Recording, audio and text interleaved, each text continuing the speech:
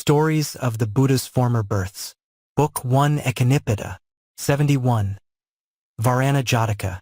Learn thou from him. This story was told by the master while at Jetavana, about the elder named Tissa, the squire's son. Tradition says that one day 30 young gentlemen of Savatthi, who were all friends of one another, took perfumes and flowers and robes, and set out with a large retinue to Jetavana, in order to hear the master preach.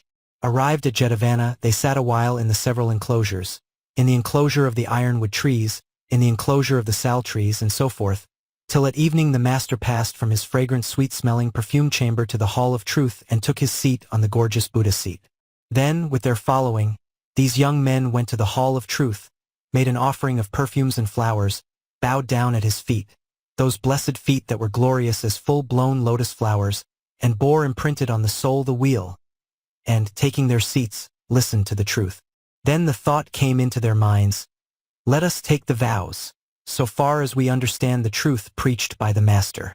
Accordingly, when the Blessed One left the hall, they approached him and with due obeisance asked to be admitted to the brotherhood, and the master admitted them to the brotherhood. Winning the favor of their teachers and directors, they received full brotherhood, and after 5 years' residence with their teachers and directors, by which time they had got by heart the 2 abstracts, had come to know what was proper and what was improper, had learnt the 3 modes of expressing thanks, and had stitched and dyed robes. At this stage, wishing to embrace the ascetic life, they obtained the consent of their teachers and directors, and approached the master. Bowing before him, they took their seats, saying, Sir, we are troubled by the round of existence, dismayed by birth, decay, disease, and death. Give us a theme, by thinking on which we may get free from the elements which occasion existence. The master turned over in his mind the 38 themes of thought, and therefrom selected a suitable one, which he expounded to them. And then, after getting their theme from the master, they bowed and with a ceremonious farewell passed from his presence to their cells, and after gazing on their teachers and directors went forth with bowl and robe to embrace the ascetic life. Now amongst them was a brother named the elder Tissa, the squire's son, a weak and irresolute man, a slave to the pleasures of the taste. Thought he to himself, I shall never be able to live in the forest, to strive with strenuous effort, and subsist on doles of food. What is the good of my going? I will turn back. And so he gave up, and after accompanying those brothers some way he turned back. As to the other brothers, they came in the course of their alms pilgrimage through Kosala to a certain border village, hard by which in a wooded spot they kept the rainy season, and by 3 months striving and wrestling got the germ of discernment and won arahatship, making the earth shout for joy. At the end of the rainy season, after celebrating the Pavarana festival, they set out thence to announce to the master the attainments they had won, and, coming in due course to Jetavana, laid aside their bowls and robes, paid a visit to their teachers and directors, and, being anxious to see the Blessed One, went to him and with due obeisance took their seats. The master greeted them kindly, and they announced to the Blessed One the attainments they had won, receiving praise from him. Hearing the master speaking in their praise, the elder Tissa, the squire's son, was filled with a desire to live the life of a recluse all by himself. Likewise, those other brothers asked and received the master's permission to return to dwell in that self-same spot in the forest. And with due obeisance they went to their cells. Now the elder Tissa, the squire's son, that very night was inflated with a yearning to begin his austerities at once, and whilst practicing with excessive zeal and ardor the methods of a recluse and sleeping in an upright posture by the side of his plank bed, soon after the middle watch of the night, round he turned and down he fell, breaking his thigh bone, and severe pains set in, so that the other brothers had to nurse him and were debarred from going. Accordingly, when they appeared at the hour for waiting on the Buddha, he asked them whether they had not yesterday asked his leave to start today. Yes, sir, we did. But our friend the elder Tissa, the squire's son, while rehearsing the methods of a recluse with great vigor but out of season, dropped off to sleep and fell over, breaking his thigh, and that is why our departure has been thwarted. This is not the first time, brethren, said the master, that this man's backsliding has caused him to strive with unseasonable zeal, and thereby to delay your departure. He delayed your departure in the past also, and hereupon, at their request, he told this story of the past. Once on a time at Takasila in the kingdom of Gandhara, the Bodhisattva was a teacher of worldwide fame, with 500 young Brahmins as pupils. One day these pupils set out for the forest to gather firewood for their master, and busied themselves in gathering sticks. Amongst them was a lazy fellow who came on a huge forest tree, which he imagined to be dry and rotten. So he thought that he could safely indulge in a nap first, and at the last moment climb up and break some branches off to carry home. Accordingly, he spread out his outer robe and fell asleep, snoring loudly. All the other young Brahmins were on their way home with their wood tied up in faggots, when they came upon the sleeper. Having kicked him in the back till he awoke, they left him and went their way. He sprang to his feet and rubbed his eyes for a time. Then, still half asleep, he began to climb the tree. But one branch, which he was tugging at, snapped off short, and as it sprang up, the end struck him in the eye. Clapping one hand over his wounded eye, he gathered green boughs with the other. Then climbing down, he corded his faggot, and after hurrying away home with it, flung his green wood on the top of the other's faggots. That same day it chanced that a country family invited the master to visit them on the morrow, in order that they might give him a Brahmin feast. And so the master called his pupils together, and, telling them of the journey they would have to make to the village on the morrow, said they could not go fasting. So have some rice gruel made early in the morning, said he, and eat it before starting. There you will have food given you for yourselves and a portion for me. Bring it all home with you. So they got up early next morning and roused a maid to get them their breakfast ready betimes. And off she went for wood to light the fire. The green wood lay on the top of the stack, and she laid her fire with it. And she blew and blew, but could not get her fire to burn. And at last the sun got up. It's broad daylight now, said they, and it's too late to start. And they went off to their master.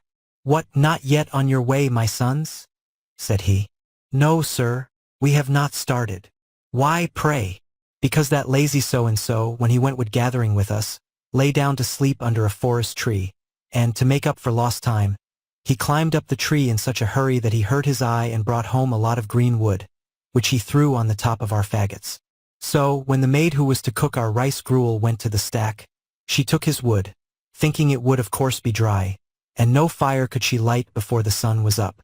And this is what stopped our going.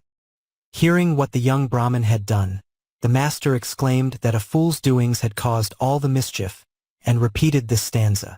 Learn thou from him who tore green branches down, that tasks deferred are wrought in tears at last.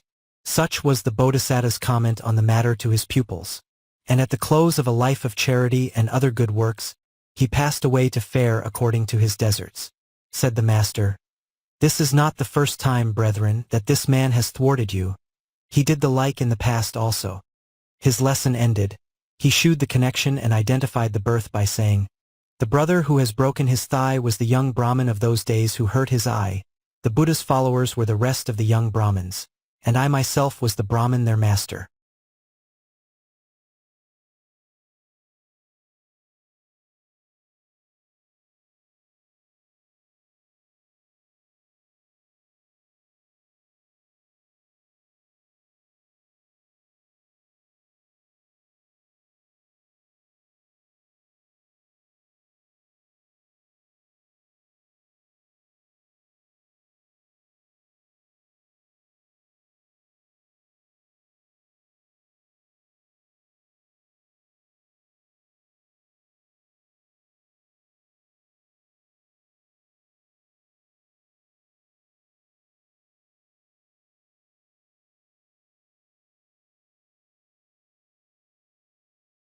Stories of the Buddha's Former Births. Book 1 Echinipita. 72. Silavanaga Jataka. Ingratitude lacks more. This story was told by the master while at the bamboo grove about Devdatta. The brethren sat in the hall of truth, saying, Sirs, Devdatta is an ingrate, and does not recognize the virtues of the Blessed One. Returning to the hall, the master asked what topic they were discussing, and was told, This is not the first time, brethren, said he, that Devdatta has proved an ingrate. He was just the same in bygone days also, and he has never known my virtues. And so saying, at their request he told this story of the past. Once on a time when Brahmadatta was reigning in Benares, the Bodhisattva was conceived by an elephant in the Himalayas. When born, He was white all over, like a mighty mass of silver. Like diamond balls were his eyes, like a manifestation of the five brightnesses. Red was his mouth, like scarlet cloth. Like silver flecked with red gold was his trunk, and his 4 feet were as if polished with lac. Thus his person, adorned with the 10 perfections, was of consummate beauty. When he grew up, all the elephants of the Himalayas in a body followed him as their leader. Whilst he was dwelling in the Himalayas with a following of 80,000 elephants, he became aware that there was sin in the herd. So, detaching himself from the rest, he dwelt in solitude in the forest, and the goodness of his life won him the name of Good King Elephant. Now a forester of Benares came to the Himalayas, and made his way into that forest in quest of the implements of his craft.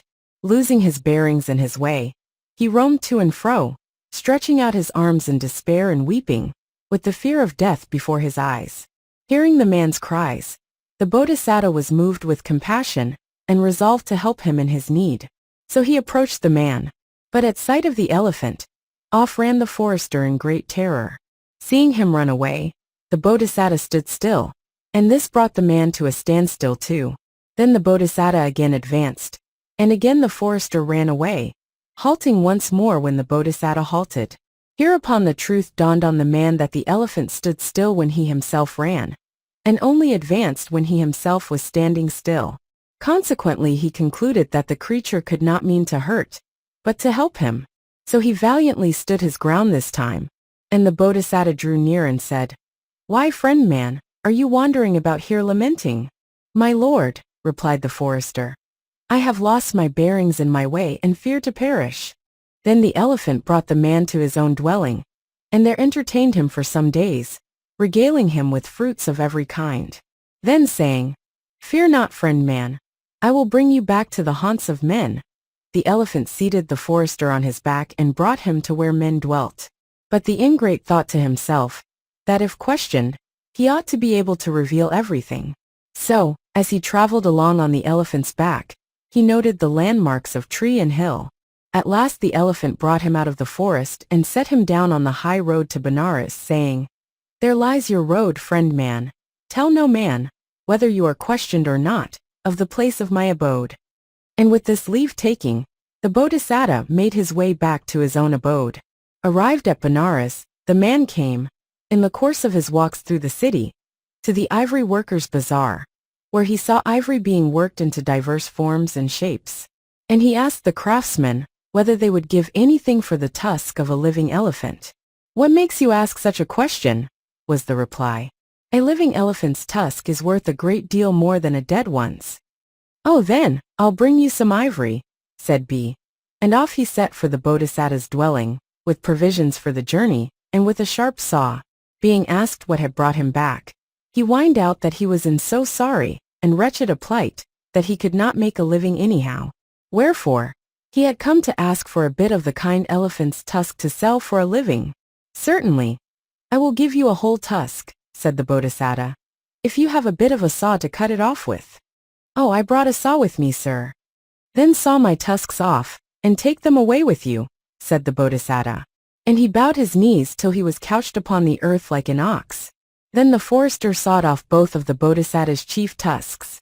When they were off, the Bodhisattva took them in his trunk, and thus addressed the man. "Think not, friend man, that it is because I value not nor prize these tusks that I give them to you. But 1,000 times, 100,000 times, dearer to me are the tusks of omniscience which can comprehend all things. And therefore may my gift of these to you bring me omniscience." With these words, he gave the pair of tusks to the forester as the price of omniscience. And the man took them off and sold them. And when he had spent the money, back he came to the Bodhisattva, saying that the 2 tusks had only brought him enough to pay his old debts, and begging for the rest of the Bodhisattva's ivory. The Bodhisattva consented, and gave up the rest of his ivory after having it cut as before. And the forester went away and sold this also. Returning again, he said, "It's no use, my lord. I can't make a living anyhow. So give me the stumps of your tusks." "So be it," answered the Bodhisattva. And he lay down as before. Then that vile wretch, trampling upon the trunk of the Bodhisattva, that sacred trunk which was like corded silver, and clambering upon the future Buddha's temples, which were as the snowy crest of Mount Khalassara, kicked at the roots of the tusks till he had cleared the flesh away. Then he sought out the stumps, and went his way. But scarce had the wretch passed out of the sight of the Bodhisattva, when the solid earth, inconceivable in its vast extent, which can support the mighty weight of Mount Sinnaru, and its encircling peaks, with all the world's unsavory filth and ordure, now burst asunder in a yawning chasm, as though unable to bear the burthen of all that wickedness. And straightway flames from nethermost hell enveloped the ingrate, wrapping him round as in a shroud of doom, and bore him away. And as the wretch was swallowed up in the bowels of the earth, the tree fairy that dwelt in that forest made the region echo with these words: "Not even the gift of worldwide empire can satisfy the thankless and ungrateful." And in the following stanza the fairy taught the truth: ingratitude lacks more the more it gets. Not all the world can glut its appetite. With such teachings did the tree fairy make that forest re-echo. As for the Bodhisattva, he lived out his life, passing away at last to fare according to his deserts. Said the master, "This is not the first time, brethren, that Devdatta has proved an ingrate. He was just the same in the past also." His lesson ended, he identified the birth by saying, "Devdatta was the ungrateful man of those days, Sariputta the tree fairy, and I myself good King Elephant."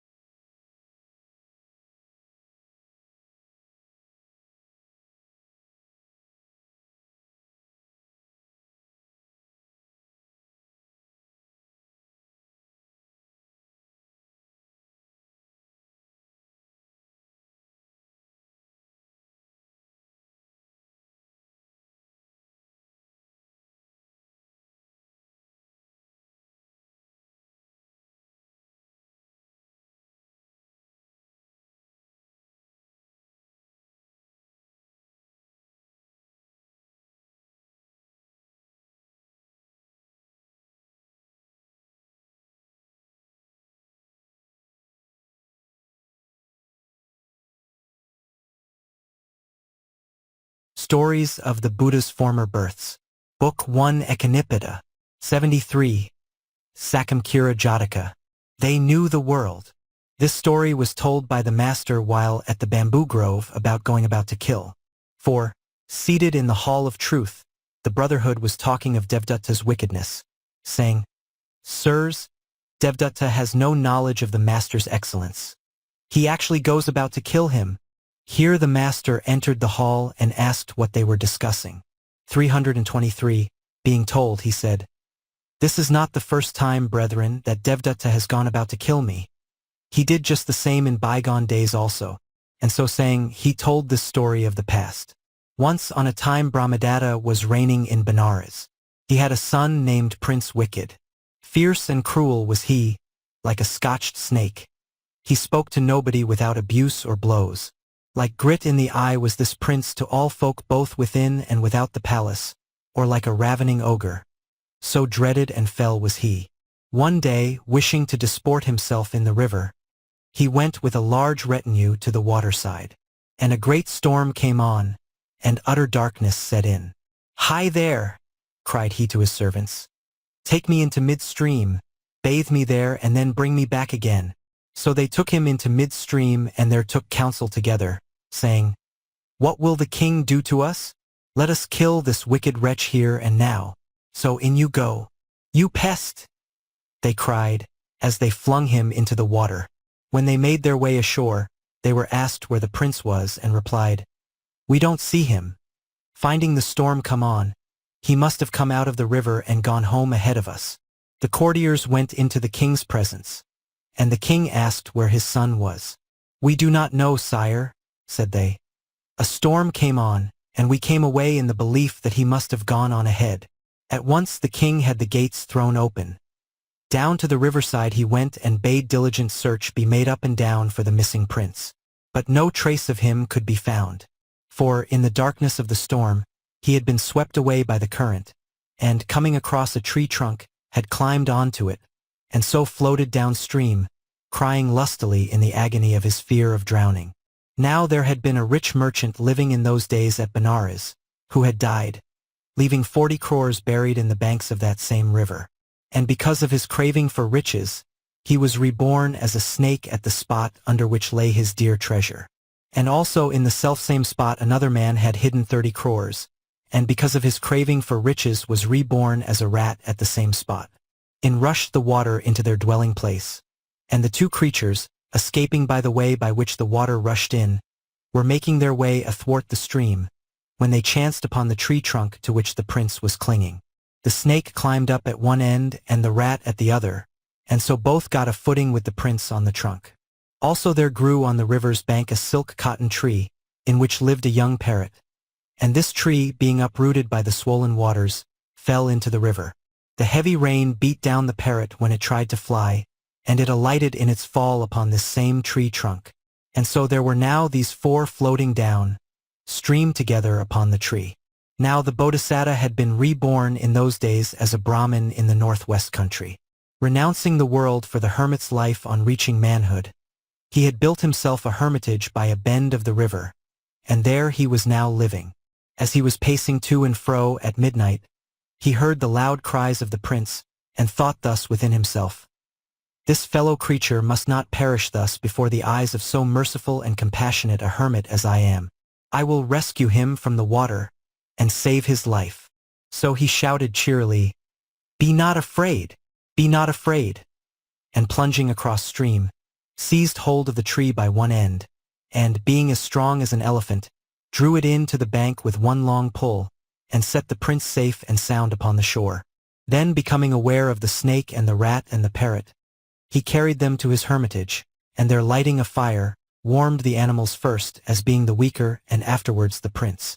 This done, he brought fruits of various kinds and set them before his guests, looking after the animals first and the prince afterwards. This enraged the young prince, who said within himself, "This rascally hermit pays no respect to my royal birth, but actually gives brute beasts precedence over me." And he conceived hatred against the Bodhisattva. A few days later, when all four had recovered their strength and the waters had subsided, the snake bade farewell to the hermit with these words, "Father, you have done me a great service. I am not poor, for I have 40 crores of gold hidden at a certain spot. Should you ever want money, all my hoard shall be yours. You have only to come to the spot and call Snake." Next the rat took his leave with a like promise to the hermit as to his treasure, bidding the hermit come and call out Rat. Then the parrot bade farewell, saying, "Father, silver and gold have I none. But should you ever want for choice rice, come to where I dwell and call out Parrot. And I with the aid of my kinsfolk will give you many wagon loads of rice." Last came the prince. His heart was filled with base ingratitude and with a determination to put his benefactor to death, if the Bodhisattva should come to visit him.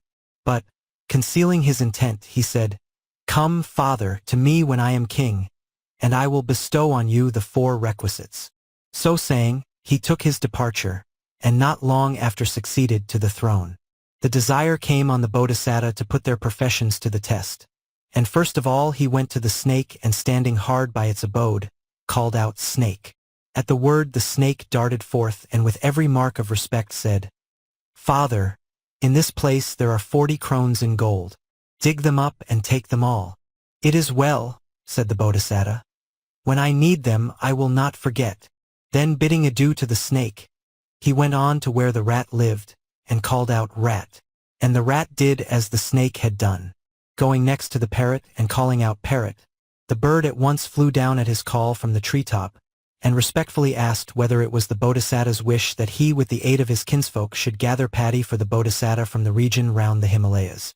The Bodhisattva dismissed the parrot also with a promise that, if need arose, he would not forget the bird's offer. Last of all, being minded to test the king in his turn, the Bodhisattva came to the royal pleasaunce, and on the day after his arrival made his way, carefully dressed, into the city on his round for alms. Just at that moment, the ungrateful king, seated in all his royal splendor on his elephant of state, was passing in solemn procession round the city followed by a vast retinue. Seeing the Bodhisattva from afar, he thought to himself, "Here's that rascally hermit come to quarter himself and his appetite on me. I must have his head off before he can publish to the world the service he rendered me. With this intent, he signed to his attendants, and, on their asking what was his pleasure, said, Methinks yonder rascally hermit is here to importune me. See that the pest does not come near my person, but seize and bind him. Flog him at every street corner, and then march him out of the city, chop off his head at the place of execution, and impale his body on a stake. Obedient to their king's command, the attendants laid the innocent great being in bonds and flogged him at every street corner on the way to the place of execution. But all their floggings failed to move the Bodhisattva or to wring from him any cry of, "Oh, my mother and father!" All he did was to repeat this stanza. They knew the world, who framed this proverb true. A log pays better salvage than some men. These lines he repeated wherever he was flogged, till at last the wise among the bystanders asked the hermit what service he had rendered to their king. Then the Bodhisattva told the whole story, ending with the words, So it comes to pass that, by rescuing him from the torrent, I brought all this woe upon myself. And when I bethink me how I have left unheeded the words of the wise of old, I exclaim as you have heard.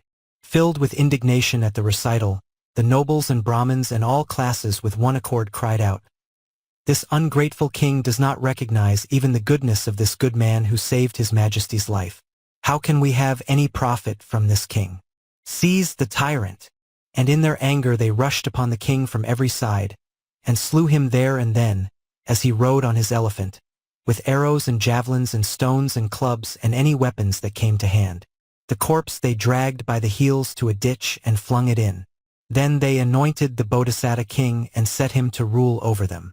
As he was ruling in righteousness, one day the desire came on him again to try the snake and the rat and the parrot, and followed by a large retinue, he came to where the snake dwelt.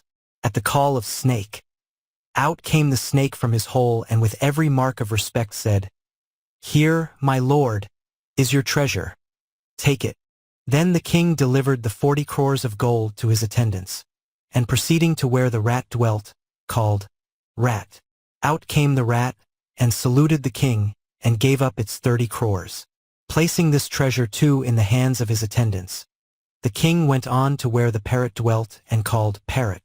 And in like manner the bird came, and bowing down at the king's feet asked whether it should collect rice for his majesty. We will not trouble you, said the king, till rice is needed. Now let us be going. So with the 70 crores of gold, and with the rat, the snake, and the parrot as well, the king journeyed back to the city.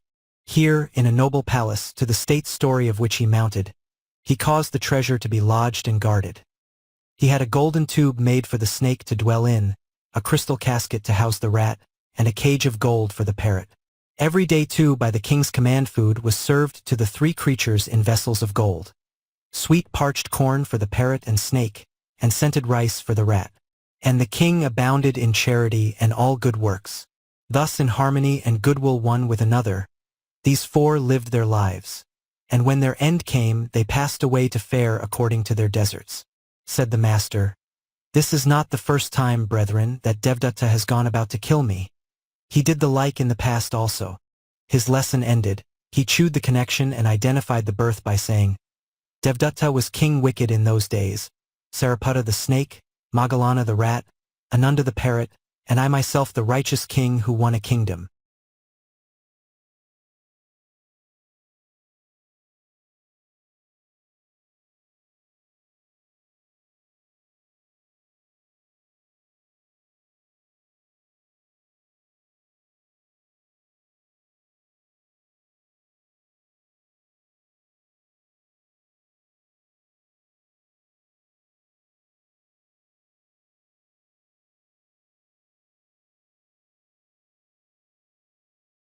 Stories of the Buddha's Former Births. Book 1 Ekanipada. 74. Rukkhadhamma Jataka. United Forest Like. This story was told by the master while at Jetavana, about a quarrel concerning water, which had brought woe upon his kinsfolk. Knowing of this, he passed through the air, sat cross-legged above the river Rohini, and emitted rays of darkness, startling his kinsfolk. Then descending from mid-air, he seated himself on the river bank, and told this story with reference to that quarrel. Only a summary is given here. The full details will be related in the Kanala Jataka. But on this occasion the master addressed his kinsfolk, saying, "It is meet, sire, that kinsfolk should dwell together in concord and unity. For when kinsfolk are at one, enemies find no opportunity, not to speak of human beings, even sense-lacking trees ought to stand together. For in bygone days in the Himalayas a tempest struck a sal forest. Yet, because the trees, shrubs, bushes, and creepers of that forest were interlaced one with another, the tempest could not overthrow even a single tree, but passed harmlessly over their heads. But alone in a courtyard stood a mighty tree. And though it had many stems and branches, yet because it was not united with other trees, the tempest uprooted it and laid it low. Wherefore, it is meet that you two should dwell together in concord and unity." And so saying, at their request he told this story of the past. Once on a time when Brahmadatta was reigning in Benares, the first king Vessavana died, and Sakka sent a new king to reign in his stead. After the change, the new king Vessavana sent word to all trees and shrubs and bushes and plants, bidding the tree fairies each choose out the abode that liked them best. In those days the Bodhisattva had come to life as a tree fairy in a sal forest in the Himalayas. His advice to his kinsfolk in choosing their habitations was to shun trees that stood alone in the open, and to take up their abodes all round the abode, which he had chosen in that sal forest. Hereon the wise tree fairies, following the Bodhisattva's advice, took up their quarters round his tree. But the foolish ones said, "Why should we dwell in the forest? Let us rather seek out the haunts of men, and take up our abodes outside villages, towns, or capital cities. For fairies who dwell in such places receive the richest offerings and the greatest worship." So they departed to the haunts of men, and took up their abode in certain giant trees which grew in an open space. Now it fell out upon a day that a mighty tempest swept over the country. Not did it avail the solitary trees that years had rooted them deep in the soil, and that they were the mightiest trees that grew. Their branches snapped, their stems were broken, and they themselves were uprooted and flung to earth by the tempest. But when it broke on the sal forest of interlacing trees, its fury was in vain. For attack where it might, not a tree could it overthrow. The forlorn fairies whose dwellings were destroyed took their children in their arms and journeyed to the Himalayas. There they told their sorrows to the fairies of the sal forest, who in turn told the Bodhisattva of their sad return. "It was because they hearkened not to the words of wisdom that they have been brought to this," said he. And he unfolded the truth in this stanza. United forest-like should kinsfolk stand. The storm o'erthrows the solitary tree. So spake the Bodhisattva. And when his life was spent, he passed away to fare according to his deserts. And the master went on to say, "Thus, sire, reflect how meet it is that kinsfolk at any rate should be united, and lovingly dwell together in concord and unity." His lesson ended, the master identified the birth by saying, "The Buddha's followers were the fairies of those days, and I myself the wise fairy."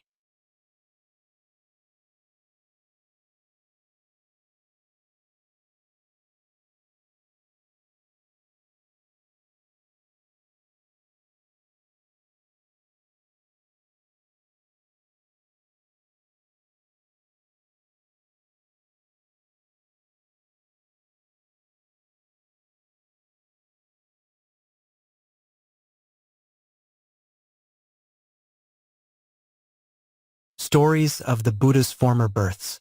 Book 1 Ekanipita, 75. Maccha Jataka. Pajuna, thunder. This story the master told while at Jetavana, about the rain he caused to fall. For in those days, so it is said, there fell no rain in Kosala. The crops withered, and everywhere the ponds, tanks, and lakes dried up. Even the pool of Jetavana by the embattled gateway of Jetavana gave out, and the fish and tortoises buried themselves in the mud. Then came the crows and hawks with their lance-like beaks, and busily picked them out writhing and wriggling, and devoured them. As he marked how the fishes and the tortoises were being destroyed, the master's heart was moved with compassion, and he exclaimed, "This day must I cause rain to fall." So, when the night grew day, after attending to his bodily needs, he waited till it was the proper hour to go the round in quest of alms, and then, girt round by a host of the brethren, and perfect with the perfection of a Buddha, he went into Savatthi for alms. On his way back to the monastery in the afternoon from his round for alms in Savatthi, he stopped upon the steps leading down to the tank of Jetavana, and thus addressed the elder. Ananda, bring me a bathing dress, Ananda, for I would bathe in the tank of Jetavana. But surely, sir, replied the elder, the water is all dried up and only mud is left.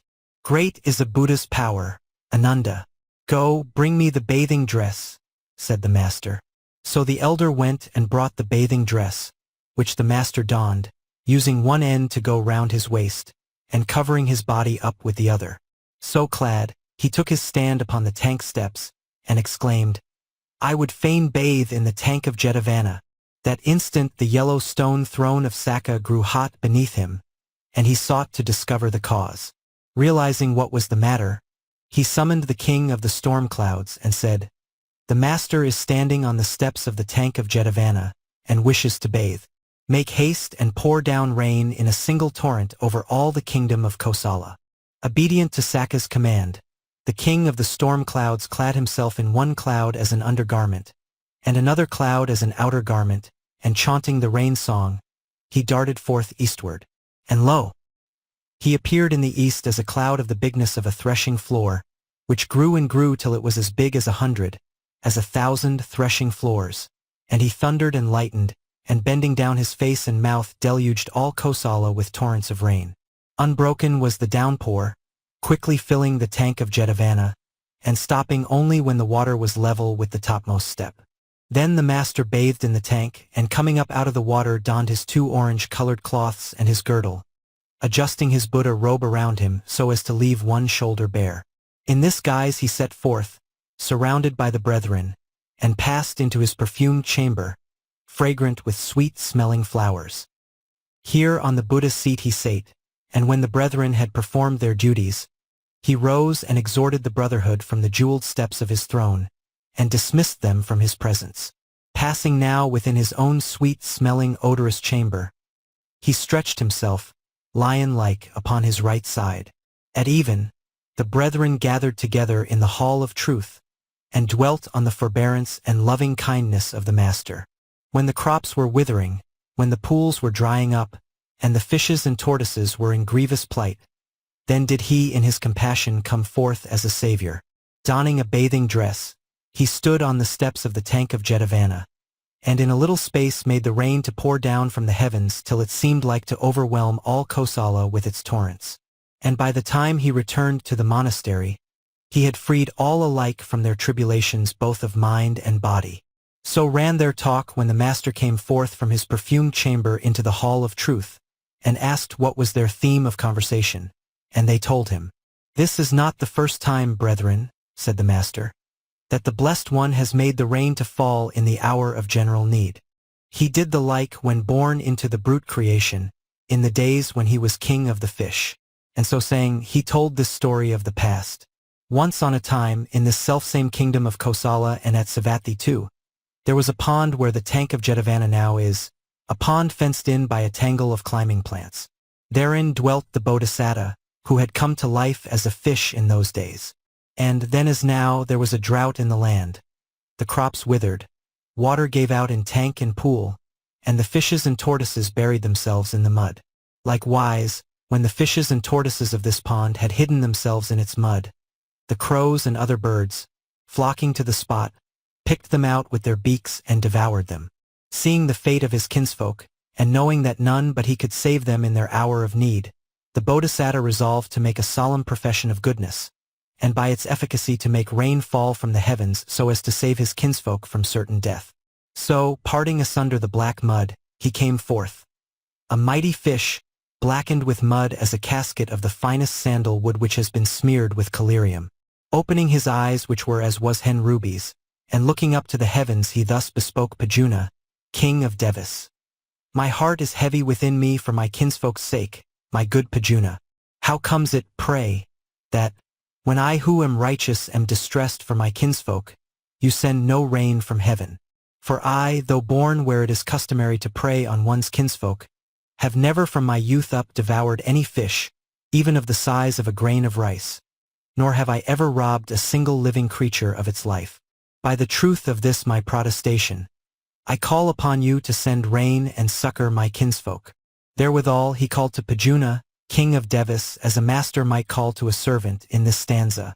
Pajuna, thunder, baffle, thwart, the crow, breed sorrow's pangs in him, ease me of woe.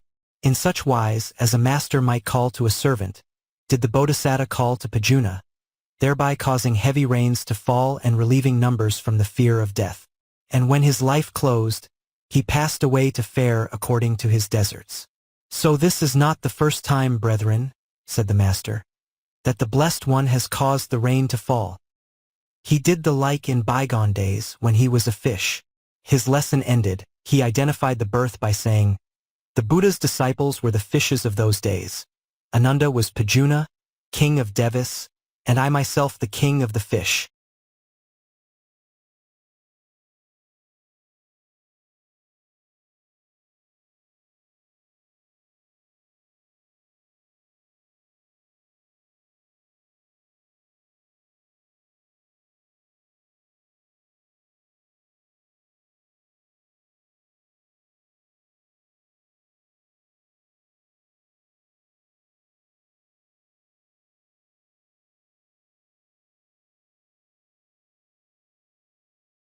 Stories of the Buddha's Former Births. Book 1 Echinipita. 76. Asamkiya Jataka.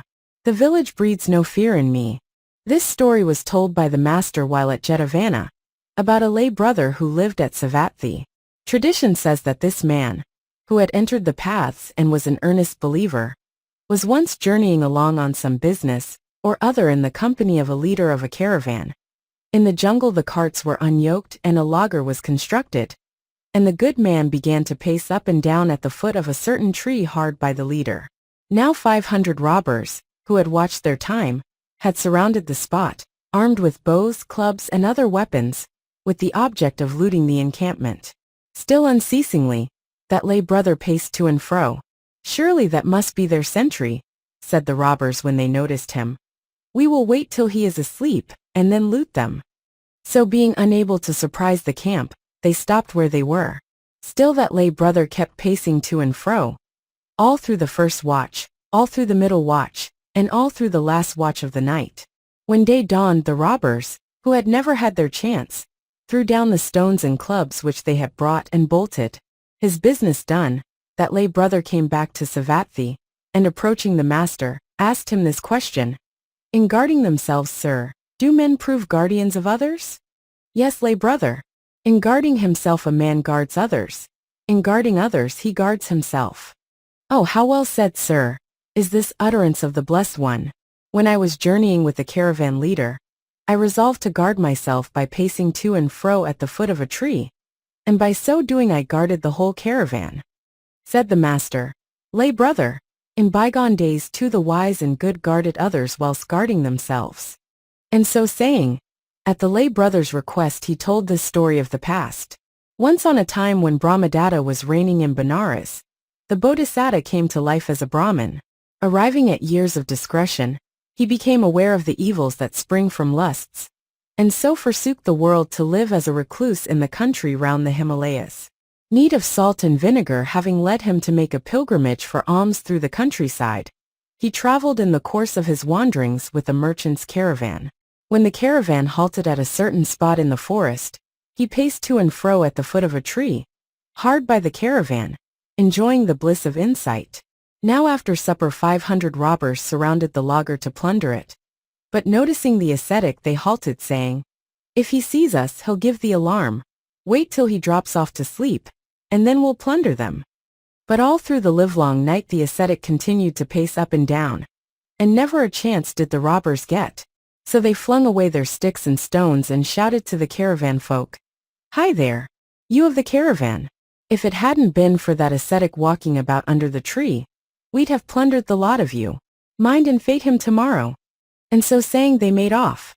When the night gave place to light, the people saw the clubs and stones which the robbers had cast away, and came in fear and trembling to ask the Bodhisattva, with respectful salutation, whether he had seen the robbers. Oh yes, I did, sirs, he replied. And were you not alarmed or afraid at the sight of so many robbers? No, said the Bodhisattva. The sight of robbers causes what is known as fear only to the rich. As for me, I am penniless, why should I be afraid? Whether I dwell in village or in forest, I never have any fear or dread. And therewithal, to teach them the truth, he repeated this stanza. The village breeds no fear in me, no forests me dismay. I've won by love and charity, salvation's perfect way. When the Bodhisattva had thus taught the truth in this stanza to the people of the caravan, peace filled their hearts, and they shewed him honor and veneration. All his life long he developed the four excellences, and then was reborn into the Brahma realm. His lesson ended, the master shewed the connection and identified the birth by saying, the Buddha's followers were the caravan folk of those days, and I the ascetic.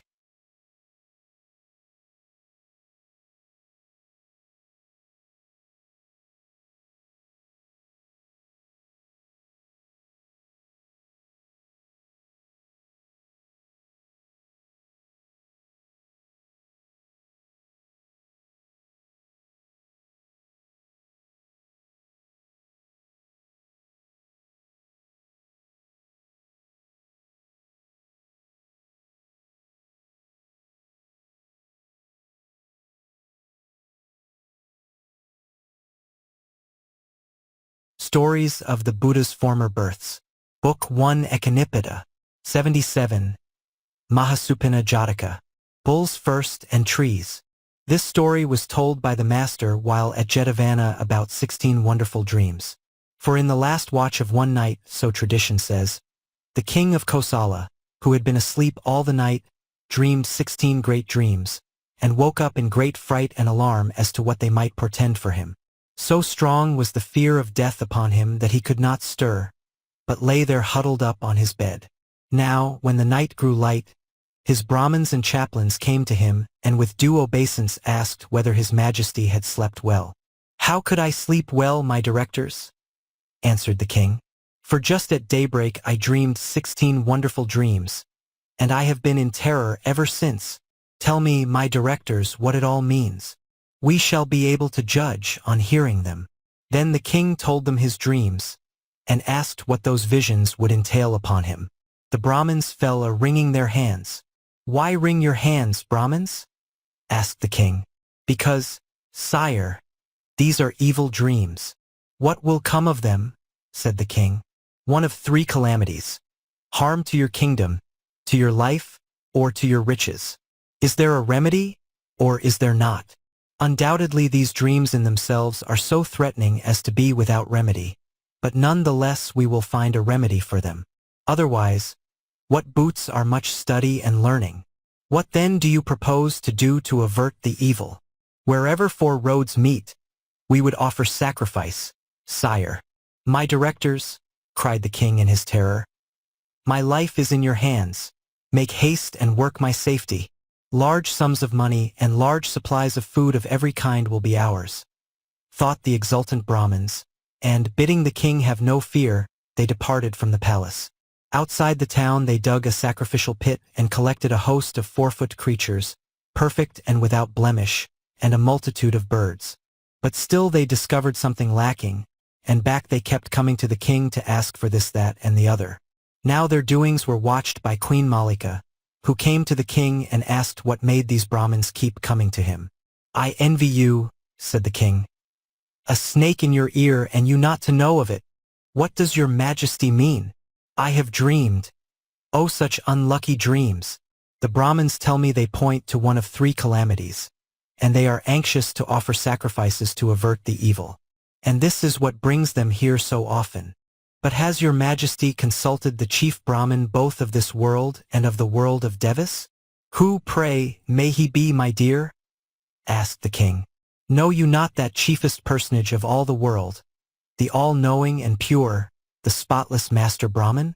Surely he, the blessed one, will understand your dreams. Go, ask him. And so I will, my queen, said the king. And away he went to the monastery, saluted the master, and sat down. What, pray, brings your majesty here so early in the morning? Asked the master in his sweet tones. Sir, said the king, just before daybreak I dreamed 16 wonderful dreams, which so terrified me that I told them to the Brahmins. They told me that my dreams boded evil, and that to avert the threatened calamity they must offer sacrifice wherever four roads met. And so they are busy with their preparations, and many living creatures have the fear of death before their eyes. But I pray you, who are the chiefest personage in the world of men and devas, you into whose ken comes all possible knowledge of things past and present and to be, I pray you tell me what will come of my dreams, O blessed one. True it is, sire, that there is none other save me, who can tell what your dreams signify or what will come of them. I will tell you. Only first of all relate to me your dreams as they appeared to you. I will, sir, said the king, and at once began this list, following the order of the dream's appearance. Bulls first, and trees and cows and calves, horse, dish, she-jackal, water-pot, pond, roe rice and sandalwood, and gourds that sank, and stones that swam, with frogs that gobbled up black snakes, a crow with gay plumed retinue, and wolves in panic fear of goats. How was it, sir, that I had the following one of my dreams? Methought, for black bulls like collyrium in hue, came from the four cardinal directions to the royal courtyard with avowed intent to fight, and people flocked together to see the bull fight, till a great crowd had gathered. But the bulls only made a show of fighting, roared and bellowed, and finally went off without fighting at all. This was my first dream. What will come of it? Sire, that dream shall have no issue in your days or in mine. But hereafter, when kings shall be niggardly and unrighteous, and when folk shall be unrighteous, in days when the world is perverted, when good is waning and evil waxing apace. In those days of the world's backsliding there shall fall no rain from the heavens, the feet of the storm shall be lamed, the crops shall wither, and famine shall be on the land. Then shall the clouds gather as if for rain from the four quarters of the heavens. There shall be haste first to carry indoors the rice and crops that the women have spread in the sun to dry, for fear the harvest should get wet. And then with spade and basket in hand the men shall go forth to bank up the dikes. As though in sign of coming rain, the thunder shall bellow, the lightning shall flash from the clouds. But even as the bulls in your dream, that fought not, so the clouds shall flee away without raining. This is what shall come of this dream. But no harm shall come therefrom to you. For it was with regard to the future that you dreamed this dream. What the Brahmins told you was said only to get themselves a livelihood. And when the master had thus told the fulfillment of this dream, he said, Tell me your second dream, sire. Sir, said the king, my second dream was after this manner. Methought little tiny trees and shrubs burst through the soil, and when they had grown scarce a span or two high, they flowered and bore fruit. This was my second dream. What shall come of it? Sire, said the master, this dream shall have its fulfillment in days when the world has fallen into decay and when men are short-lived. In times to come the passions shall be strong. Quite young girls shall go to live with men, and it shall be with them after the manner of women. They shall conceive and bear children. The flowers typify their issues, and the fruit their offspring. But you, sire, have nothing to fear therefrom. Tell me your third dream, O great king. Methought, sir, I saw cows sucking the milk of calves which they had borne that selfsame day. This was my third dream. What shall come of it? This dream too shall have its fulfillment only in days to come, when respect shall cease to be paid to age. For in the future men, shewing no reverence for parents or parents-in-law, shall themselves administer the family estate, and, if such be their good pleasure, shall bestow food and clothing on the old folks, but shall withhold their gifts, if it be not their pleasure to give. Then shall the old folks, destitute and dependent, exist by favor of their own children, like big cows suckled by calves a day old. But you have nothing to fear therefrom. Tell me your fourth dream. Methought, sir, I saw men unyoking a team of draft oxen, sturdy and strong, and setting young steers to draw the load. And the steers, proving unequal to the task laid on them, refused and stood stock still, so that wains moved not on their way.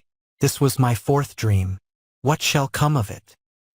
Here again the dream shall not have its fulfillment until the future, in the days of unrighteous kings. For in days to come unrighteous and niggardly kings shall shew no honor to wise lords skilled in precedent, fertile in expedient, and able to get through business, nor shall appoint to the courts of law and justice aged counselors of wisdom and of learning in the law. Nay, They shall honor the very young and foolish, and appoint such to preside in the courts. And these latter, ignorant alike of statecraft and of practical knowledge, shall not be able to bear the burthen of their honors or to govern, but because of their incompetence shall throw off the yoke of office. Whereon the aged and wise lords, albeit right able to cope with all difficulties, shall keep in mind how they were passed over, and shall decline to aid, saying, "It is no business of ours, we are outsiders, let the boys of the inner circle see to it." Hence they shall stand aloof, and ruin shall assail those kings on every hand. It shall be even as when the yoke was laid on the young steers, who were not strong enough for the burthen, and not upon the team of sturdy and strong draft oxen, who alone were able to do the work. Howbeit you have nothing to fear therefrom. Tell me your fifth dream. Methought, sir, I saw a horse with a mouth on either side, to which fodder was given on both sides, and it ate with both its mouths. This was my fifth dream. What shall come of it? This dream too shall have its fulfillment only in the future, in the days of unrighteous and foolish kings, who shall appoint unrighteous and covetous men to be judges. These base ones, fools, despising the good, shall take bribes from both sides as they sit in the seat of judgment, and shall be filled with this twofold corruption, even as the horse that ate fodder with two mouths at once. Howbeit you have nothing to fear therefrom. Tell me your sixth dream. Methought, sir, I saw people holding out a well-scoured golden bowl worth 100,000 pieces, and begging an old jackal to stale therein, and I saw the beast do so. This was my sixth dream. What shall come of it? This dream too shall only have its fulfillment in the future. For in the days to come unrighteous kings, though sprung of a race of kings, mistrusting the scions of their old nobility, shall not honor them, but exalt in their stead the low-born, whereby the nobles shall be brought low and the law-born raised to lordship. Then shall the great families be brought by very need to seek to live by dependence on the upstarts, and shall offer them their daughters in marriage. And the union of the noble maidens with the low-born shall be like unto the staling of the old jackal in the golden bowl. Howbeit you have nothing to fear therefrom. Tell me your seventh dream. A man was weaving rope, sir, and as he wove, he threw it down at his feet. Under his bench lay a hungry she-jackal, which kept eating the rope as he wove, but without the man knowing it. This is what I saw. This was my seventh dream. What shall come of it? This dream too shall not have its fulfillment till the future. For in days to come, women shall lust after men and strong drink and finery and gaddying abroad and after the joys of this world. In their wickedness and profligacy these women shall drink strong drink with their paramours. They shall flaunt in garlands and perfumes and unguents, and heedless of even the most pressing of their household duties, they shall keep watching for their paramours, even at crevices high up in the outer wall.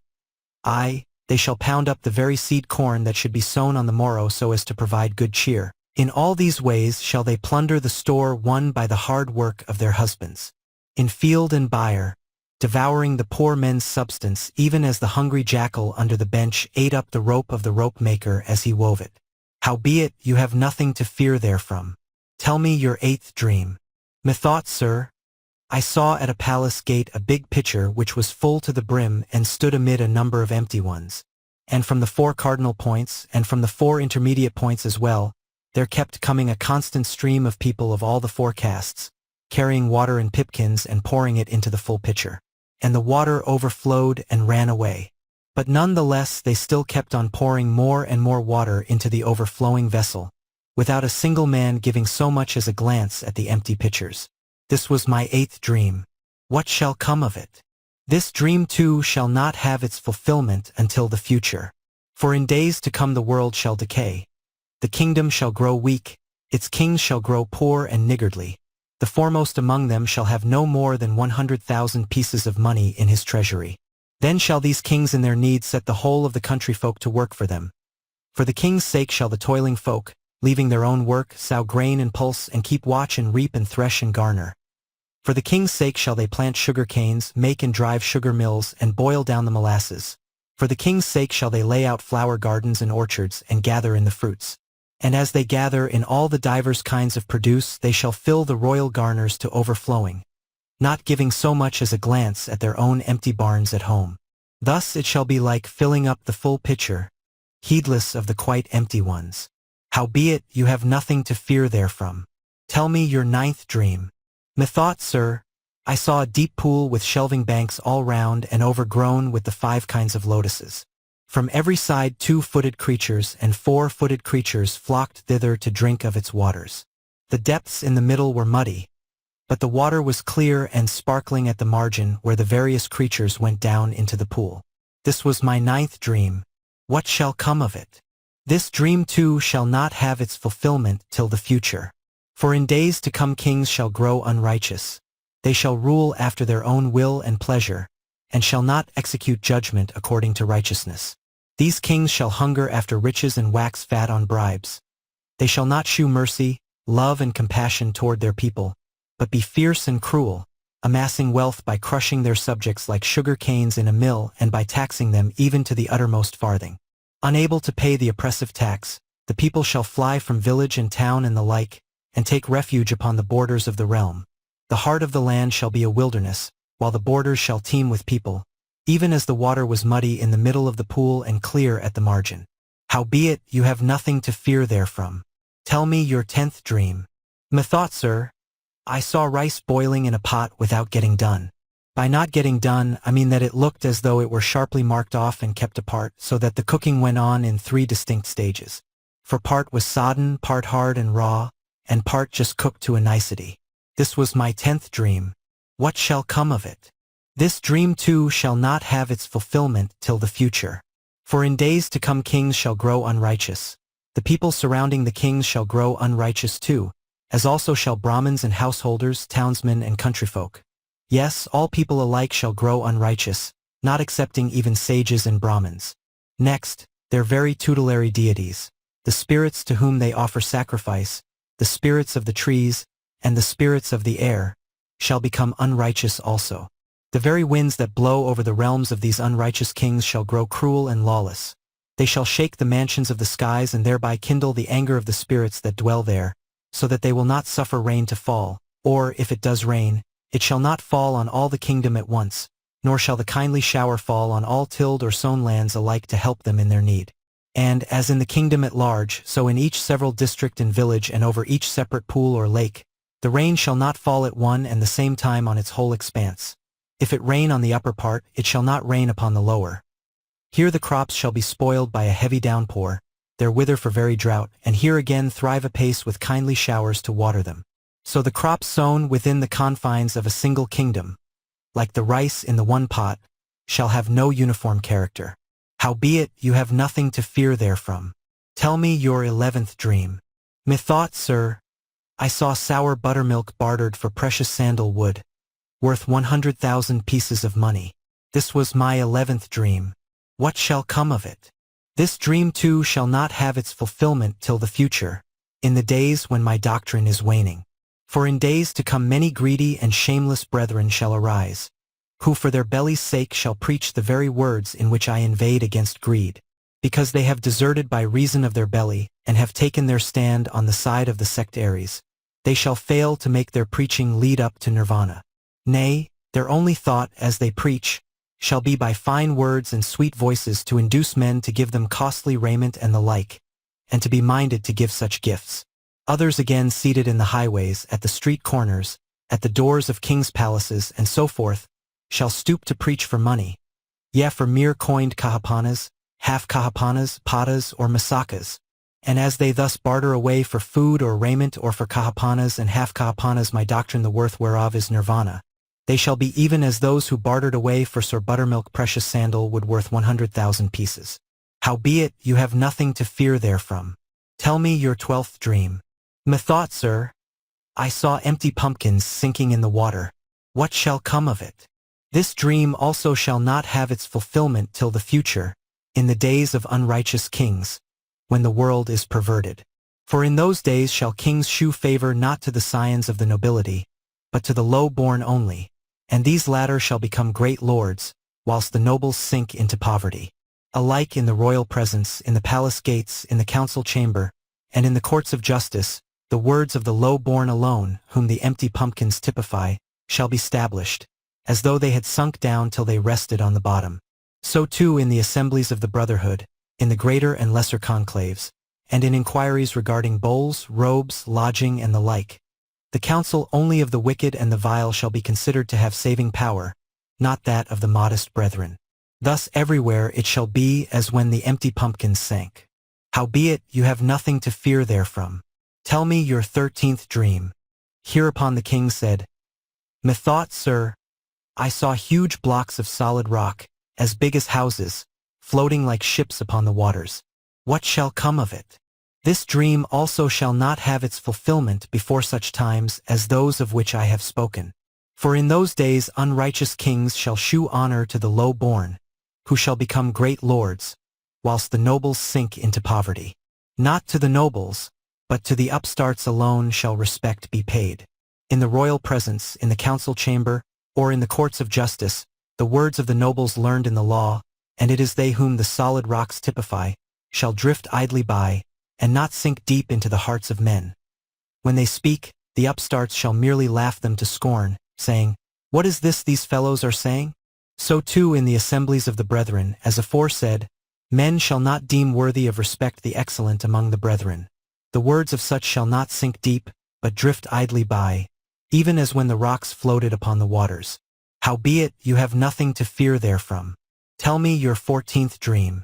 Methought, sir, I saw tiny frogs, no bigger than minute flowerets, swiftly pursuing huge black snakes, chopping them up like so many lotus stalks and gobbling them up. What shall come of this? This dream too shall not have its fulfillment till those days to come such as those of which I have spoken, when the world is decaying.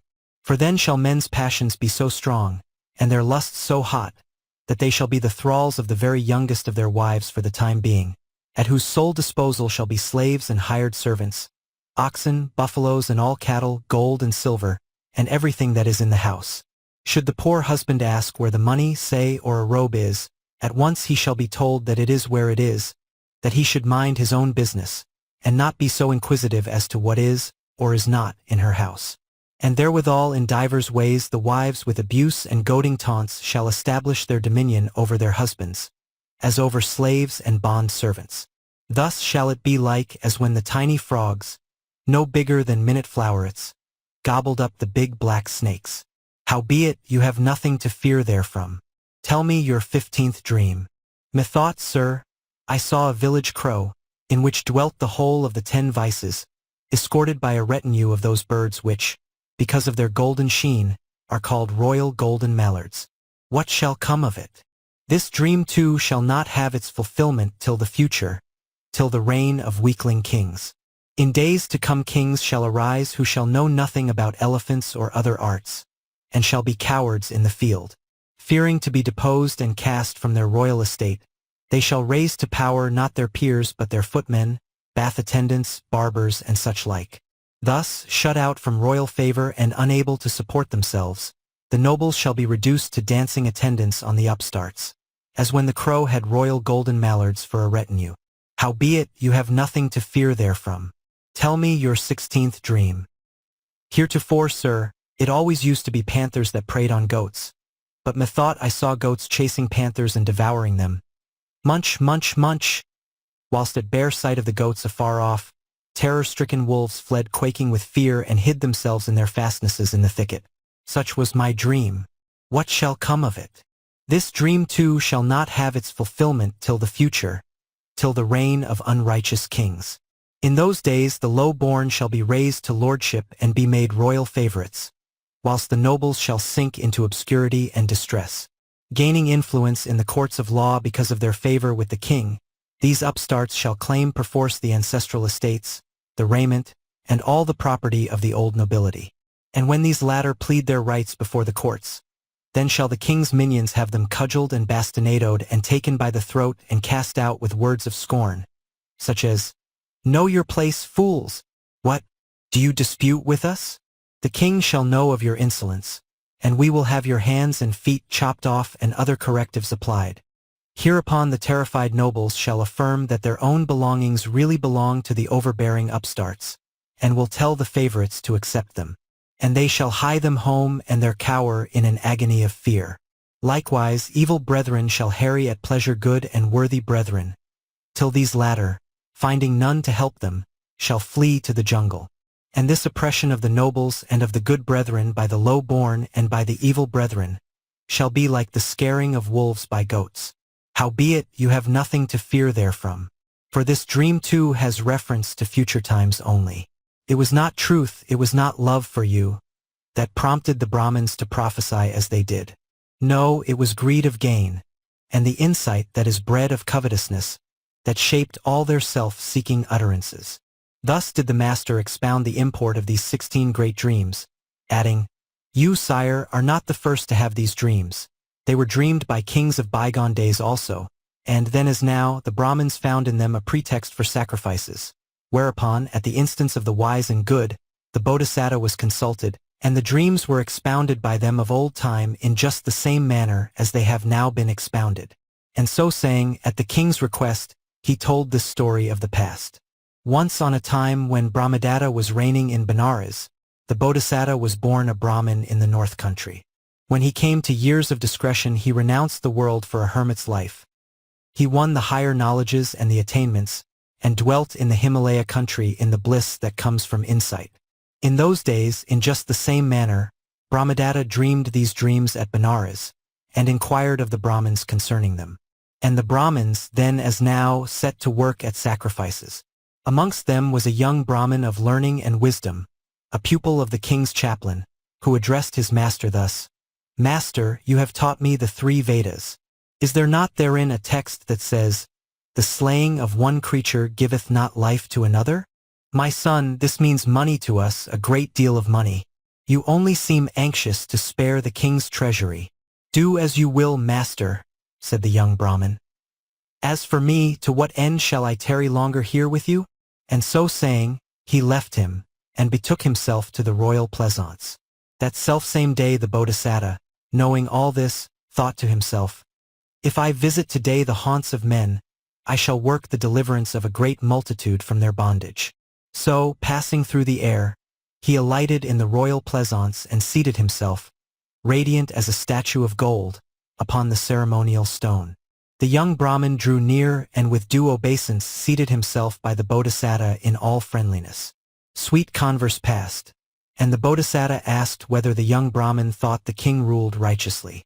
Sir, answered the young man, the king is righteous himself, but the Brahmins make him side with evil. Being consulted by the king as to 16 dreams which he had dreamed, the Brahmins clutched at the opportunity for sacrifices and set to work thereon.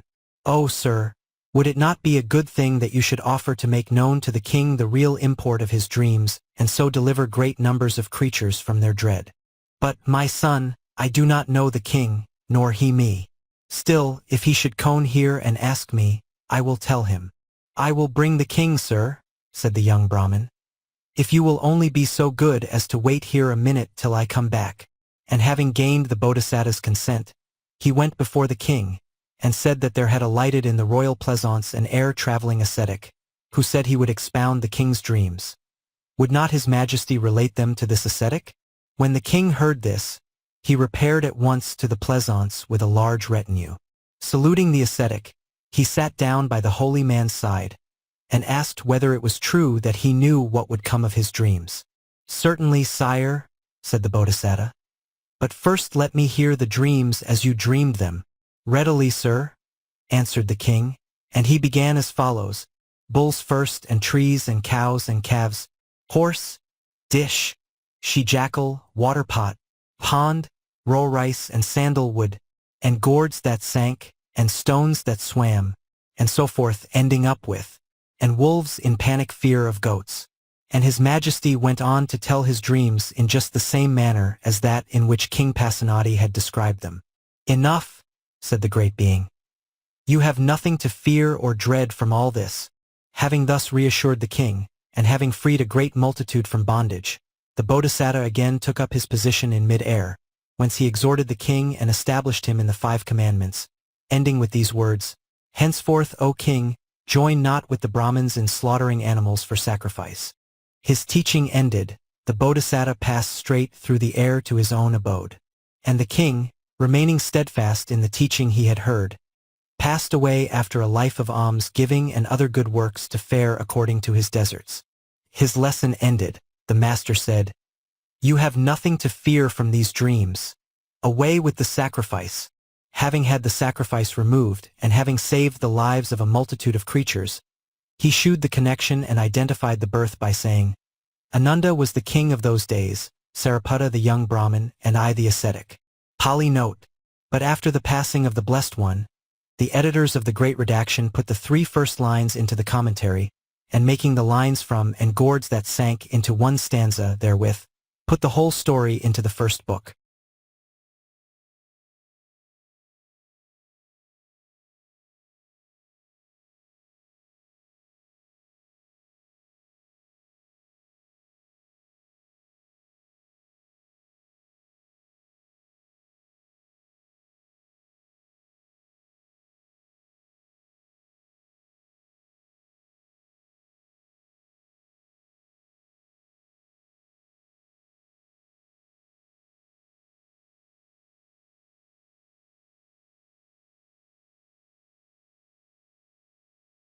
Stories of the Buddha's Former Births. Book 1 Echinippitta. 78. Illisa Jataka. Both squint. This story was told by the master while at Jetavana, about a miserly Lord High Treasurer. Hard by the city of Rajagaha, as we are told, was a town named Jaggery, and here dwelt a certain Lord High Treasurer, known as the millionaire miser, who was worth 80 crores. Not so much as the tiniest drop of oil that a blade of grass will take up did he either give away, or consume for his own enjoyment. So he made no use of all his wealth either for his family, or for sages and Brahmins. It remained unenjoyed, like a pool haunted by demons. Now, it fell out on a day that the master arose at dawn moved with a great compassion, and as he reviewed those ripe for conversion throughout the universe, he became aware that this treasurer with his wife some 400 miles away were destined to tread the paths of salvation. Now the day before, the Lord High Treasurer had gone his way to the palace to wait upon the king, and was on his homeward way when he saw a country bumpkin, who was quite empty within, eating a cake stuffed with gruel. The sight awoke a craving within him, but arrived at his own house bethought to himself, if I say I should like a stuffed cake, a whole host of people will want to share my meal, and that means getting through ever so much of my rice and ghee and sugar. I mustn't say a word to a soul. So he walked about, wrestling with his craving. As hour after hour passed, he grew yellower and yellower, and the veins stood out like cords on his emaciated frame. Unable at last to bear it any longer, he went to his own room, and lay down hugging his bed. But still not a word would he say to a soul for fear of wasting his substance. Well, his wife came to him, and stroking his back said, "What is the matter, my husband?" "Nothing," said he. "Perhaps the king has been cross to you?" "No, he has not." "Have your children or servants done anything to annoy you?" "Nothing of that kind either." "Well then, have you a craving for anything?" But still not a word would he say, all because of his preposterous fear that he might waste his substance, but lay there speechless on his bed. "Speak, husband," said the wife. "Tell me what you have a craving for." "Yes," said he with a gulp. "I have got a craving for one thing." "And what is that, my husband?" "I should like a stuffed cake to eat." "Now why not have said so at once? You're rich enough. I'll cook cakes enough to feast the whole town of Jaggery. Why trouble about them? They must work to earn their own meal." "Well then, I'll cook only enough for our street." "How rich you are." "Then, I'll cook just enough for our own household." "How extravagant you are." "Very good, I'll cook only enough for our children." "Why bother about them?" "Very good then, I'll only provide for our 2 selves." "Why should you be in it?" "Then, I'll cook just enough for you alone," said the wife. "Softly," said the Lord High Treasurer. "There are a lot of people on the watch for signs of cooking in this place. Pick out broken rice, being careful to leave the whole grain, and take a brazier and cooking pots, and just a very little milk and ghee and honey and molasses. Then up with you to the 7th story of the house, and do the cooking up there. There I will sit alone and undisturbed to eat." Obedient to his wishes, the wife had all the necessary things carried up, climbed all the way up herself, sent the servants away, and dispatched word to the treasurer to come. Up he climbed, shutting and bolting door after door as he ascended, till at last he came to the 7th floor, the door of which he also shut fast. Then he sat down. His wife lit the fire in the brazier, put her pot on, and set about cooking the cakes. Now in the early morning, the master had said to the elder great Moggallana, Moggallana, this miser millionaire in the town of Jaggery near Rajagaha, wanting to eat cakes himself, is so afraid of letting others know that he is having them cooked for him right up on the 7th story. Go thither, convert the man to self-denial, and by transcendental power transport husband and wife, cakes, milk, ghee and all, here to Jetavana. This day I and the 500 brethren will stay at home, and I will make the cakes, furnish them with a meal. Obedient to the master's bidding, the elder by supernatural power passed to the town of Jaggery, and rested in mid-air before the chamber window, duly clad in his under and outer cloths, bright as a jeweled image. The unexpected sight of the elder made the Lord High Treasurer quake with fear. Thought he to himself, it was to escape such visitors that I climbed up here. And now there's one of them at the window. And failing to realize the comprehension of that which he must needs comprehend, he sputtered with rage, like sugar and salt thrown on the fire, as he burst out with, "What will you get, sage, by your simply standing in mid-air? Why, you may pace up and down till you've made a path in the pathless air, and yet you'll still get nothing." The elder began to pace to and fro in his place in the air. "What will you get by pacing to and fro?" said the treasurer. "You may sit cross-legged in meditation in the air, but still you'll get nothing." The elder sat down with legs crossed. Then said the treasurer, "What will you get by sitting there? You may come and stand on the window sill, but even that won't get you anything." The elder took his stand on the window sill. "What will you get by standing on the window sill? Why, you may belch smoke, and yet you'll still get nothing," said the treasurer. Then the elder belched forth smoke till the whole palace was filled with it. The treasurer's eyes began to smart as though pricked with needles, and for fear at last that his house might be set on fire, he checked himself from adding, "You won't get anything even if you burst into flames." Thought he to himself, this elder is most persistent. He simply won't go away empty-handed. I must have just one cake given him. So he said to his wife, "My dear, cook one little cake and give it to the sage to get rid of him." So she mixed quite a little dough in a crock.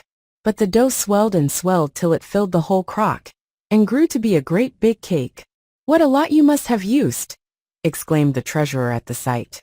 And he himself with the tip of a spoon took a very little of the dough, and put that in the oven to bake. But that tiny piece of dough grew larger than the first lump, and one after another, every piece of dough he took became ever so big. Then he lost heart and said to his wife, "You give him a cake, dear." But as soon as she took one cake from the basket, at once all the other cakes stuck fast to it. So she cried out to her husband that all the cakes had stuck together, and that she could not part them. "Oh, I'll soon part them," said he, but found he could not. Then husband and wife both took hold of the mass of cakes at the corner, and tried to get them apart.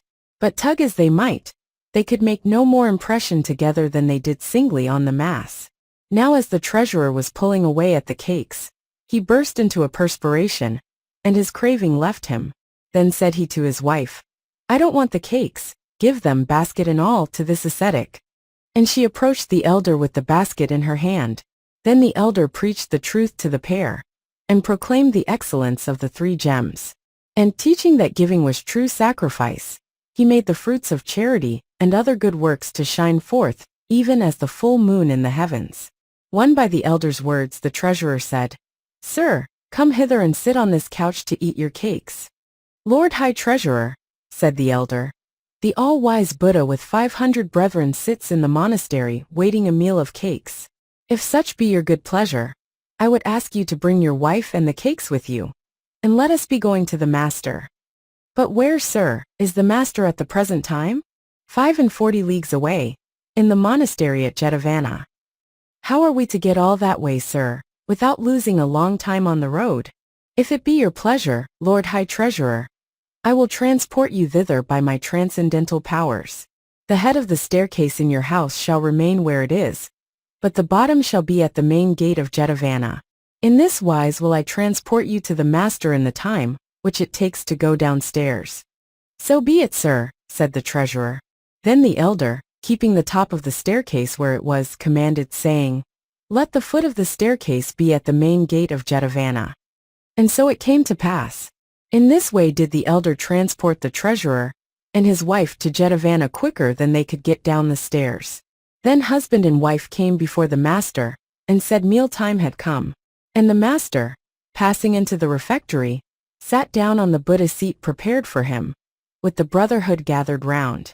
Then the Lord High Treasurer poured the water of donation over the hands of the brotherhood with the Buddha at its head, whilst his wife placed a cake in the alms bowl of the Blessed One. Of this he took what sufficed to support life, as also did the 500 brethren. Next the treasurer went round offering milk mixed with ghee and hui and jaggery, and the master and the brotherhood brought their meal to a close. Lastly the treasurer and his wife ate their fill, but still there seemed no end to the cakes. Even when all the brethren and the scrap-eaters throughout the monastery had all had a share, still there was no sign of the end approaching. So they told the master, saying, "Sir, the supply of cakes grows no smaller. Then throw them down by the great gate of the monastery." So they threw them away in a cave not far from the gateway. And to this day a spot called the Crock Cake is shown at the extremity of that cave. The Lord High Treasurer and his wife approached and stood before the Blessed One, who returned thanks. And at the close of his words of thanks, the pair attained fruition of the first path of salvation. Then, taking their leave of the master, the two mounted the stairs at the great gate, and found themselves in their own home once more. Afterwards, the Lord High Treasurer lavished 80 crores of money, solely on the faith the Buddha taught. Next day the perfect Buddha, returning to Jetavana after a round for alms in Savatthi, delivered a Buddha discourse to the brethren before retiring to the seclusion of the perfumed chamber. At evening, the brethren gathered together in the Hall of Truth, and exclaimed, "How great is the power of the elder Moggallana!" In a moment he converted a miser to charity, brought him with the cakes to Jetavana, set him before the Piasta, and stablished him in salvation. How great is the power of the elder! As they sat talking thus of the goodness of the elder, the master entered, and on inquiry, was told of the subject of their talk. "Brethren," said he, "a brother who is the converter of a household should approach that household without causing it annoyance or vexation, even as the bee when it sucks the nectar from the flower. In such wise should he draw nigh to declare the excellence of the Buddha." And in praise of the elder Moggallana, he recited this stanza: "Like bees, that harm no flower's scent or hue, but laden with its honey fly away. So sage, within thy village walk thy way." Then, to set forth still more the elder's goodness, he said, "This is not the first time, brethren, that the miserly treasurer has been converted by Moggallana. In other days too the elder converted him, and taught him how deeds and their effects are linked together." So saying he told this story of the past. Once on a time when Brahmadatta was reigning in Benares, there was a treasurer, Illisa by name, who was worth 80 crores, and had all the defects which fall to the lot of man. He was lame and crook-backed and had a squint. He was an unconverted infidel, and a miser, never giving of his store to others, nor enjoying it himself. His house was like a pool haunted by demons. Yet for 7 generations his ancestors had been bountiful, giving freely of their best. But when he became treasurer, he broke through the traditions of his house. Burning down the almonry, and driving the poor with blows from his gates, he hoarded his wealth. One day, when he was returning from attendance on the king, he saw a yokel, who had journeyed far, and was aweary, seated on a bench, and filling a mug from a jar of rank spirits, and drinking it off, with a dainty morsel of stinking dried fish as a relish. The sight made the treasurer feel a thirst for spirits, but he thought to himself, "If I drink, others will want to drink with me, and that means a ruinous expense." So he walked about keeping his thirst under. But as time wore on, he could do so no longer. He grew as yellow as old cotton, and the veins stood out on his sunken frame. On a day, retiring to his chamber, he lay down hugging his bed. His wife came to him, and rubbed his back as she asked, "What has gone amiss with my lord?" What follows is to be told in the words of the former story. But when she in her turn said, "Then I'll only brew liquor enough for you," he said, "If you make the brew in the house, there will be many on the watch, and to send out for the spirits and sit and drink it here is out of the question." So he produced 1 single penny, and sent a slave to fetch him a jar of spirits from the tavern. When the slave came back, he made him go from the town to the riverside, and put the jar down in a remote thicket. "Now be off," said he, and made the slave wait some distance off, while he filled his cup and fell to. Now the treasurer's father, who for his charity and other good works had been reborn as Sacca in the realm of Devis, was at that moment wondering whether his bounty was still kept up or not, and became aware of the stopping of his bounty, and of his son's behavior. He saw how his son, breaking through the traditions of his house, had burnt the almonry to the ground, had driven the poor with blows from his gates, and how, in his miserliness, fearing to share with others, that son had stolen away to a thicket to drink by himself. Moved by the sight, Sacca cried, "I will go to him and make my son see that deeds must have their consequences. I will work his conversion, and make him charitable and worthy of rebirth in the realm of Devis." So he came down to earth, and once more trod the ways of men, putting on the semblance of the treasurer Illisa, with the latter's lameness and crookback and squint. In this guise, he entered the city of Rajagaha, and made his way to the palace gate, where he bade his coming be announced to the king. "Let him approach," said the king, and he entered and stood with due obeisance before his majesty. "What brings you here at this unusual hour, Lord High Treasurer?" said the king. "I am come, sire, because I have in my house 80 crores of treasure. Deign to have them carried to fill the royal treasury." "Nay, my lord treasurer, the treasure within my palace is greater than this. If you, sire, will not have it, I shall give it away to whom I will." "Do so by all means, treasurer," said the king. "So be it, sire," said the pretended Illisa, as with due obeisance he departed from the presence to the treasurer's house. The servants all gathered round him, but not one could tell that it was not their real master.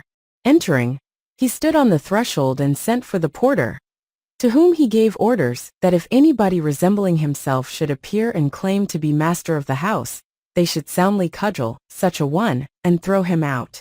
Then, mounting the stairs to the upper story, he sat down on a gorgeous couch and sent for Illisa's wife. When she came, he said with a smile, "My dear, let us be bountiful." At these words, wife, children, and servants all thought, "It's a long time since he was this way minded. He must have been drinking to be so good-natured and generous today." And his wife said to him, "Be as bountiful as you please, my husband." "Send for the crier," said he, "and bid him proclaim by beat of drum all through the city that everyone who wants gold, silver, diamonds, pearls, and the like, is to come to the house of Illisa the treasurer." His wife did as he bade, and a large crowd soon assembled at the door carrying baskets and sacks. Then Sacca bade the treasure chambers be thrown open. Anil cried, "This is my gift to you. Take what you will and go your ways." And the crowd seized on the riches there stored, and piled them in heaps on the floor, and filled the bags and vessels they had brought, and went off laden with the spoils. Among them was a countryman who yoked Illisa's oxen to Illisa's carriage, filled it with the 7 things of price, and journeyed out of the city along the highroad. As he went along, he drew near the thicket, and sang the treasurer's praises in these words: "May you live to be 100, my good lord Illisa. What you have done for me this day will enable me to live without doing another stroke of work. Whose were these oxen? Yours. Whose was this carriage? Yours. Whose the wealth in the carriage? Yours again. It was no father or mother who gave me all this. No, it came solely from you, my lord." These words filled the Lord High Treasurer with fear and trembling. "Why, the fellow is mentioning my name in his talk," said he to himself. "Can the king have been distributing my wealth to the people?" At the bare thought he bounded from the bush, and recognizing his own oxen and cart, seized the oxen by the cord, crying, "Stop, fellow! These oxen and this cart belong to me." Down leaped the man from the cart, angrily exclaiming, "You rascal! Illisa, the Lord High Treasurer, is giving away his wealth to all the city. What has come to you?" And he sprang at the treasurer and struck him on the back like a falling thunderbolt, and went off with the cart. Illisa picked himself up, trembling in every limb, wiped off the mud, and hurrying after his cart, seized hold of it. Again the countryman got down, and seizing Illisa by the hair, doubled him up and thumped him about the head for some time.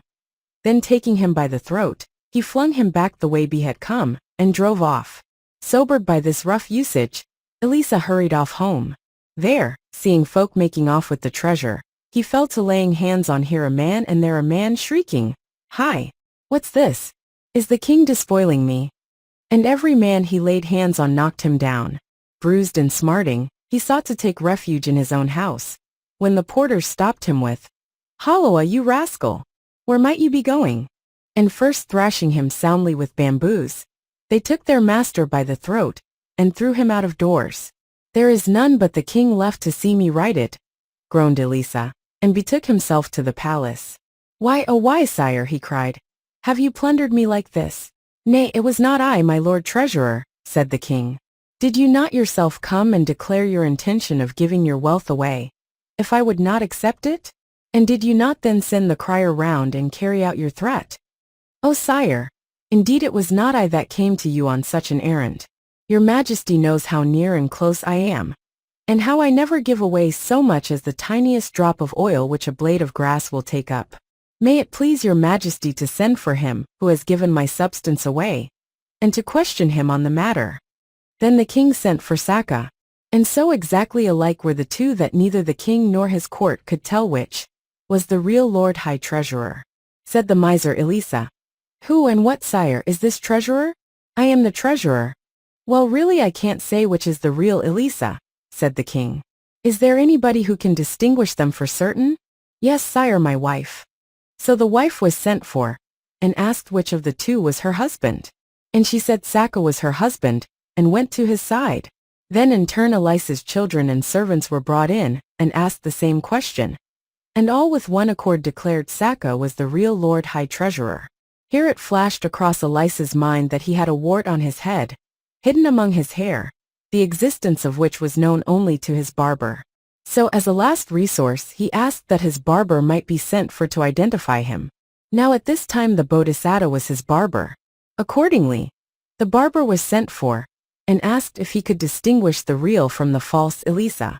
"I could tell, sire," said he, "if I might examine their heads." "Then look at both their heads," said the king. On the instant Sacca caused a wart to rise on his head. After examining the two, the Bodhisattva reported that, as both alike had got warts on their heads, he couldn't for the life of him say which was the real man. And therewithal he uttered this stanza, "Both squint, both halt, both men are hunchbacks too, and both have warts alike. I cannot tell which of the two the real Illisa is." Hearing his last hope thus fail him, the Lord High Treasurer fell into a tremble, and such was his intolerable anguish at the loss of his beloved riches, that down he fell in a swoon. Thereupon Sacca put forth his transcendental powers, and rising in the air, addressed the king thence in these words, "Not Illisa am I, O king, but Sacca." Then those around wiped Illisa's face, and dashed water over him. Recovering, he rose to his feet and bowed to the ground before Sacca, king of Devis. Then said Sacca, "Illisa, mine was the wealth, not thine. I am thy father, and thou art my son. In my lifetime I was bountiful toward the poor and rejoiced in doing good. Wherefore, I am advanced to this high estate, and am become Sacca. But thou, walking not in my footsteps, art grown a niggard and a very miser. Thou hast burnt my almonry to the ground, driven the poor from the gate, and hoarded thy riches. Thou hast no enjoyment thereof thyself, nor has any other human being, but thy store is become like a pool haunted by demons, whereat no man may slake his thirst. Albeit, if thou wilt rebuild mine almonry, and show bounty to the poor, it shall be accounted to thee for righteousness. But if thou wilt not, then will I strip thee of all that thou hast, and cleave thy head with the thunderbolt of Indra, and thou shalt die." At this threat Illisa, quaking for his life, cried out, "Henceforth I will be bountiful." And Sacca accepted his promise, and still seated in mid-air, established his son in the commandments and preached the truth to him, departing thereafter to his own abode. And Illisa was diligent in almsgiving and other good works, and so assured his rebirth thereafter in heaven. "Brethren," said the master, "this is not the first time that Moggallana has converted the miserly treasurer. In bygone days too the same man was converted by him." His lesson ended, he shewed the connection and identified the birth by saying, "This miserly treasurer was the Illisa of those days. Moggallana was Sacca, king of Devis, Ananda was the king, and I myself the barber."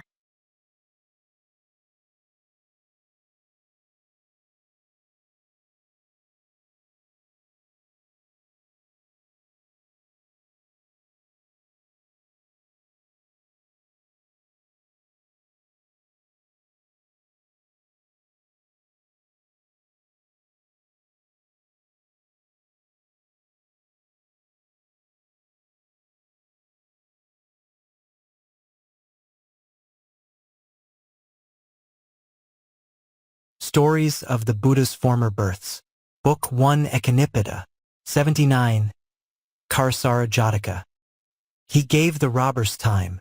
This story was told by the master while at Jetavana about a certain minister. He, 'tis said, ingratiated himself with the king, and after collecting the royal revenue in a border village, privily arranged with a band of robbers that he would march the men off into the jungle, leaving the village for the rascals to plunder, on condition that they gave him half the booty. Accordingly, at daybreak when the place was left unprotected, down came the robbers, who slew and ate the cattle, looted the village, and were off with their booty before he came back at evening with his followers. But it was a very short time before his knavery leaked out and came to the ears of the king. And the king sent for him, and, as his guilt was manifest, he was degraded and another headman put in his place. Then the king went to the master at Jetavana and told him what had happened. "Sire," said the Blessed One, "the man has only shown the same disposition now which he shewed in bygone days." Then at the king's request he told this story of the past. Once on a time when Brahmadatta was reigning in Benares, he appointed a certain minister to be headman of a border village, and everything came to pass as in the above case. Now in those days the Bodhisattva was making the round of the border villages in the way of trade, and had taken up his abode in that very village. And when the headman was marching his men back at evening with drums a-beating, he exclaimed, "This scoundrel, who privily egged on the robbers to loot the village, has waited till they had made off to the jungle again, and now back he comes with drums a-beating," feigning a happy ignorance of anything wrong having happened. And so saying, he uttered this stanza. He gave the robbers time to drive and slay the cattle, burn the houses, capture folk, and then with drums a-beating home he marched. A son no more, for such a son is dead. In such wise did the Bodhisattva condemn the headman.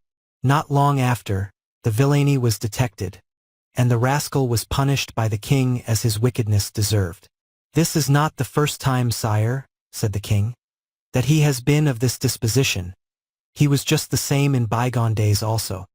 His lesson ended, the master shewed the connection and identified the birth by saying, "The headman of today was also the headman of those days, and I myself the wise and good man who recited the stanza."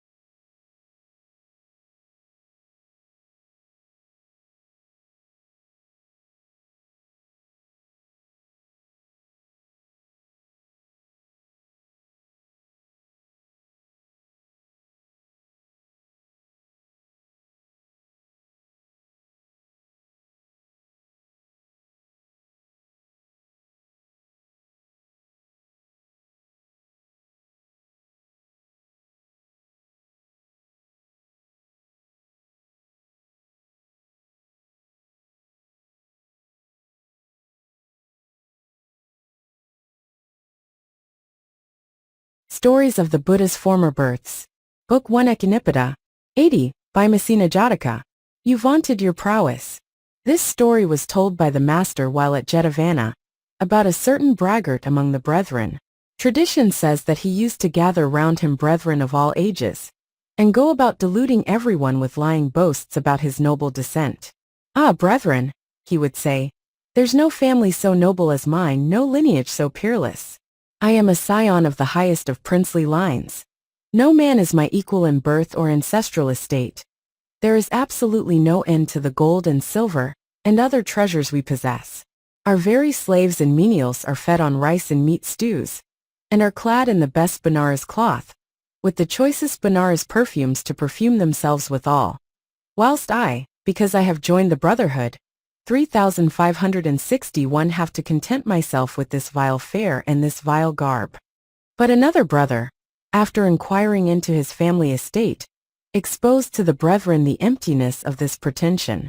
So the brethren met in the hall of truth, and talk began as to how that brother, in spite of his vows to leave worldly things, and cleave only to the saving truth, was going about deluding the brethren with his lying boasts. Whilst the fellow's sinfulness was being discussed, the master entered, and inquired what their topic was. And they told him, "This is not the first time, brethren," said the master, "that he has gone about boasting. In bygone days too he went about boasting and deluding people." And so saying he told this story of the past. Once on a time when Brahmadatta was reigning in Benares, the Bodhisattva was born a Brahmin in a market town in the north country. And when he was grown up he studied under a teacher of worldwide fame at Takasila. There he learnt the 3 Vedas and the 18 branches of knowledge, and completed his education. And he became known as the sage little bowman. Leaving Takasila, he came to the Andhra country in search of practical experience. Now, it happened that in this birth the Bodhisattva was somewhat of a crooked little dwarf, and he thought to himself, "If I make my appearance before any king, he's sure to ask what a dwarf like me is good for. Why should I not use a tall broad fellow as my stalking horse, and earn my living in the shadow of his more imposing personality?" So he betook himself to the weaver's quarter, and there being a huge weaver named Bhimasena, saluted him, asking the man's name. "Bhimasena is my name," said the weaver. "And what makes a fine big man like you work at so sorry a trade?" "Because I can't get a living any other way." "We've no more, friend. The whole continent can shew no such archer as I am. But kings would scorn me because I am a dwarf. And so you, friend, must be the man to vaunt your prowess with the bow, and the king will take you into his pay, and make you ply your calling regularly. Meantime I shall be behind you to perform the duties that are laid upon you, and so shall earn my living in your shadow. In this manner, we shall both of us thrive and prosper. Only do as I tell you." "Done with you," said the other. Accordingly, the Bodhisattva took the weaver with him to Benares, acting as a little page of the bow, and putting the other in the front. And when they were at the gates of the palace, he made him send word of his coming to the king. Being summoned into the royal presence, the pair entered together, and bowing stood before the king. "What brings you here?" said the king. "I am a mighty archer," said Bhimasena. "There is no archer like me in the whole continent. What pay would you want to enter my service?" 1,000 pieces a fortnight, sire." "What is this man of yours?" "He's my little page, sire." "Very well, enter my service." So Bhimasena entered the king's service, but it was the Bodhisattva who did all his work for him. Now in those days there was a tiger in a forest in Kasi, which blocked a frequented high road, and had devoured many victims. When this was reported to the king, he sent for Bhimasena, and asked whether he could catch the tiger. "How could I call myself an archer, sire, if I couldn't catch a tiger?" The king gave him largesse, and sent him on the errand. And home to the Bodhisattva came Bhimasena with the news. "All right," said the Bodhisattva. "Away you go, my friend." "But are you not coming too?" "No, I won't go, but I'll tell you a little plan." "Please do, my friend." "Well, don't you be rash, and approach the tiger's lair alone. What you will do is to muster a strong band of countryfolk, to march to the spot with 1,000 or 2,000 bows. When you know that the tiger is aroused, you bolt into the thicket and lie down flat on your face. The countryfolk will beat the tiger to death, and as soon as he is quite dead, you bite off a creeper with your teeth, and draw near to the dead tiger, trailing the creeper in your hand. At the sight of the dead body of the brute, you will burst out with, 'Who has killed the tiger?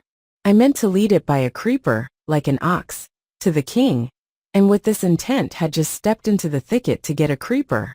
I must know who killed the tiger, before I could get back with my creeper.' Then the countryfolk will be very frightened and bribe you heavily not to report them to the king. You will be credited with slaying the tiger, and the king too will give you lots of money." "Very good," said Bhimasena. And off he went and slew the tiger just as the Bodhisattva had told him. Having thus made the road safe for travelers, back he came with a large following to Benares, and said to the king, "I have killed the tiger, sire. The forest is safe for travelers now." Well pleased, the king loaded him with gifts. Another day, tidings came that a certain road was infested with a buffalo, and the king sent Bhimasena to kill it. Following the Bodhisattva's directions, he killed the buffalo in the same way as the tiger, and returned to the king, who once more gave him lots of money. He was a great lord now. Intoxicated by his new honors, he treated the Bodhisattva with contempt, and scorned to follow his advice, saying, "I can get on without you. Do you think there's no man but yourself?" This and many other harsh things did he say to the Bodhisattva. Now a few days later, a hostile king marched upon Benares and beleaguered it, sending a message to the king summoning him either to surrender his kingdom or to do battle. And the king of Benares ordered Bhimasena out to fight him. So Bhimasena was armed cap a pie in soldierly fashion, and mounted on a war elephant sheathed in complete armor. And the Bodhisattva, who was seriously alarmed that Bhimasena might get killed, armed himself cap a pie also and seated himself modestly behind Bhimasena. Surrounded by a host, the elephant passed out of the gates of the city, and arrived in the forefront of the battle. At the first notes of the martial drum Bhimasena fell a quaking with fear. "If you fall off now, you'll get killed," said the Bodhisattva, and accordingly fastened a cord round him, which he held tight, to prevent him from falling off the elephant.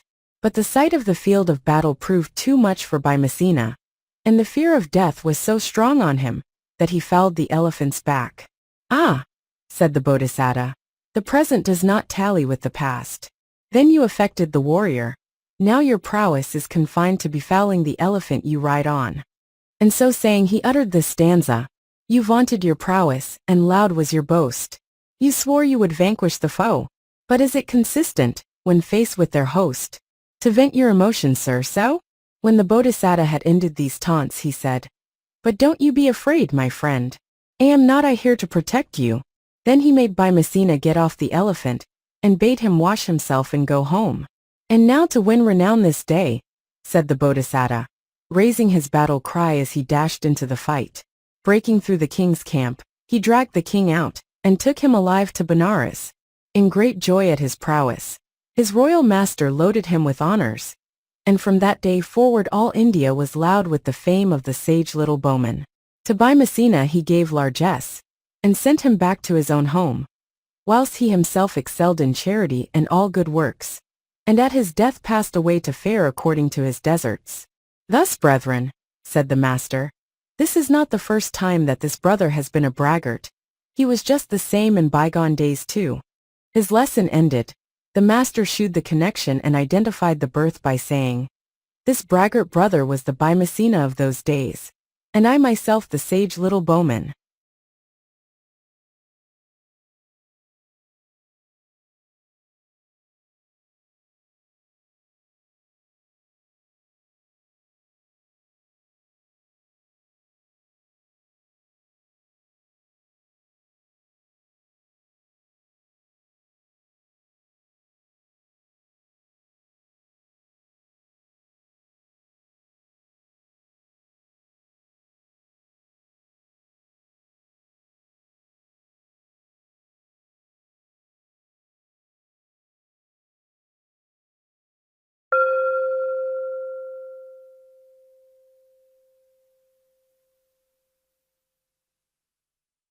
Stories of the Buddha's Former Births.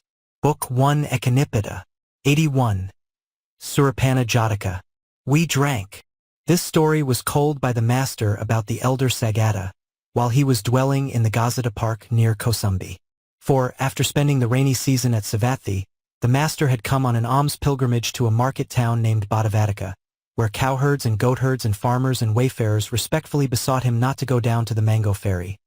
For, said they, in the mango ferry, in the domain of the naked ascetics, dwells a poisonous and deadly Naga, known as the Naga of the mango ferry, who might harm the Blessed One. Feigning not to hear them, though they repeated their warning thrice, the Blessed One held on his way. Whilst the Blessed One was dwelling near Bhattavatika in a certain grove there, the elder Sagata, a servant of the Buddha, who had won such supernatural powers as a worldling can possess, went to the domain, piled a couch of leaves at the spot where the Naga king dwelt, and sate himself down cross-legged thereon. Being unable to conceal his evil nature, the Naga raised a great smoke. So did the elder. Then the Naga sent forth flames. so too did the elder. But, whilst the Naga's flames did no harm to the elder's flames did do harm to the Naga, and so in a short time he mastered the Naga king and established him in the refuges and the commandments, after which he repaired back to the master. And the master, after dwelling as long as it pleased him at Bhattavatika, went on to Kosambi. Now the story of the Naga's conversion by Sagata had got noised abroad all over the countryside, and the townsfolk of Kosambi went forth to meet the Blessed One and saluted him, after which they passed to the elder Sagata and saluting him, said, "Tell us, sir, what you lack and we will furnish it." The elder himself remained silent, but the followers of the wicked six made answer as follows. "Sirs, to those who have renounced the world, white spirits are as rare as they are acceptable. Do you think you could get the elder some clear white spirit?" "To be sure we can," said the townsfolk, and invited the master to take his meal with them next clay. Then they went back to their own town and arranged that each in his own house should offer clear white spirit to the elder, and accordingly they all laid in a store and invited the elder in and plied him with the liquor house by house. So deep were his potations that, on his way out of town, the elder fell prostrate in the gateway and there lay hiccuping nonsense. On his way back from his meal in the town, the master came on the elder lying in this state, and bidding the brethren carry Sagata home, passed on his way to the park. The brethren laid the elder down with his head at the Buddha's feet, but he turned round so that he came to lie with his feet towards the Buddha. Then the master asked his question, "Brethren, does Sagata shew that respect towards me now that he formerly did?" "No, sir." "Tell me, brethren, who it was that mastered the Naga king of the Mango Fairy?" "It was Sagata, sir." "Think you that in his present state Sagata could piaster even a harmless water snake?" "That he could not, sir." "Well now, brethren, is it proper to drink that which, when drunk, steals away a man's senses?" "It is improper, sir." Now, after discoursing with the brethren in dispraise of the elder, the Blessed One laid it down as a precept that the drinking of intoxicants was an offense requiring confession and absolution, after which he rose up and passed into his perfumed chamber. Assembling together in the hall of truth, the brethren discussed the sin of spirit drinking, saying, "What a great sin is the drinking of spirits, sirs, seeing that it has blinded to the Buddha's excellence even one so wise and so gifted as Sagata." Entering the hall of truth at this point, the master asked what topic they were discussing, and they told him. "Brethren," said he, "this is not the first time that they who had renounced the world have lost their senses through drinking spirits. The very same thing took place in bygone days." And so saying, he told this story of the past. Once on a time when Brahmadatta was reigning in Benares, the Bodhisattva was born into a northern Brahmin family in Kasi, and when he grew up, he renounced the world for the hermit's life. He won the higher knowledges and the attainments, and dwelt in the enjoyment of the bliss of insight in the Himalayas, with 500 pupils around him. Once, when the rainy season had come, his pupils said to him, "Master, may we go to the haunts of men and bring back salt and vinegar?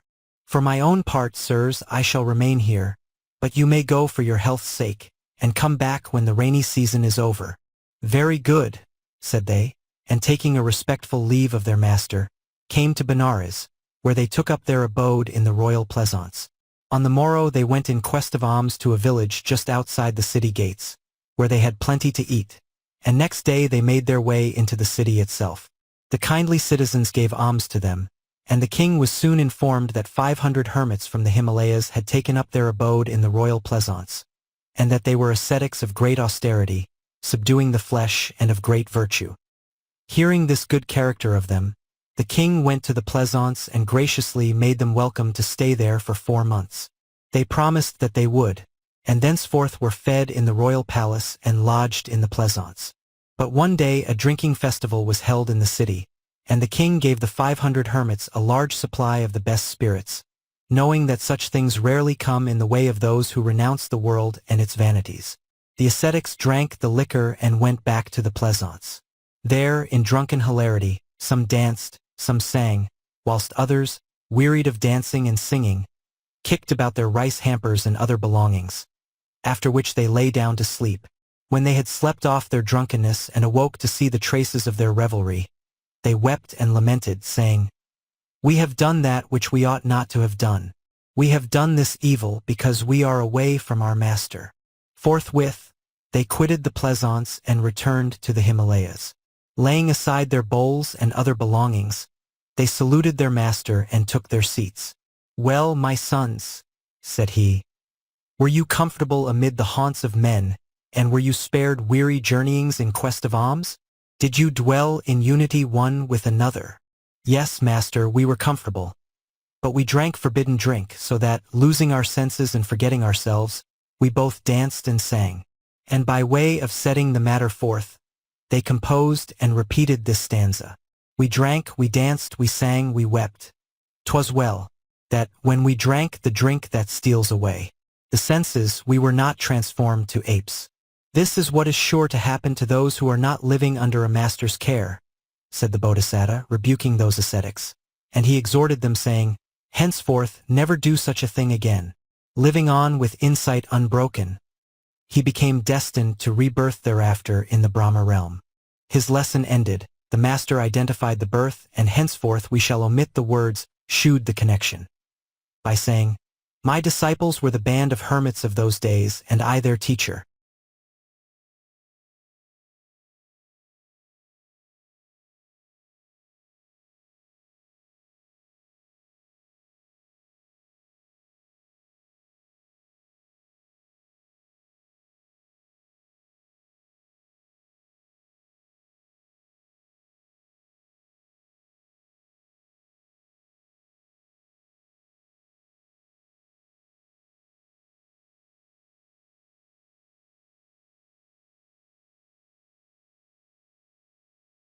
Stories of the Buddha's Former Births. Book 1 Ekanipada. 82 Mittavinda Jataka. No More to Dwell. This story was told by the master while at Jetavana, about his self-willed brother. The incidents of this birth, which took place in the days of the Buddha Kassapa, will be related in the 10th book in the Mittavinda Jataka. Then the Bodhisattva uttered this stanza: "No more to dwell in island palaces, of crystal, silver, or of sparkling gems. With flimmy headgear thou art invested now, nor shall its grinding torture ever cease, till all thy sin be purged and life shall end." So saying, the Bodhisattva passed to his own abode among the Devas. And Mittavindaka, having donned that headgear, suffered grievous torment till his sin had been spent, and he passed away to fare according to his deserts. His lesson ended, the master identified the birth by saying, "This self-willed brother was the Mittavindaka of those days, and I myself the king of the Devas."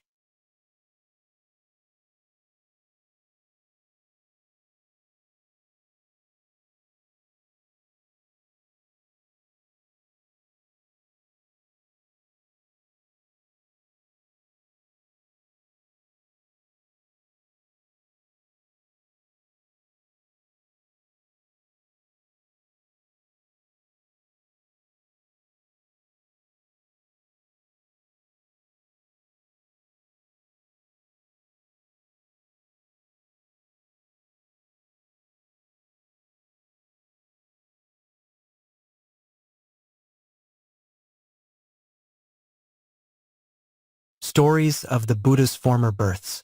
Book 1 Ekanipada. 83 Kalakanni Jataka. A friend is he. This story was told by the master while at Jetavana, about a friend of Anathapindika's. Tradition says that the two had made mud pies together and had gone to the same school. But as years went by, the friend, whose name was Curse, sank into great distress and could not make a living anyhow. So he came to the rich man, who was kind to him and paid him to look after all his property. And the poor friend was employed under Anathapindika and did all his business for him. After he had gone up to the rich man's, it was a common thing to hear in the house, "Stand up, Curse," or "Sit down, Curse," or "Have your dinner, Curse." One day the treasurer's friends and acquaintances called on him and said, "Lord Treasurer, don't let this sort of thing go on in your house. It's enough to scare an ogre to hear such ill-omened observations as, 'Stand up, Curse,' or 'Sit down, Curse,' or 'Have your dinner, Curse.' The man is not your social equal. He's a miserable wretch, dogged by misfortune. Why have anything to do with him?" "Not so," replied Anathapindika. "A name only serves to denote a man, and the wise do not measure a man by his name, nor is it proper to wax superstitious about mere sounds. Never will I throw over, for his mere name's sake, the friend with whom I made mud pies as a child. And he rejected their advice. One day the great man departed to visit a village of which he was headman, leaving the other in charge of the house. Hearing of his departure, certain robbers made up their mind to break into the house, and, arming themselves to the teeth, they surrounded it in the night time. But Curse had a suspicion that burglars might be expected, and was sitting up for them. And when he knew that they had come, he ran about as if to rouse his people, bidding one sound the conch, another beat the drum, till he had the whole house full of noise, as though he were rousing a whole army of servants. Said the robbers, "The house is not so empty as we were told. The master must be at home."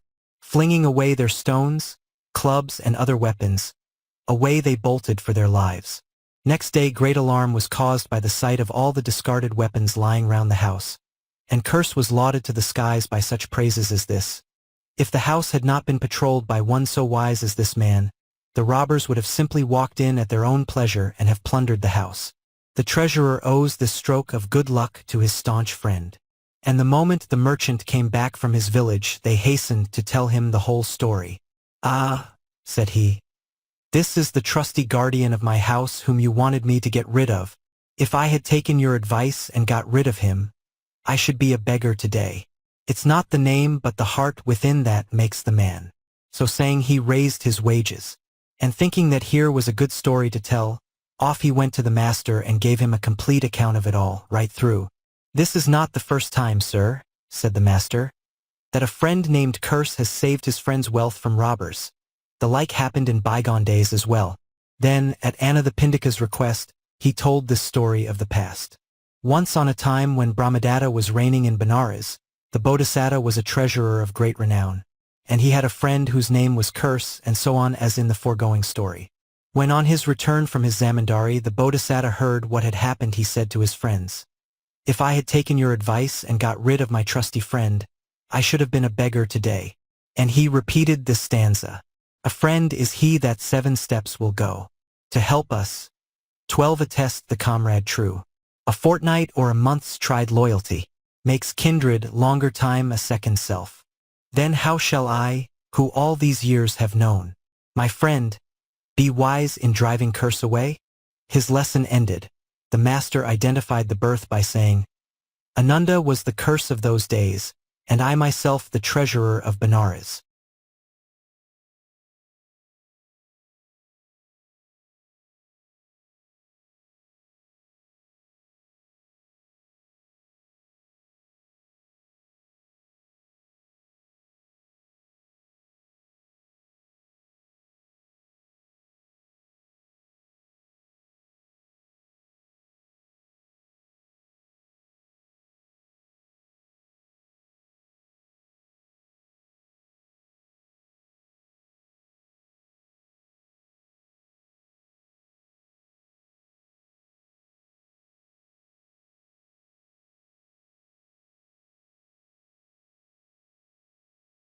Stories of the Buddha's Former Births.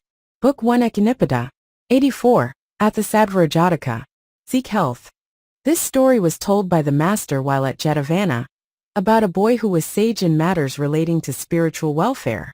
When he was only 7 years old, the boy, who was the son of a very wealthy treasurer, manifested great intelligence and anxiety for his spiritual welfare, and one day came to his father to ask what were the paths leading to spiritual welfare.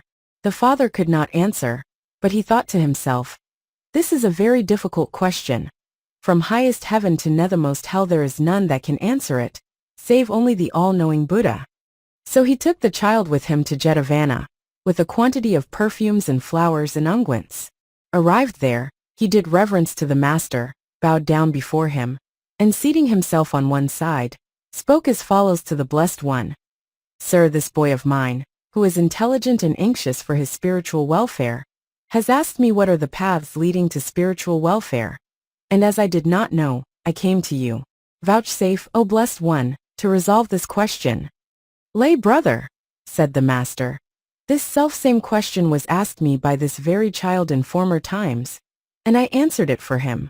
He knew the answer in bygone days, but now he has forgotten because of change of birth. Then at the father's request he told this story of the past. Once on a time when Brahmadatta was reigning in Benares, the Bodhisattva was a very wealthy treasurer, and he had a son who, when only 7 years old, manifested great intelligence and anxiety for his spiritual welfare. One day the child came to his father to ask what were the paths leading to spiritual welfare.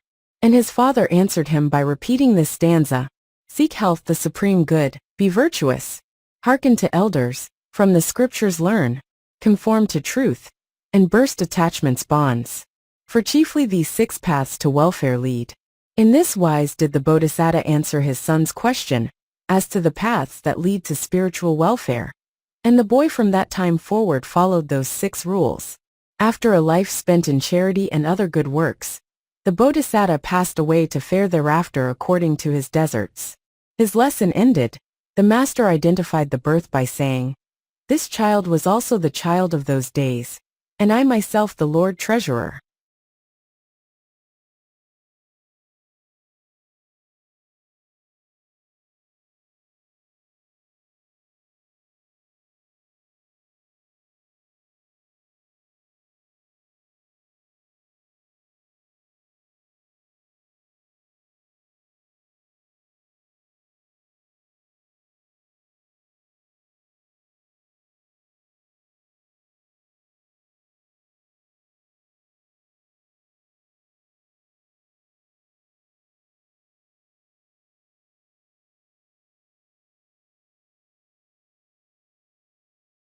Stories of the Buddha's Former Births.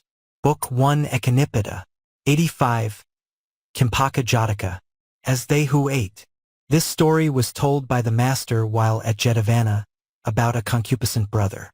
Tradition says there was a scion of a good family who gave his heart to the Buddha's doctrine and joined the brotherhood. But one day as he was going his round for alms in Savatthi, he was there stirred to concupiscence by the sight of a beautifully dressed woman. Being brought by his teachers and directors before the master, he admitted in answer to the inquiries of the Blessed One that the spirit of concupiscence had entered into him. Then said the master, "Verily the 5 lusts of the senses are sweet in the hour of actual enjoyment, brother. But this enjoyment of them, in that it entails the miseries of rebirth in hell and the other evil states, is like the eating of the fruit of the what fruit tree. Very fair to view is the what fruit, very fragrant and sweet. But when eaten, it racks the inwards and brings death. In other days, through ignorance of its evil nature, a multitude of men, seduced by the beauty, fragrance, and sweetness of the fruit, ate thereof so that they died." So saying, he told this story of the past. Once upon a time when Brahmadatta was reigning in Benares, the Bodhisattva came to life as the leader of a caravan. Once when journeying with 500 carts from east to west, he came to the outskirts of a forest. Assembling his men, he said to them, "In this forest grow trees that bear poisonous fruit. Let no man eat any unfamiliar fruit without first asking me." When they had traversed the forest, they came at the other border on a what fruit tree with its boughs bending low with their burthen of fruit. In form, smell, and taste, its trunk, boughs, leaves, and fruit resembled a mango. Taking the tree from its misleading appearance and so forth to be a mango, some plucked the fruit and ate. But others said, "Let us speak to our leader before we eat." And these latter, plucking the fruit, waited for him to come up. When he came, he ordered them to fling away the fruit they had plucked, and had an emetic administered to those who had already eaten. Of these latter, some recovered, but such as had been the first to eat, died. The Bodhisattva reached his destination in safety, and sold his wares at a profit, after which he traveled home again. After a life spent in charity and other good works, he passed away to fare according to his deserts. It was when he had told this story, that the master, as Buddha, uttered this stanza: "As they who ate the what fruit died, so lusts, when ripe, slay him who knowing not the woe they breed hereafter, stoops to lustful deeds." Having thus shown that the lusts, which are so sweet in the hour of fruition, end by slaying their votaries, the master preached the 4 truths, at the close whereof the concupiscent brother was converted and won the fruit of the first path. Of the rest of the Buddhas following, some won the first, some the second, and some the third path, whilst others again became arahats. His lesson ended, the master identified the birth by saying, "My disciples were the people of the caravan in those days, and I their leader."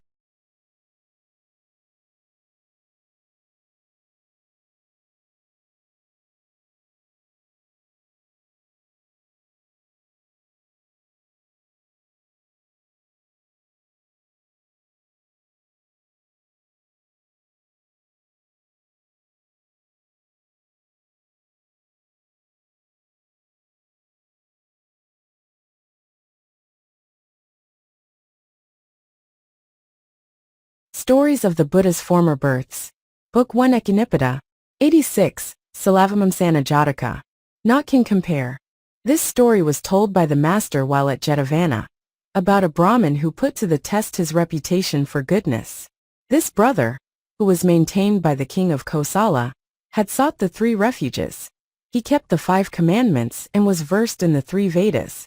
This is a good man, thought the king, and shewed him great honor. But that brother thought to himself, the king shews honor to me beyond other Brahmins, and has manifested his great regard by making me his spiritual director.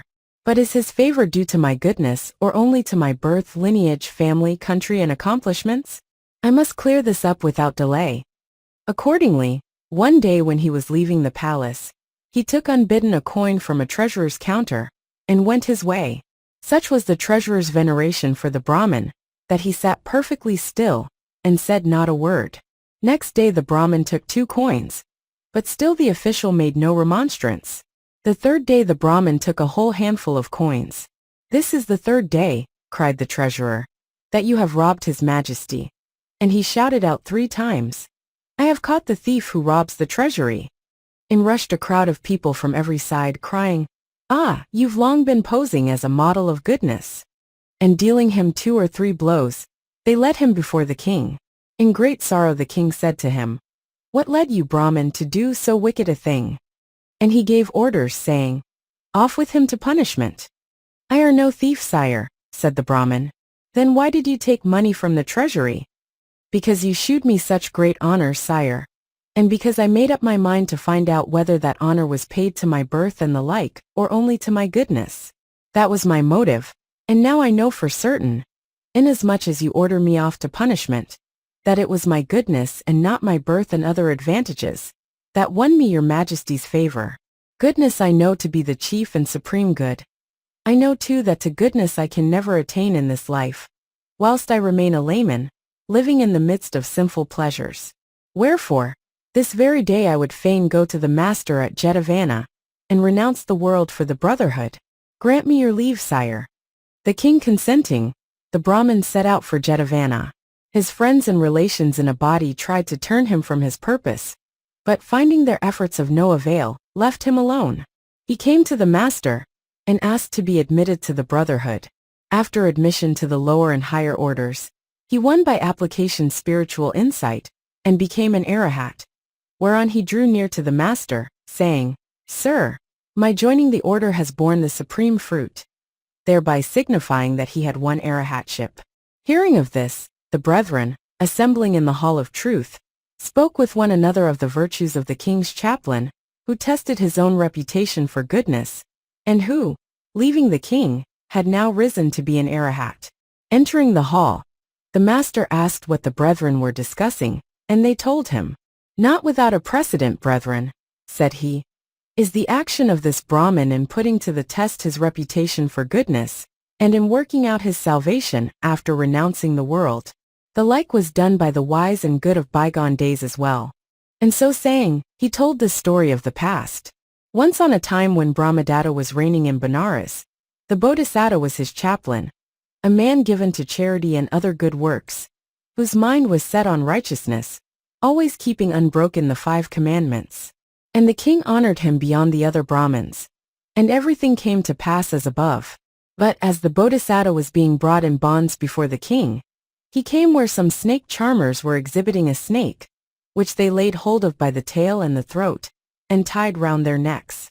Seeing this, the Bodhisattva begged the men to desist, for the snake might bite them and cut their lives short. "Brahmin," replied the snake charmers, This is a good and well-behaved cobra. He's not wicked like you, who for your wickedness and misconduct are being hauled off in custody. Thought the Bodhisattva to himself. Even cobras, if they do not bite or wound, are called good. How much more must this be the case with those who have come to be human beings? Verily it is just this goodness, which is the most excellent thing in all the world, nor does aught surpass it. Then he was brought before the king. What is this, my friends? Said the king. Here's a thief who has been robbing your majesty's treasury. Away with him to execution. Sire, said the Brahmin, I am no thief. Then how came you to take the money? Hereon the Bodhisattva made answer precisely as above, ending as follows. This then is why I have come to the conclusion that it is goodness, which is the highest and most excellent thing in all the world. But be that as it may, yet, seeing that the cobra, when it does not bite or wound, must simply be called good and nothing more. For this reason too it is goodness alone which is the highest and most excellent of all things. Then in praise of goodness he uttered this stanza. Naught can compare with goodness. All the world cannot its equal show. The cobra fell, if men account it good, is saved from death. After preaching the truth to the king in this stanza, the Bodhisattva, abjuring all lusts, and renouncing the world for the hermit's life, repaired to the Himalayas, where he attained to the 5 knowledges and the 8 attainments, earning for himself the sure hope of rebirth thereafter in the Brahma realm. His lesson ended, the master identified the birth by saying, My disciples were the king's following in those days, and I myself the king's chaplain.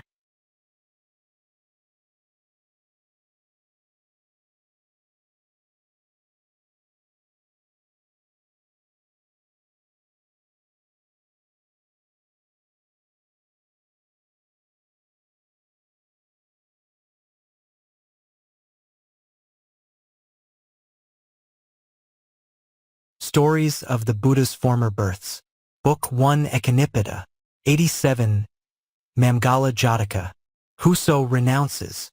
This story was told by the master while at the bamboo grove about a Brahmin who was skilled in the prognostications which can be drawn from pieces of cloth.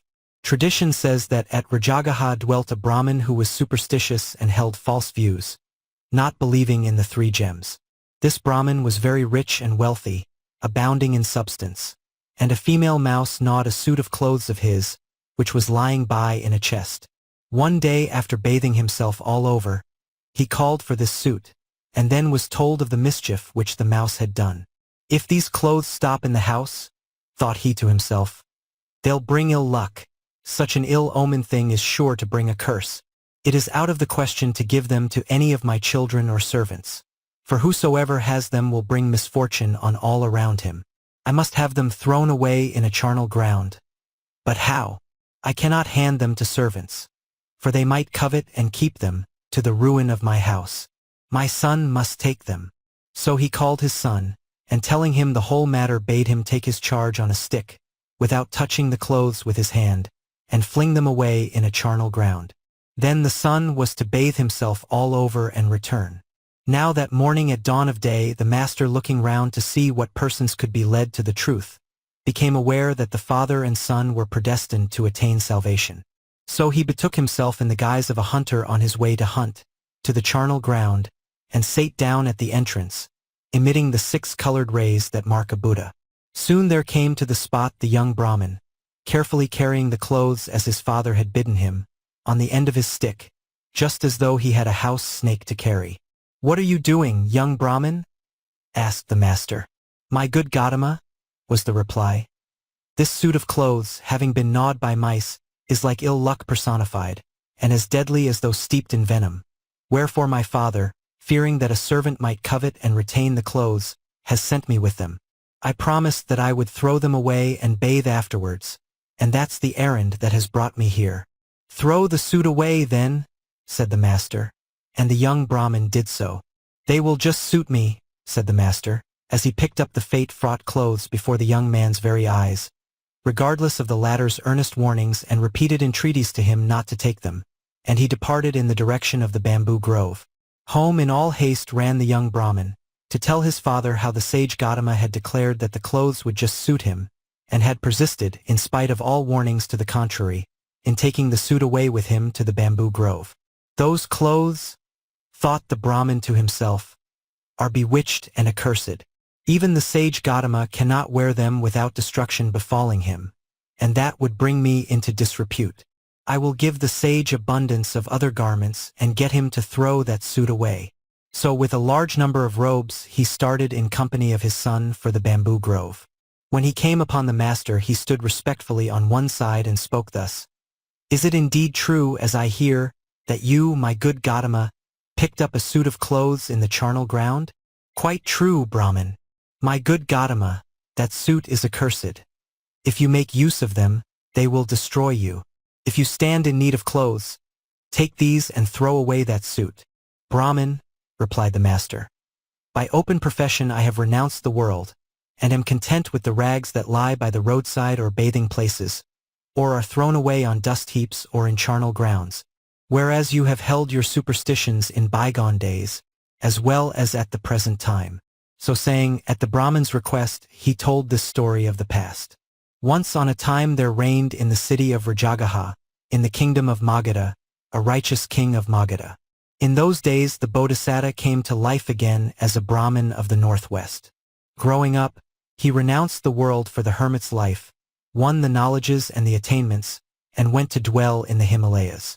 On one occasion, returning from the Himalayas, and taking up his abode in the king's pleasaunce, he went on the second day into the city to collect alms. Seeing him, the king had him summoned into the palace and there provided with a seat and with food, exacting a promise from him that he would take up his abode in the pleasaunce. So the Bodhisattva used to receive his food at the palace and dwell in the grounds. Now in those days there dwelt in that city a Brahmin known as Cloth Omens, and he had in a chest a suit of clothes which were gnawed by mice, and everything came to pass just as in the foregoing story. But when the sun was on his way to the charnel ground the Bodhisattva got there first and took his seat at the gate, and, picking up the suit which the young Brahmin threw away, he returned to the pleasaunce. When the son told this to the old Brahmin, the latter exclaimed, "It will be the death of the king's ascetic," and entreated the Bodhisattva to throw that suit away, lest he should perish. But the ascetic replied, "Good enough for us are the rags that are flung away in charnel grounds. We have no belief in superstitions about luck, which are not approved by Buddhas, Paksika Buddhas, or Bodhisattvas, and therefore no wise man ought to be a believer in luck." Hearing the truth thus expounded, the Brahmin forsook his errors and took refuge in the Bodhisattva. And the Bodhisattva, preserving his insight unbroken, earned rebirth thereafter in the Brahma realm. Having told this story, the master, as Buddha, taught the truth to the Brahmin in this stanza. Whose renounces omens, dreams and signs, that man, from superstition's errors freed, shall triumph o'er the paired depravities, and o'er attachments to the end of time. When the master had thus preached his doctrine to the Brahmin in the form of this stanza, he proceeded further to preach the four truths, at the close whereof that Brahmin, with his son, attained to the first path. The master identified the birth by saying, "The father and son of today were also the father and son of those days, and I myself the ascetic."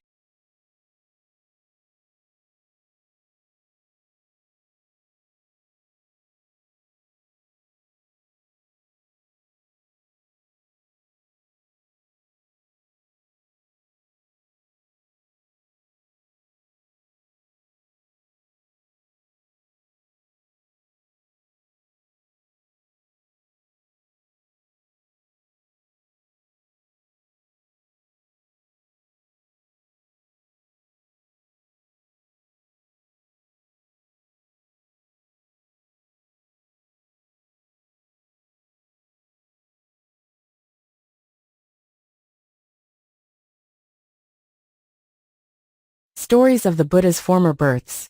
Book 1 Echinipita. 88. Sarambha Jataka. Speak kindly. This story was told by the master while at Savatthi, about the precept touching abusive language. The introductory story, and the story of the past are the same, as in the Nandavisala Jataka above. But in this case there is the difference that the Bodhisattva was an ox named Sarambha, and belonged to a Brahmin of Takasila, in the kingdom of Gandhara. After telling the story of the past, the master, as Buddha, uttered this stanza, Speak kindly, revile not your fellow. Love kindness, reviling breeds sorrow. When the master had ended his lesson, he identified the birth by saying, Ananda was the Brahmin of those days, Uppalavana his wife, and I Sarambha.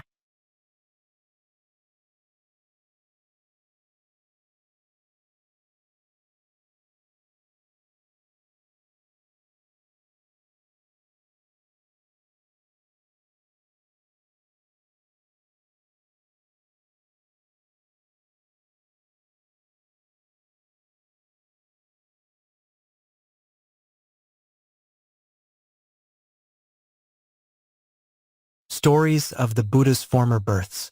Book 1 Ekanipada. 89. Kuhaka Jataka. How plausible! This story was told by the master while at Jetavana about a knave. The details of his knavery will be related in the Uddala Jataka. Once on a time when Brahmadatta was reigning in Benares, there lived hard by a certain little village a shifty rascal of an ascetic, of the class which wears long, matted hair. The squire of the place had a hermitage built in the forest for him to dwell in, and used to provide excellent fare for him in his own house. Taking the matted-haired rascal to be a model of goodness, and living as he did in fear of robbers, the squire brought 100 pieces of gold to the hermitage and there buried them, bidding the ascetic keep watch over them. No need to say that, sir, to a man who has renounced the world, we hermits never covet other folks' goods. It is well, sir, said the squire, who went off with full confidence in the other's protestations. Then the rascally ascetic thought to himself, there's enough here to keep a man all his life long. Allowing a few days to elapse first, he removed the gold and buried it by the wayside, returning to dwell as before in his hermitage. Next day, after a meal of rice at the squire's house, the ascetic said, It is now a long time, sir, since I began to be supported by you, and to live long in one place is, like living in the world, which is forbidden to professed ascetics. Wherefore I must needs depart. And though the squire pressed him to stay, nothing could overcome this determination. Well then, if it must be so, go your way, sir, said the squire, and he escorted the ascetic to the outskirts before he left him. After going a little way, the ascetic thought that it would be a good thing to cajole the squire. So, putting a straw in his matted hair, back he turned again. What brings you back? Asked the squire. A straw from your roof, sir, had stuck in my hair, and, as we hermits may not take anything which is not bestowed upon us, I have brought it back to you. Throw it down, sir, and go your way, said the squire, who thought to himself, Why, he won't take so much as a straw which does not belong to him. What a sensitive nature! Highly delighted with the ascetic, the squire bade him farewell. Now at that time it chanced that the Bodhisattva, who was on his way to the border district for trading purposes, had halted for the night at that village. Hearing what the ascetic said, the suspicion was aroused in his mind that the rascally ascetic must have robbed the squire of something, and he asked the latter whether he had deposited anything in the ascetic's care. Yes, 100 pieces of gold. Well, just go and see if it's all safe. Away went the squire to the hermitage and looked and found his money gone. Running back to the Bodhisattva, he cried, It's not there. The thief is none other than that long-haired rascal of an ascetic, said the Bodhisattva. Let us pursue and catch him. So away they hastened in hot pursuit. When they caught the rascal they kicked and cuffed him, till he discovered to them where he had hidden the money. When he procured the gold, the Bodhisattva, looking at it, scornfully remarked to the ascetic, So 100 pieces of gold didn't trouble your conscience so much as that straw. And he rebuked him in this stanza. How plausible the story that the rascal told. How heedful of the straw. How heedless of the gold. When the Bodhisattva had rebuked the fellow in this wise, he added, And now take care, you hypocrite, that you don't play such a trick again. When his life ended, the Bodhisattva passed away to fare thereafter according to his deserts. His lesson ended, the master said, Thus you see, brethren, that this brother was as knavish in the past as he is today. And he identified the birth by saying, This knavish brother was the knavish ascetic of those days, and I the wise and good man.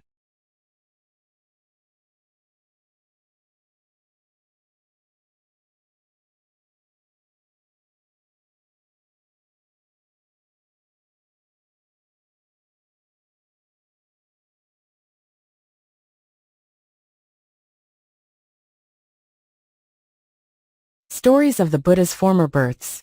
Book 1 Echinippitta. 90. Akatannu Jataka. The Man Ungrateful. This story was told by the master while at Jetavana, about Anathapindika. On the borders, so the tale goes, there lived a merchant, who was a correspondent and a friend of Anathapindika's. But they had never met. There came a time when this merchant loaded 500 carts with local produce, and gave orders to the men in charge to go to the great merchant Anathapindika, and barter the wares in his correspondent's shop for their value, and bring back the goods received in exchange. So they came to Savatthi, and found Anathapindika. First making him a present, they told him their business. "You are welcome," said the great man, and ordered them to be lodged there, and provided with money for their needs.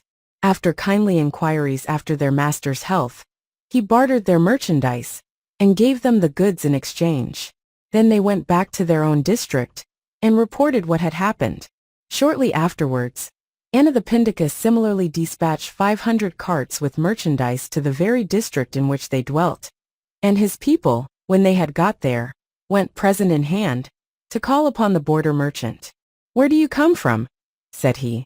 "From Savatthi," replied they. "From your correspondent Anathapindika." "Anyone can call himself Anathapindika," said he with a sneer. And taking their present, he bade them begone, giving them neither lodging nor dosor. So they bartered their goods for themselves, and brought back the wares in exchange to Savatthi, with the story of the reception they had had. Now it chanced that this border merchant dispatched another caravan of 500 carts to Savatthi, and his people came with a present in their hands to wait upon Anathapindika. But as soon as Anathapindika's people caught sight of them, they said, "Oh, we'll see, sir, that they are properly lodged, fed, and supplied with money for their needs." And they took the strangers outside the city, and bade them unyoke their carts at a suitable spot, adding that rice and a dosur would come from Anathapindika's house. About the middle watch of the night, having collected a bod of serving men and slaves, they looted the whole caravan, carried off every garment the men had got, drove away their oxen, and took the wheels off the carts, leaving the latter but removing the wheels. Without so much as a shirt among the lot of them, the terrified strangers sped away, and managed to reach their home on the border. Then Anathapindika's people told him the whole story. "This capital story," said he, "shall be my gift to the master today." And away he went and told it to the master. "This is not the first time, sir," said the master, "that this border merchant has shown this disposition. He was just the same in days gone by." Then, at Anathapindika's request, he told the following story of the past. Once on a time when Brahmadatta was reigning in Benares, the Bodhisattva was a very wealthy merchant in that city, and he too had as a correspondent a border merchant, whom he had never seen, and all came to pass as above. Being told by his people what they had done, he said, "This trouble is the result of their ingratitude for kindness shown them." And he went on to instruct the assembled crowd in this stanza. "The man ungrateful for a kindly deed, thenceforth shall find no helper in his need." After this wise did the Bodhisattva teach the truth in this stanza. After a life spent in charity and other good works, he passed away to fare according to his deserts. His lesson ended, the master identified the birth by saying, "The border merchant of today was the border merchant of those days also, and I was the merchant of Benares."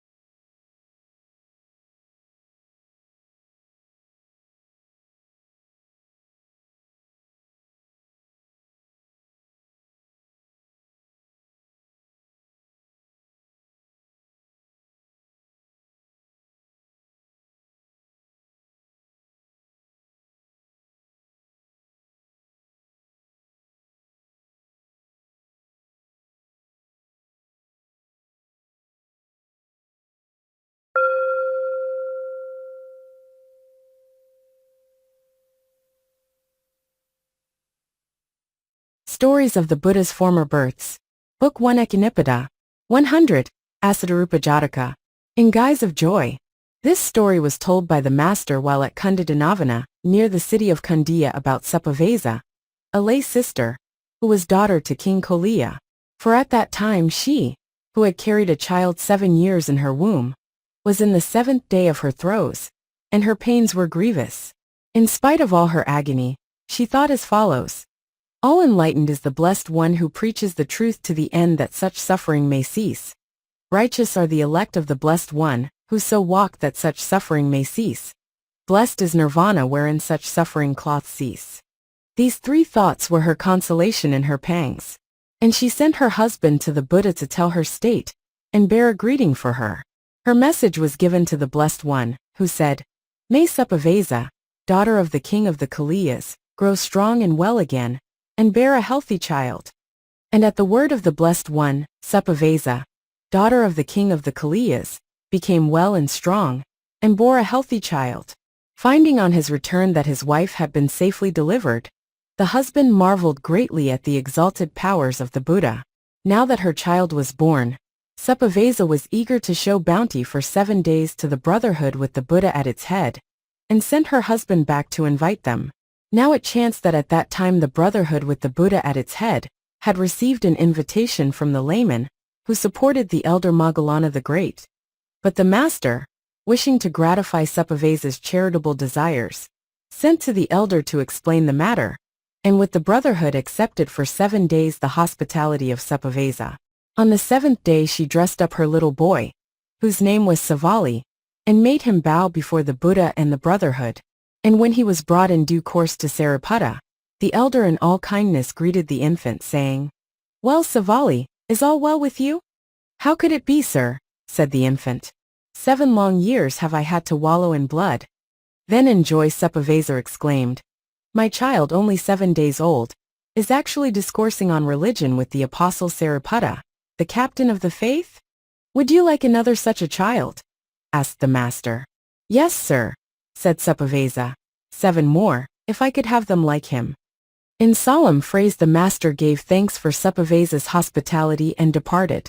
At 7 years of age the child Savali gave his heart to the faith, and forsook the world to join the brotherhood. At 20 he was admitted a full brother. Righteous was he and won the crown of righteousness, which is arahatship, and the earth shouted aloud for joy. So one day the assembled brethren talked with one another in the hall of truth respecting the matter, saying, The elder Savali, who is now so shining a light, was the child of many prayers. 7 long years was he in the womb and 7 days in birth. How great must have been the pains of mother and child! Of what deeds were their pains the fruit? Entering the hall, the master asked the subject of their discourse. Brethren, said he, the righteous Savali was 7 years in the womb, and 7 days in birth, all because of his own past deeds. And similarly Supppavesa's 7 years pregnancy and 7 days travail resulted from her own past deeds. So saying he told this story of the past. Once on a time when Brahmadatta was reigning in Benares, the Bodhisattva was the child of the queen consort, and grew up and was educated at Takasila, and at his father's death became king and ruled righteously. Now in those days the king of Kosala came up with a great force against Benares, and slew the king, and bore off his queen to be his own wife. When the king was slain, his son made his escape through the sewer. Afterwards he collected a mighty force, and came to Benares. Encamping hard by, he sent a message to the king to either surrender the kingdom, or give battle. And the king sent back the answer that he would give battle. But the mother of the young prince, hearing of this, sent a message to her son saying, There is no need to do battle. Let every approach to the city on every side be invested and barred, till lack of firewood and water and food wears out the people. Then the city will fall into your hands without any fighting. Following his mother's advice, the prince for 7 days invested the city with so close a blockade that the citizens on the 7th day cut off their king's head and brought it to the prince. Then he entered the city and made himself king. And when his life ended he passed away to fare according to his deserts. The result and consequence of his acts in blockading the city for those 7 days was that for 7 years he abode in the womb, and was 7 days in birth. But inasmuch as he had fallen at the feet of the Buddha Pajamuttara, and had prayed with many gifts that the crown of arahatship might be his, and inasmuch as in the days of the Buddha Vipassi, he had offered up the same prayer, he and his townsfolk, with gifts of great price. Therefore by his merit, he won the crown of arahatship. And because Suppavesa sent the message bidding her son take the city by blockade, she was doomed to a 7 years pregnancy, and to a 7 days travail. His story ended, the master as Buddha, repeated these verses. In guise of joy and blessings sorrow comes, and trouble sluggards' hearts to overwhelm. And when he had taught this lesson, the master identified the birth by saying, Savali was the prince who in those days blockaded the city, and became king. Suppavesa was his mother, and I his father the king of Benares.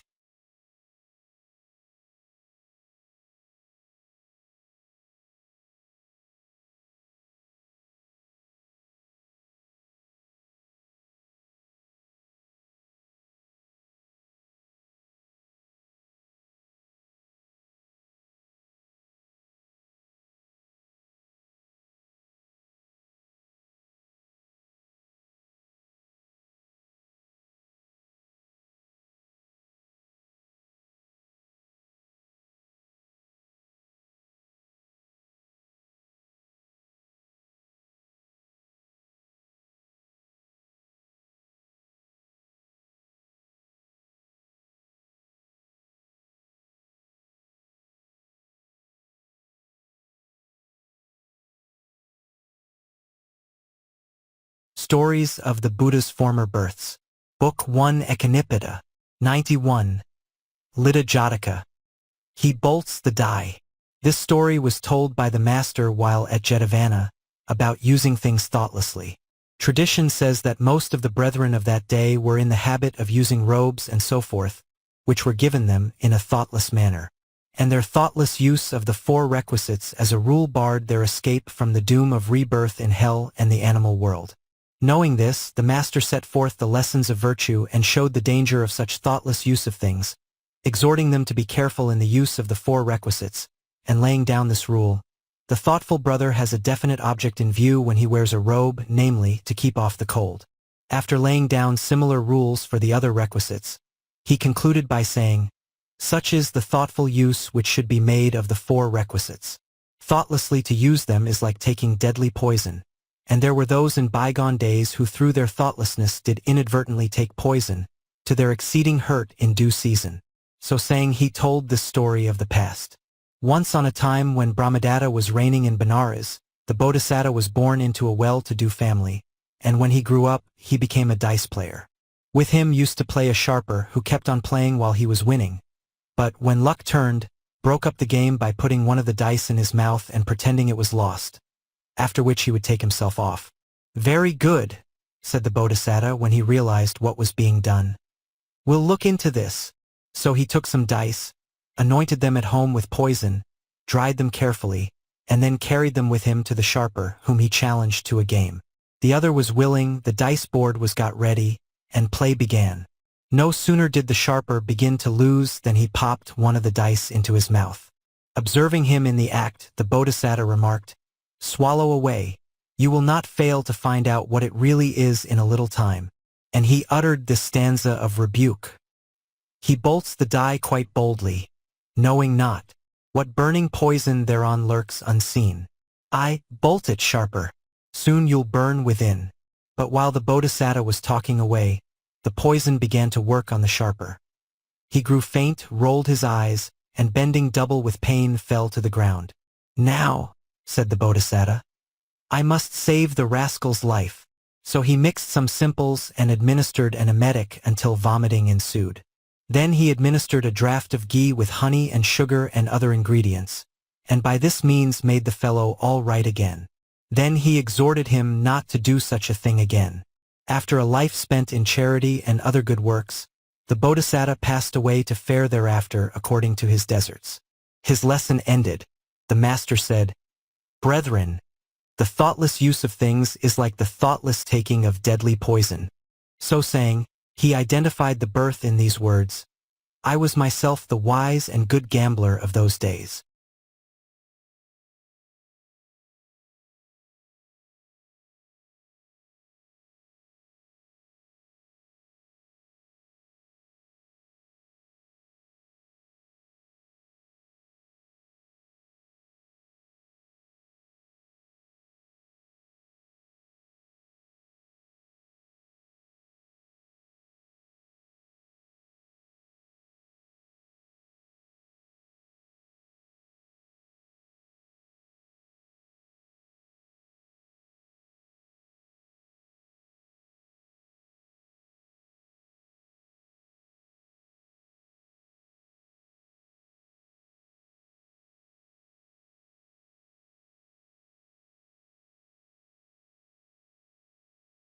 Stories of the Buddha's Former Births.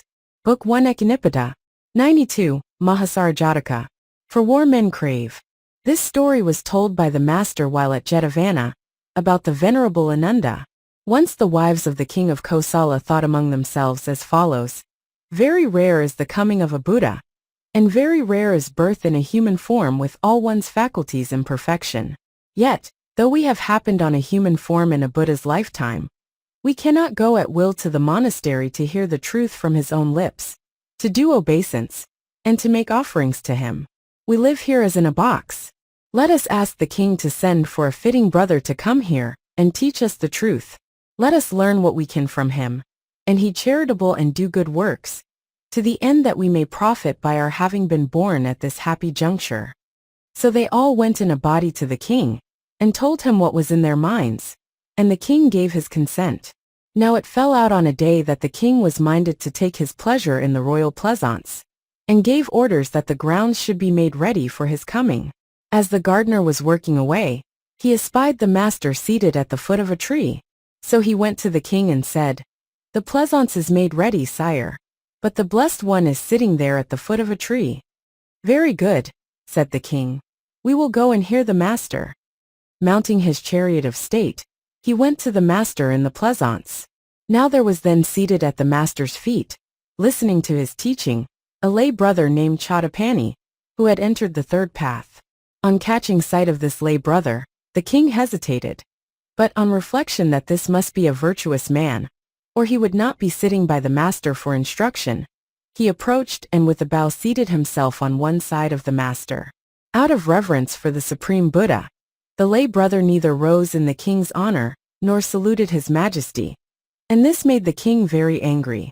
Noticing the king's displeasure, the master proceeded to extol the merits of that lay brother, saying, "Sire, this lay brother is master of all tradition. He knows by heart the scriptures that have been handed down, and he has set himself free from the bondage of passion." Surely, thought the king, he whose praises the master is telling can be no ordinary person.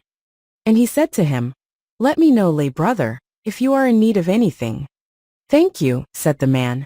Then the king listened to the master's teaching, and at its close rose up and ceremoniously withdrew. Another day, meeting that same lay brother going after breakfast umbrella in hand to Jetavana, the king had him summoned to his presence and said, "I hear, lay brother, that you are a man of great learning. Now my wives are very anxious to hear and learn the truth. I should be glad if you would teach them.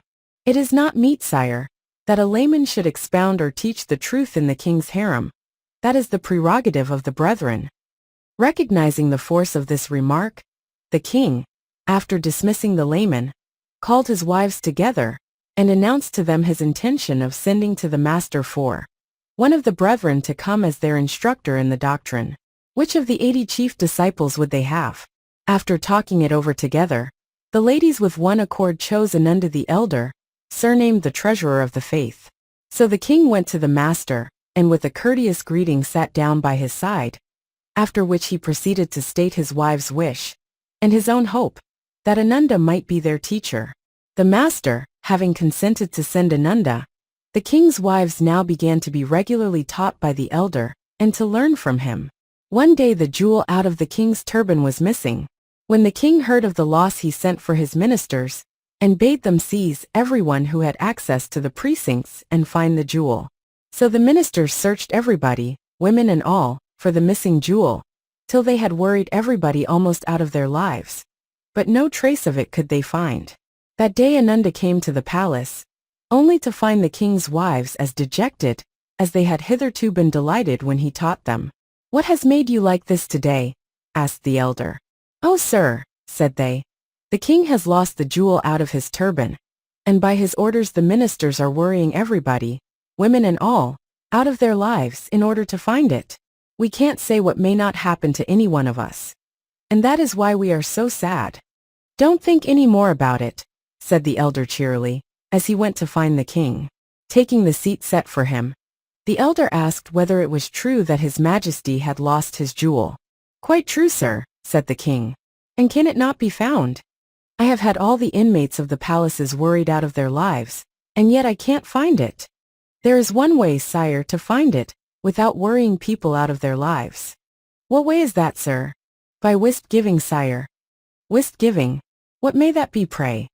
Call together, sire, all the persons you suspect, and privately give each one of them separately a wisp of straw, or a lump of clay will do, saying, take this and put it in such and such a place tomorrow at daybreak.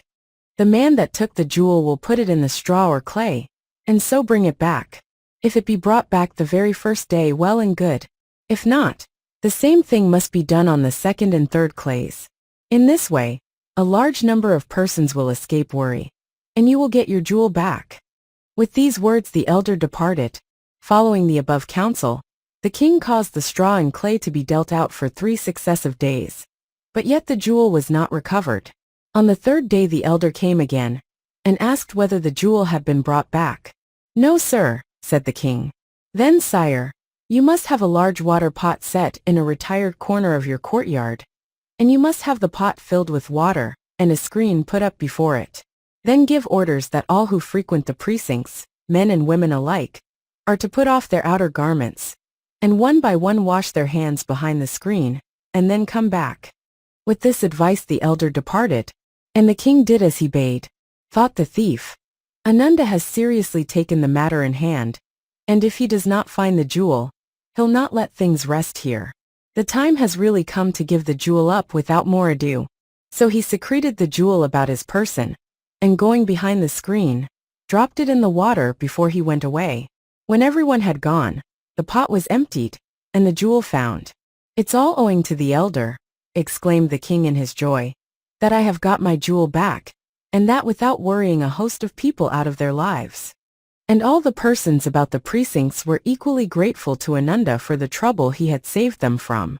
The story how Ananda's marvelous powers had found the jewel spread through all the city, till it reached the brotherhood. Said the brethren, the great knowledge, learning, and cleverness of the elder Ananda have been the means at once of recovering the lost jewel, and of saving many persons from being worried out of their lives. And as they sate together in the hall of truth, singing the praises of Ananda, the master entered and asked the subject of their conversation. Being told, he said, Brethren, this is not the first time that what had been stolen has been found, nor is Ananda the only one who has brought about such a discovery. In bygone days too the wise and good discovered what had been stolen away, and also saved a host of people from trouble, achieving that the lost property had fallen into the hands of animals. So saying he told this story of the past. Once on a time when Brahmadatta was reigning in Benares, the Bodhisattva, having perfected his education, became one of the king's ministers. One day the king with a large following went into his pleasaunce, and after walking about the woods, felt a desire to disport himself in the water. So he went down into the royal tank, and sent for his harem. The women of the harem, removing the jewels from their heads and necks and so forth, laid them aside with their upper garments in boxes under the charge of female slaves, and then went down into the water. Now, as the queen was taking off her jewels and ornaments, and laying them with her upper robe on a box, she was watched by a female monkey, which was hidden in the branches of a tree hard by. Conceiving a longing to wear the queen's pearl necklace, this monkey watched for the slave in charge to be off her guard. At first the girl kept looking all about her in order to keep the jewels safe, but as time wore on, she began to nod. As soon as the monkey saw this, quick as the wind she jumped down, and quick as the wind she was up the tree again, with the pearls round her own neck. Then, for fear the other monkeys should see it, she hid the string of pearls in a hole in the tree, and sat on guard over her spoils, as demurely as though nothing had happened. By and by the slave awoke, and terrified at finding the jewels gone, saw nothing else to do but to scream out, "A man has run off with the queen's pearl necklace." Up ran the guards from every side, and hearing this story told it to the king. "Catch the thief," said his majesty. And away went the guards searching high and low for the thief in the pleasaunce. Hearing the din, a poor superstitious rustic took to his heels in alarm. "There he goes," cried the guards, catching sight of the runaway, and they followed him up till they caught him, and with blows demanded what he meant by stealing such precious jewels. Thought he, "If I deny the charge, I shall die with the beating I shall get from these ruffians. I'd better say I took it." So he confessed to the theft, and was hauled off a prisoner to the king. "Did you take those precious jewels?" asked the king. "Yes, your majesty." "Where are they now?" "Please your majesty, I'm a poor man. I've never in my life owned anything, even a bed or a chair, of any value, much less a jewel. It was the treasurer who made me take that valuable necklace, and I took it and gave it to him. He knows all about it." Then the king sent for the treasurer, and asked whether the rustic had passed the necklace on to him. "Yes, sire," was the answer. "Where is it then?" "I gave it to your majesty's chaplain." Then the chaplain was sent for, and interrogated in the same way. And he said he had given it to the chief musician, who in his turn said he had given it to a courtesan as a present. But she, being brought before the king, utterly denied ever having received it. Whilst the five were thus being questioned, the sun set. "It's too late now," said the king. "We will look into this tomorrow." So he handed the five over to his ministers, and went back into the city. Hereupon the Bodhisattva fell a-thinking. "These jewels," thought he, "were lost inside the grounds, whilst the rustic was outside. There was a strong guard at the gates, and it was impossible for anyone inside to get away with the necklace. I do not see how anyone, whether inside or out, could have managed to secure it. The truth is this poor wretched fellow must have said he gave it to the treasurer merely in order to save his own skin, and the treasurer must have said he gave it to the chaplain in the hope that he would get off if he could mix the chaplain up in the matter.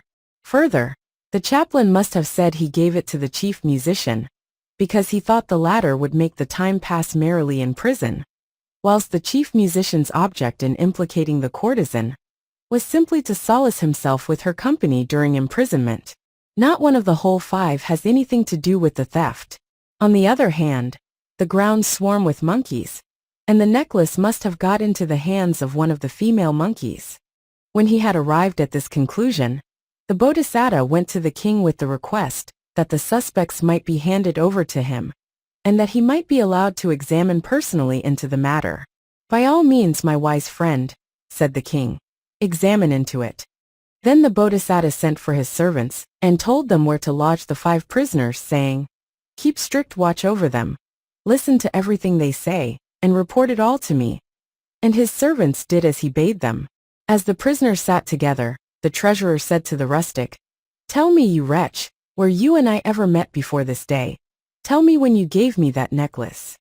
"Worshipful sir," said the other, "it has never been mine to own aught so valuable even as a stool or bedstead that wasn't rickety. I thought that with your help I should get out of this trouble, and that's why I said what I did.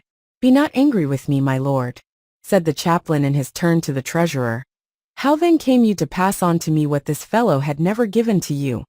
"I only said so because I thought that if you and I, both high officers of state, stand together, we can soon put the matter right." "Brahmin," now said the chief musician to the chaplain, "when pray did you give the jewel to me?" "I only said I did," answered the chaplain, "because I thought you would help to make the time pass more agreeably." Lastly the courtesan said, "Oh, you wretch of a musician, you know you never visited me nor I you. So when could you have given me the necklace, as you say?" "Why be angry, my dear?" said the musician. "We five have got to keep house together for a bit, so let us put a cheerful face on it and be happy together." This conversation being reported to the Bodhisattva by his agents, he felt convinced the five were all innocent of the robbery, and that a female monkey had taken the necklace. "And I must find a means to make her drop it," said he to himself. So he had a number of bead necklaces made. Next he had a number of monkeys caught and turned loose again, with strings of beads on their necks, wrists and ankles. Meantime, the guilty monkey kept sitting in the trees watching her treasure. Then the Bodhisattva ordered a number of men to carefully observe every monkey in the grounds, till they saw one wearing the missing pearl necklace, and then frighten her into dropping it. Tricked out in their new splendor, the other monkeys strutted about till they came to the real thief, before whom they flaunted their finery. Jealousy overcoming her prudence, she exclaimed, "They're only beads," and put on her own necklace of real pearls. This was at once seen by the watchers, who promptly made her drop the necklace, which they picked up and brought to the Bodhisattva. He took it to the king, saying, "Here, sire, is the necklace. The five prisoners are innocent, It was a female monkey in the pleasaunce that took it. How came you to find that out? Asked the king. And how did you manage to get possession of it again? Then the Bodhisattva told the whole story. And the king thanked the Bodhisattva, saying, You are the right man in the right place. And he uttered this stanza in praise of the Bodhisattva. For war men crave the hero's might. For counsel sage sobriety. Boon comrades for their jollity. But judgment when in parlous plight. Over and above these words of praise and gratitude, the king showered treasures upon the Bodhisattva, like a storm cloud pouring rain from the heavens. After following the Bodhisattva's counsels through a long life spent in charity and good works, the king passed away to fare thereafter according to his deserts. His lesson ended, the master, after extolling the elder's merits, identified the birth by saying, Ananda was the king of those clays and I his wise counselor.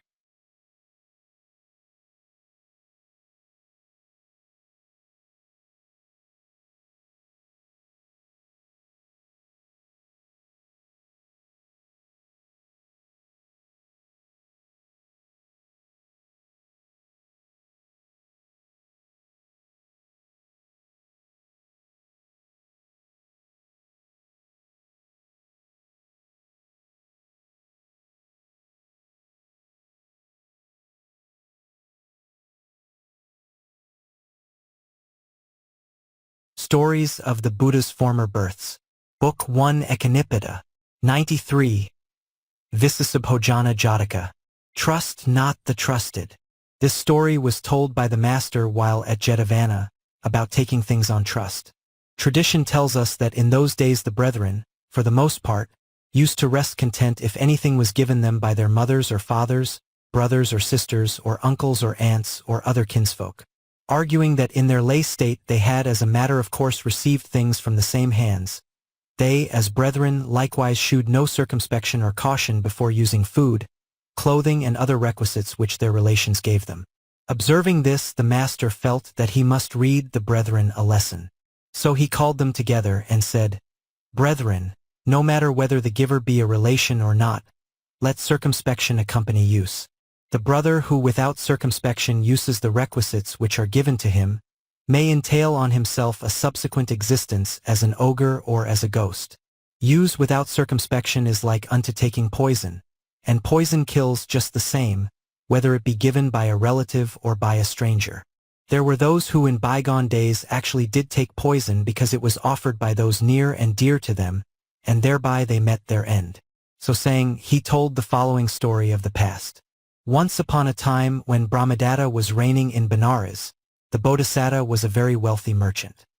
He had a herdsman who, when the corn was growing thick, drove his cows to the forest and kept them there at a shieling, bringing the produce from time to time to the merchant. Now hard by the shieling in the forest there dwelt a lion, and so afraid of the lion were the cows that they gave but little milk.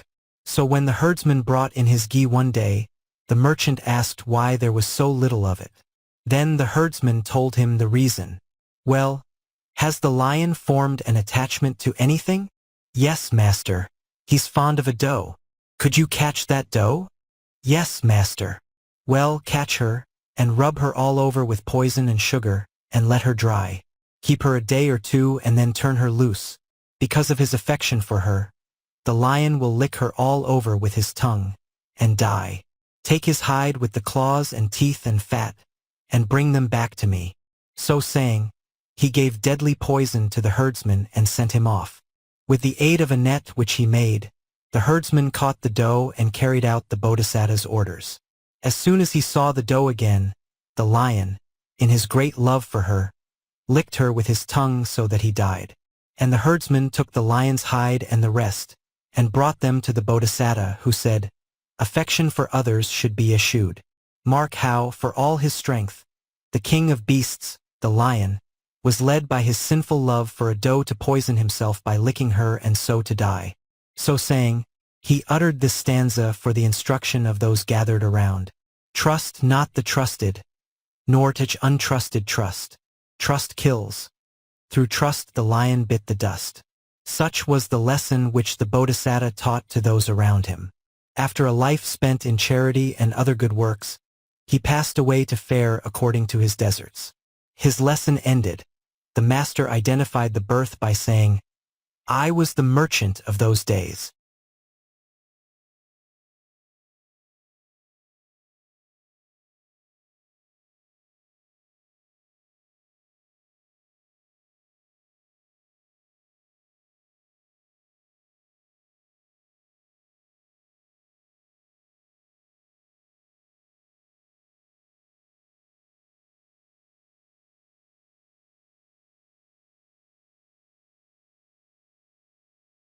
Stories of the Buddha's Former Births. Book 1 Echinippitta. 94. Lomahamsa Jataka. Now scorched.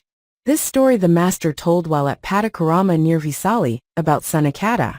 For at that time Saccankira, having become an adherent of the master, was traveling about the country as a brother with bowl and robes, when he was perverted to the tenets of Kora the Kshatriya. So he returned to the blessed Buddha his bowl and robes, and reverted to a lay life by reason of Kora the Kshatriya, about the time when this latter had been reborn, as the offspring of the Kalakanni Asura. And he went about within the 3 walls of Visali, defaming the master, by affirming that there was nothing superhuman about the sage Gautama, who was not distinguished from other men by preaching a saving faith, that the sage Gautama had simply worked out a system, which was the outcome of his own individual thought and study, and that the ideal for the attainment of which his doctrine was preached did not lead to the destruction of sorrow in those who followed it. Now the Reverend Sariputta was on his round for alms, when he heard Saccankira's blasphemies. And on his return from his round, he reported this to the Blessed One. Said the Master, "Saccankira is a hot-headed person, Sariputta, and speaks idle words. His hot-headedness has led him to talk like this, and to deny the saving grace of my doctrine. Unwittingly, this foolish person is extolling me. I say unwittingly, for he has no knowledge of my efficacy. In me, Sariputta, dwell the 6 knowledges, and herein am more than human. The 10 powers are within me, and the 4 grounds of confidence. I know the limits of the 4 types of earthly existence, and the 5 states of possible rebirth after earthly death. This too is a superhuman quality in me, and whose denies it must retract his words, change his belief, and renounce his heresy, or he will without ado be cast into hell." Having thus magnified the superhuman nature and power which existed within him, the master went on to say, "Saccankira, I hear, Sariputta, took delight in the misguided self-mortifications of the asceticism of Kora the Kshatriya, and therefore it was that he could take no pleasure in me. 91 eons ago I lived the higher life in all its 4 forms, examining into that false asceticism to discover whether the truth abode therein. An ascetic was I, the chief of ascetics. Worn and emaciated was I, beyond all others. Loathing of comfort had I, a loathing surpassing that of all others. I dwelt apart, and unapproachable was my passion for solitude." Then, at the elder's request, he told this story of the past.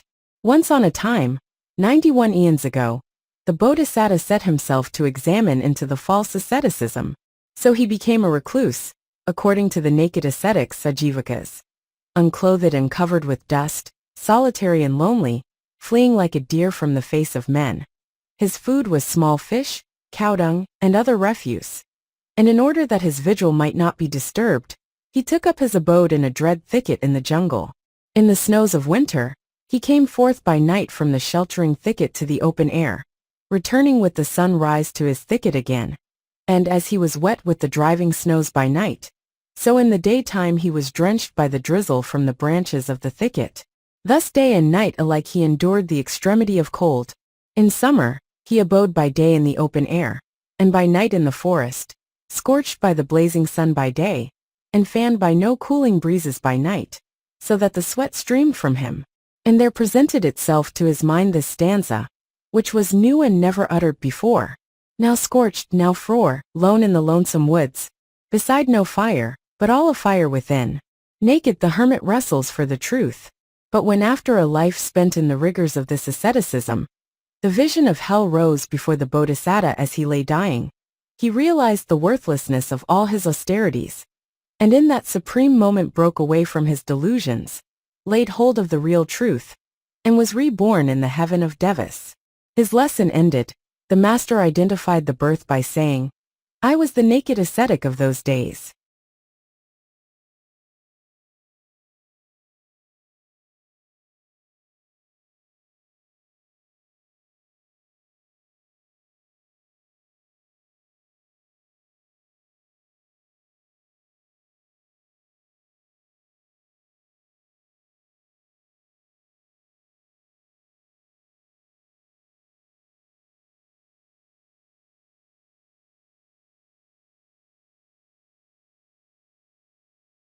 Stories of the Buddha's Former Births. Book 1 Ekanipada. 95. Mahasudassana Jataka. How transient! This story was told by the master as he lay on his deathbed, concerning Ananda's words, O blessed one, suffer not your end to be in this sorry little town. When the Buddha was dwelling at Jetavana, thought the master, the elder Sariputta, who was born in Nala village, died at Varaka in the month of Kataka, when the moon was at the full, and in the selfsame month, when the moon was on the wane, the great Moggallana died. My two chief disciples being dead, I too will pass away, in Kusinara. So thought the blessed one, and coming in his alms pilgrimage to Kusinara, there upon the northward bench between the twin sal trees, he lay down never to rise again. Then said the elder Ananda, O blessed one, suffer not your end to be in this sorry little town, this rough little town in the jungle, this little suburban town. Shall not Rajagaha or some other large city be the death place of the Buddha? Nay, Ananda, said the master. Call not this a sorry little town in the jungle, a little suburban town. In bygone days, in the days of Sudassana's universal monarchy, it was in this town that I had my dwelling. It was then a mighty city encompassed by jeweled walls 12 leagues round. Therewithal, at the elder's request, he told the story of the past and uttered the Mahasudassana Sutta.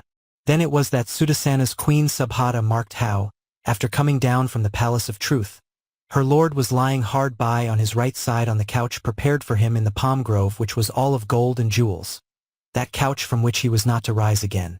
And she said, 84,000 cities, chief of which is the royal city of Kusavati, own your sovereignty, sire. Set your heart on them. Say not so, my queen, said Sudassana. Rather exhort me, saying, keep your heart set on this town, and yearn not after those others. Why so, my lord? Because I shall die today, answered the king. In tears, wiping her streaming eyes, the queen managed to sob out the words the king bade her say. Then she broke into weeping and lamentation, and the other women of the harem, to the number of 84,000, also wept and wailed. Nor could any of the courtiers forbear, but all alike joined in one universal lament.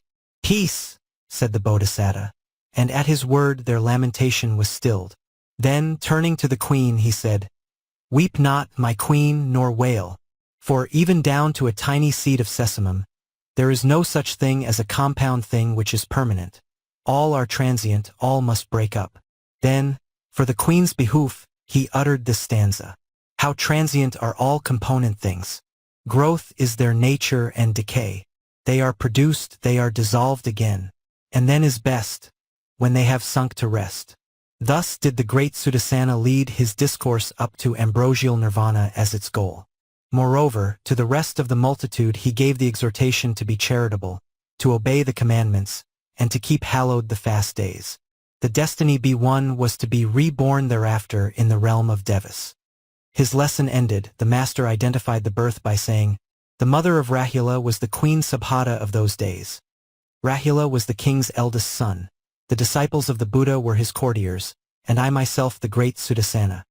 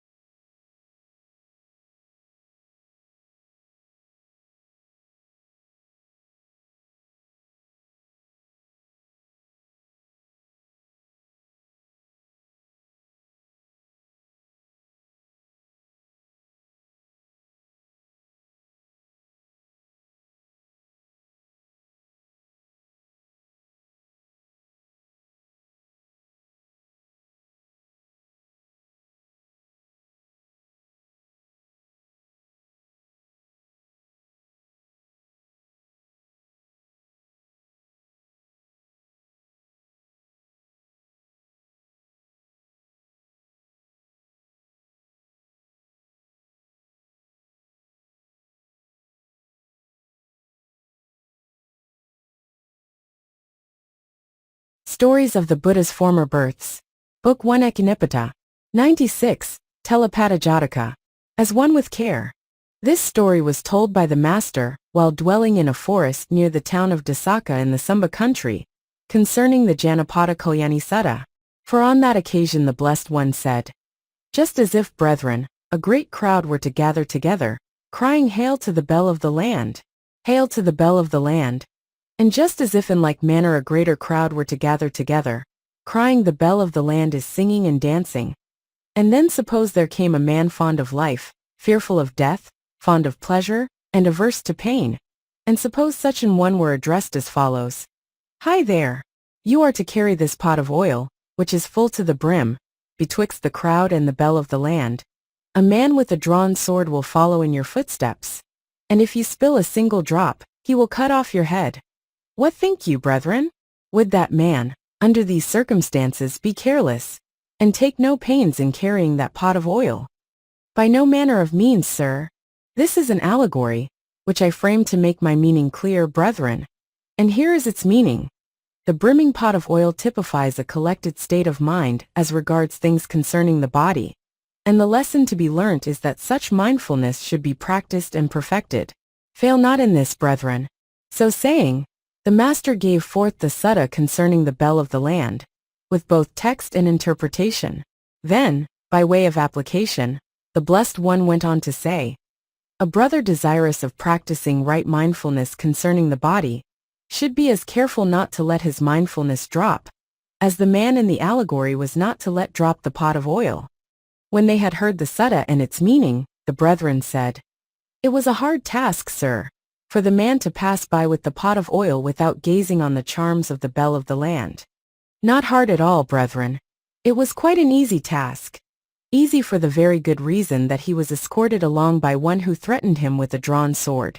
But it was a truly hard task for the wise and good of bygone days, to preserve right mindfulness, and to curb their passions, so as not to look at celestial beauty in all its perfection. Still they triumphed, and passing on won a kingdom. So saying he told this story of the past. Once on a time when Brahmadatta was reigning in Benares, the Bodhisattva was the youngest of the king's 100 sons, and grew up to manhood. Now in those days there were Paksika Buddhas who used to come to take their meals at the palace, and the Bodhisattva ministered to them. Thinking one day of the great number of brothers he had, the Bodhisattva asked himself whether there was any likelihood of his coming to the throne of his fathers in that city, and determined to ask the Paksika Buddhas to tell him what should come to pass. Next day the Buddhas came, took the water pot that was consecrated to holy uses, filtered the water, washed and dried their feet, and sate down to their meal. And as they sat, the Bodhisattva came and seating himself by them with a courteous salutation, put his question. And they answered and said, Prince, you will never come to be king in this city. But in Gandhara, 2,000 leagues away, there stands the city of Takasila. If you can reach that city, in 7 days you will become king there. But there is peril on the road thither, in journeying through a great forest. It is double the distance round the forest that it is to pass through it. Ogres have their dwelling therein, and ogresses make villages and houses arise by the wayside, beneath a goodly canopy embroidered with stars overhead. Their magic sets a costly couch shut in by fair curtains of wondrous dye. Arranged in celestial splendor the ogresses sit within their abodes, seducing wayfarers with honeyed words. Weary you seem, they say. Come hither, and eat and drink before you journey further on your way. Those that come at their bidding are given seats and fired to lust by the charm of their wanton beauty.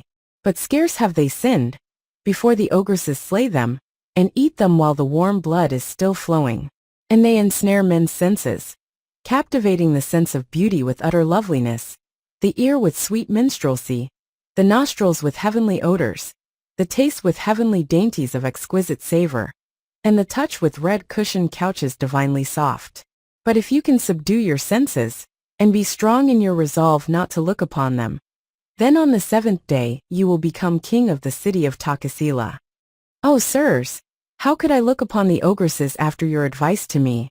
So saying, the Bodhisattva besought the Paksika Buddhas to give him something to keep him safe on his journey. Receiving from them a charmed thread and some charmed sand, He first bade farewell to the Paksika Buddhas, and to his father and mother, and then going to his own abode, he addressed his household as follows. I am going to Takasila to make myself king there. You will stop behind here.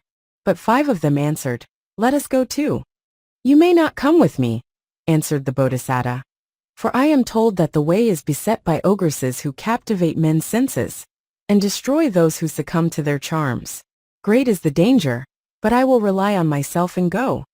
If we go with you, Prince, we should not gaze upon their baleful charms. We too will go to Takasila. Then shew yourselves steadfast, said the Bodhisattva, and took those 5 with him on his journey. The ogresses sat waiting by the way in their villages, and one of the 5, the lover of beauty, looked upon the ogresses, and being ensnared by their beauty, lagged behind the rest. Why are you dropping behind? Asked the Bodhisattva. My feet hurt me, Prince. I'll just sit down for a bit in one of these pavilions, and then catch you up. My good Mal, these are ogresses, don't hanker after them. Be that as it may, Prince, I can't go any further. Well, you will soon be shown in your real colors, said the Bodhisattva, as he went on with the other 4. Yielding to his senses, the lover of beauty drew near to the ogresses, who tempted him to sin, and killed him then and there. Thereon they departed, and further along the road raised by magic arts a new pavilion, in which they sat singing to the music of divers instruments. And now the lover of music dropped behind, and was eaten. Then the ogresses went on further, and sat waiting in a bazaar stocked with all sweet scents and perfumes. And here the lover of sweet-smelling things fell behind. And when they had eaten him, they went on further and sat in a provision booth, where a profusion of heavenly viands of exquisite savor was offered for sale. And here the gourmet fell behind. And when they had eaten him, they went on further, and sat on heavenly conches wrought by their magic arts. And here the lover of comfort fell behind, and him too they ate. Only the Bodhisattva was left now, and one of the ogresses followed him, promising herself that for all his stern resolution, she would succeed in devouring him ere she turned back. Further on in the forest, woodmen and others, seeing the ogress, asked her who the man was that walked on ahead. He is my husband, good gentleman. Hi there, said they to the Bodhisattva. When you have got a sweet young wife, fair as the flowers, to leave her home and put her trust in you, why don't you walk with her instead of letting her trudge wearily behind you? She is no wife of mine, but an ogress. She has eaten my 5 companions. Alas, good gentleman, said she, anger will drive men to say their very wives are ogresses and ghouls. Next she simulated pregnancy and then the look of a woman who has borne 1 child. And child on hip, she followed after the Bodhisattva. Everyone they met asked just the same questions about the pair, and the Bodhisattva gave just the same answer as he journeyed on. At last he came to Takasila, where the ogress made the child disappear, and followed alone. At the gates of the city the Bodhisattva entered a rest house and sat down. Because of the Bodhisattva's efficacy and power, she could not enter too, so she arrayed herself in divine beauty, and stood on the threshold. The king of Takasila was at that moment passing by on his way to his pleasaunce, and was snared by her loveliness. Go find out, said he to an attendant, whether she has a husband with her or not. And when the messenger came and asked whether she had a husband with her, she said, Yes, sir. My husband is sitting within in the chamber. She is no wife of mine, said the Bodhisattva. She is an ogress and has eaten my 5 companions. And as before she said, Alas, good gentleman, anger will drive men to say anything that comes into their heads. Then the man went back to the king, and told him what each had said. Treasure trove is a royal perquisite, said the king. And he sent for the ogress, and had her seated on the back of his elephant.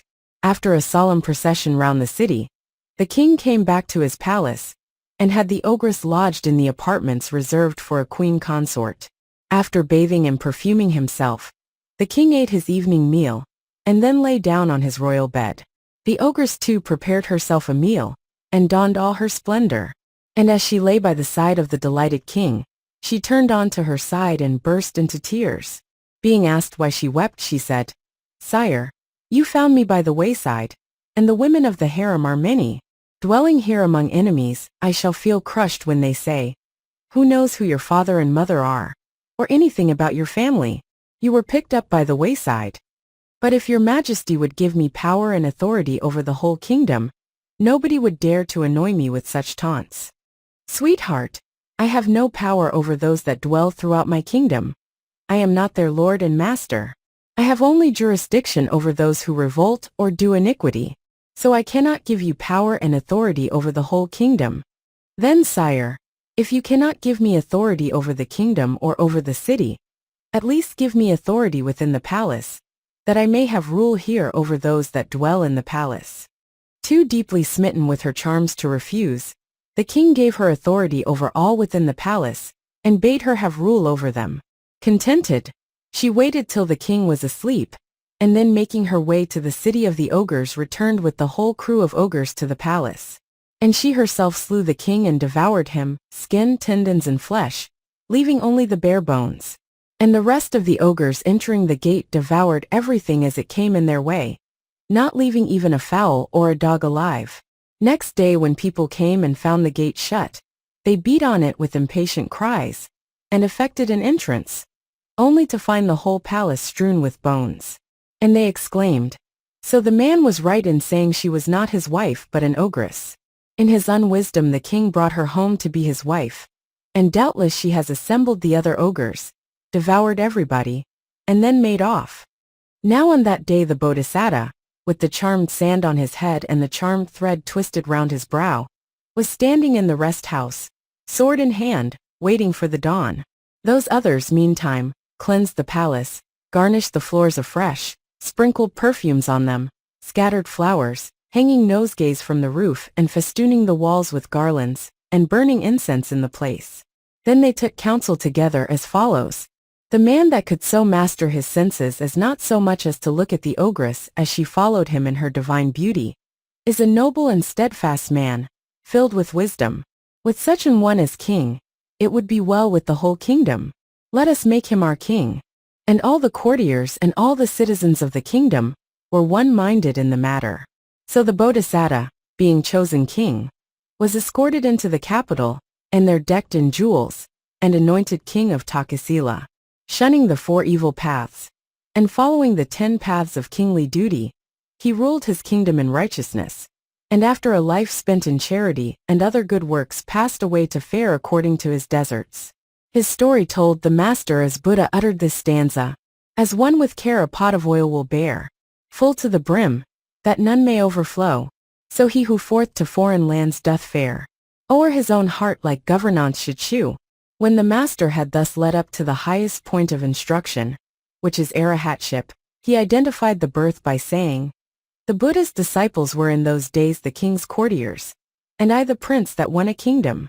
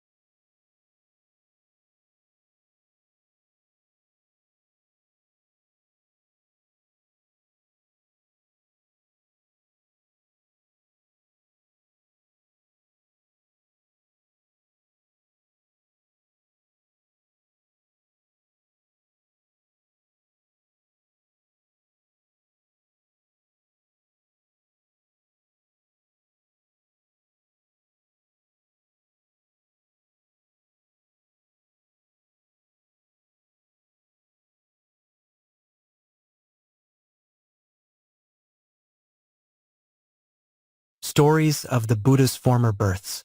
Book 1 Ekanipita. 97. Namasiddhi Jataka. Seeing Quick Dead. This story was told by the master while at Jetavana, about a brother who thought luck went by names. For we hear that a young man of good family, named Base, had given his heart to the faith and joined the brotherhood. And the brethren used to call to him, "Here, brother Base," and "Stay, brother Base," till he resolved that, as Base gave the idea of incarnate wickedness and ill luck, he would change his name to one of better omen. Accordingly, he asked his teachers and preceptors to give him a new name. But they said that a name only served to denote, and did not impute qualities. And they bade him rest content with the name he had. Time after time he renewed his request, till the whole brotherhood knew what importance he attached to a mere name. And as they sat discussing the matter in the hall of truth, the master entered and asked what it was they were speaking about. Being told, he said, "This is not the first time this brother has believed luck went by names."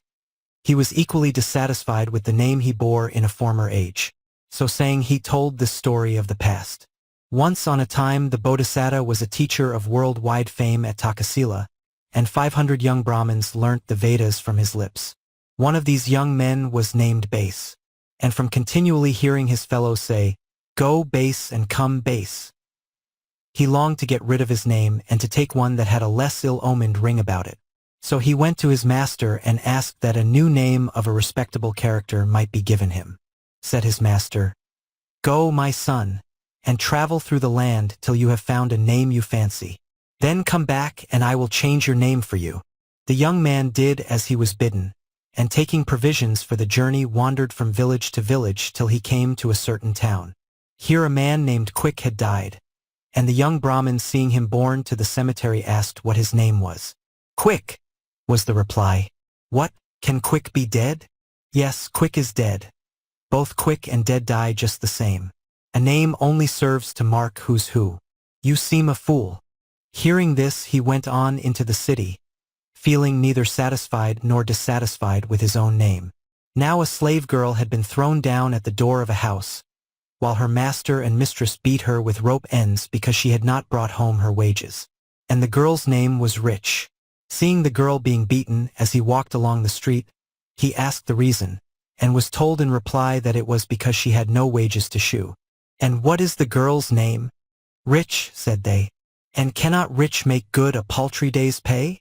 Be she called rich or poor, the money's not forthcoming any the more. A name only serves to mark who's who. You seem a fool." More reconciled to his own name, the young Brahmin left the city and on the road found a man who had lost his way. Having learnt that he had lost his way, the young man asked what his name was. "Guide," was the reply. "And has Guide lost his way?" "Guide or misguide, you can lose your way just the same. A name only serves to mark who's who. You seem a fool." Quite reconciled now to his name, the young Brahmin came back to his master. "Well, what name have you chosen?"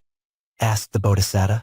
"Master," said he, "I find that death comes to quick and dead alike, that rich and poor may be poor together, and that guide and misguide alike miss their way.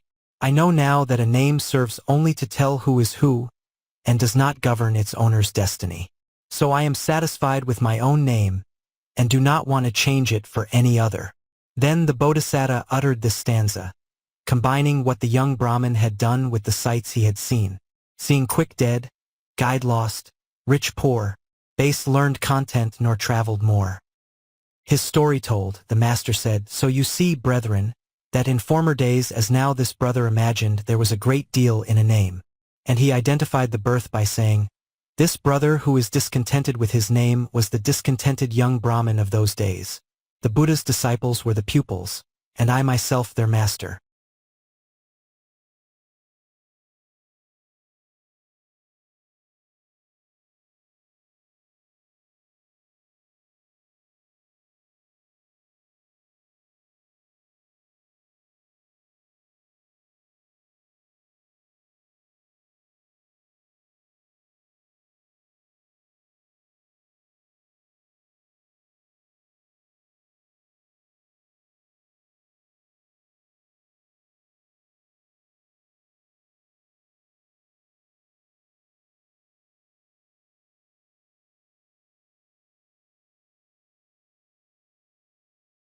Stories of the Buddha's Former Births.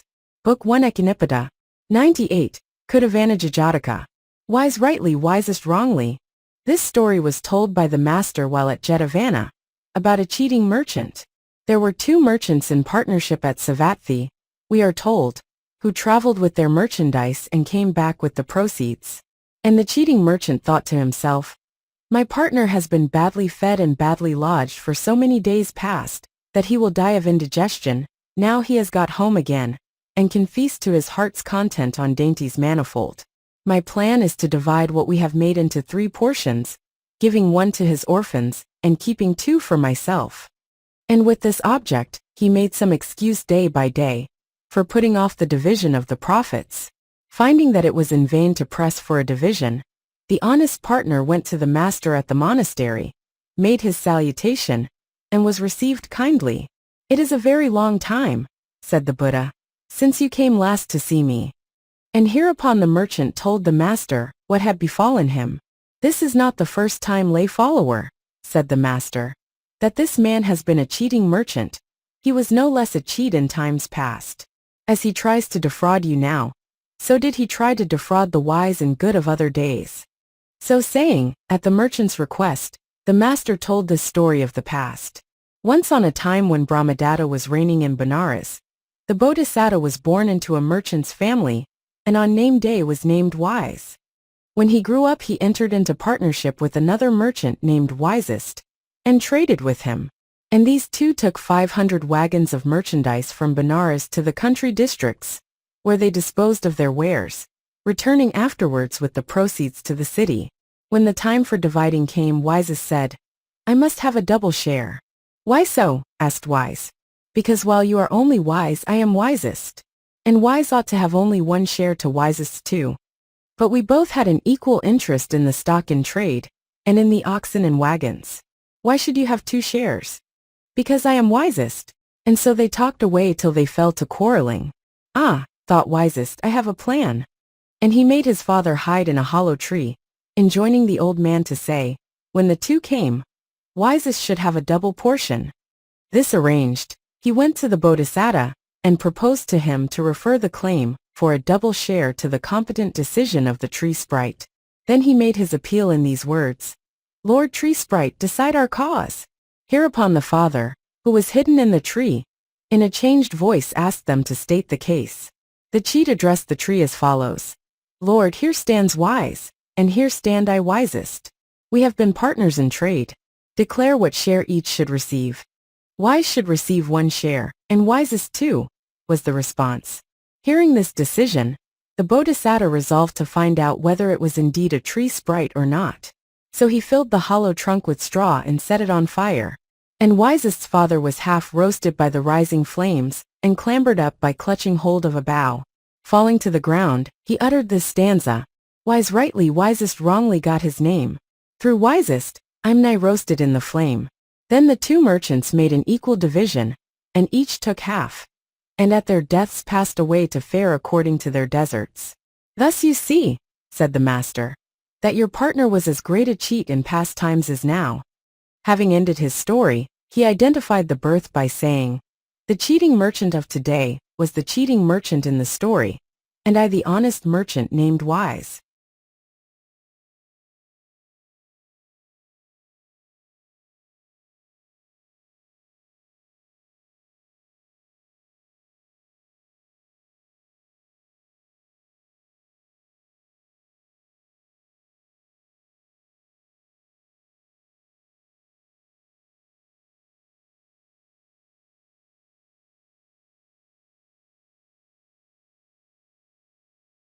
Stories of the Buddha's Former Births.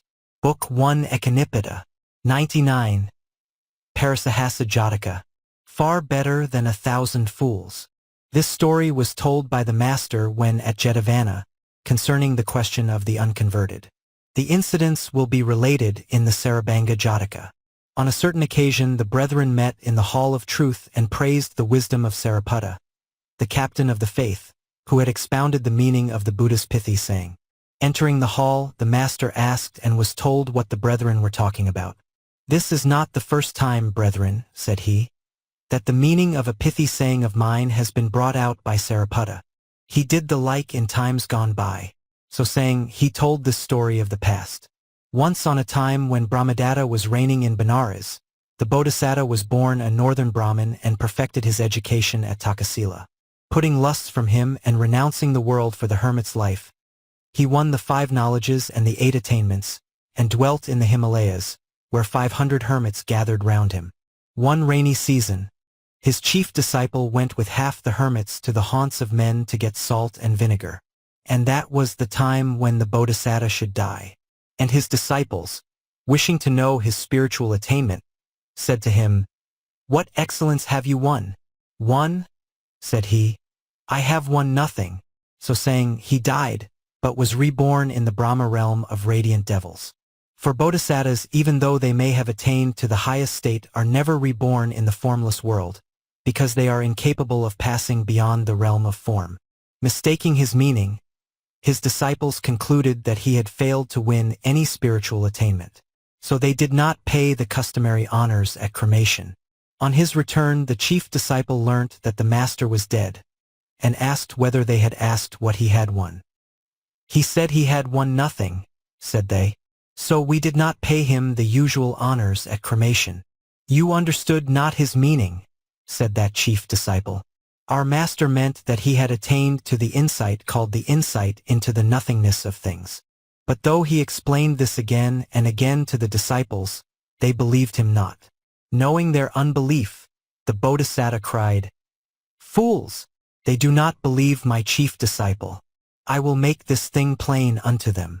And he came from the Brahma realm, and by virtue of his mighty powers rested in mid-air above the hermitage, and uttered this stanza in praise of the wisdom of the chief disciple. "Far better than 1,000 fools, though they cry out 100 years unceasingly, is one who, hearing, straightway understands."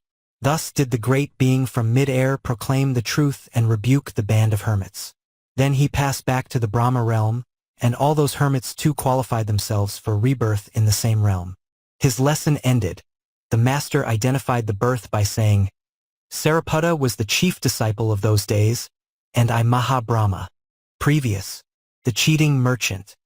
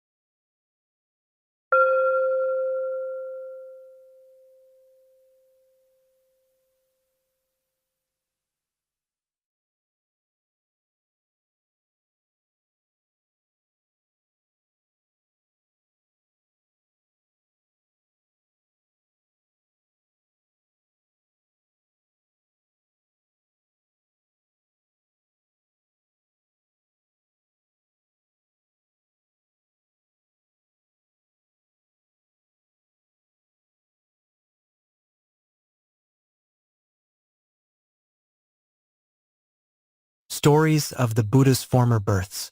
Book 1 Ekanipada. 101. Parosata Jataka. Far better than 100 fools, though they think hard 100 years unceasingly, is one who, hearing straightway understands. This story is in all respects analogous to the Parosahassa Jataka, number 99, with the sole difference that think hard is read here.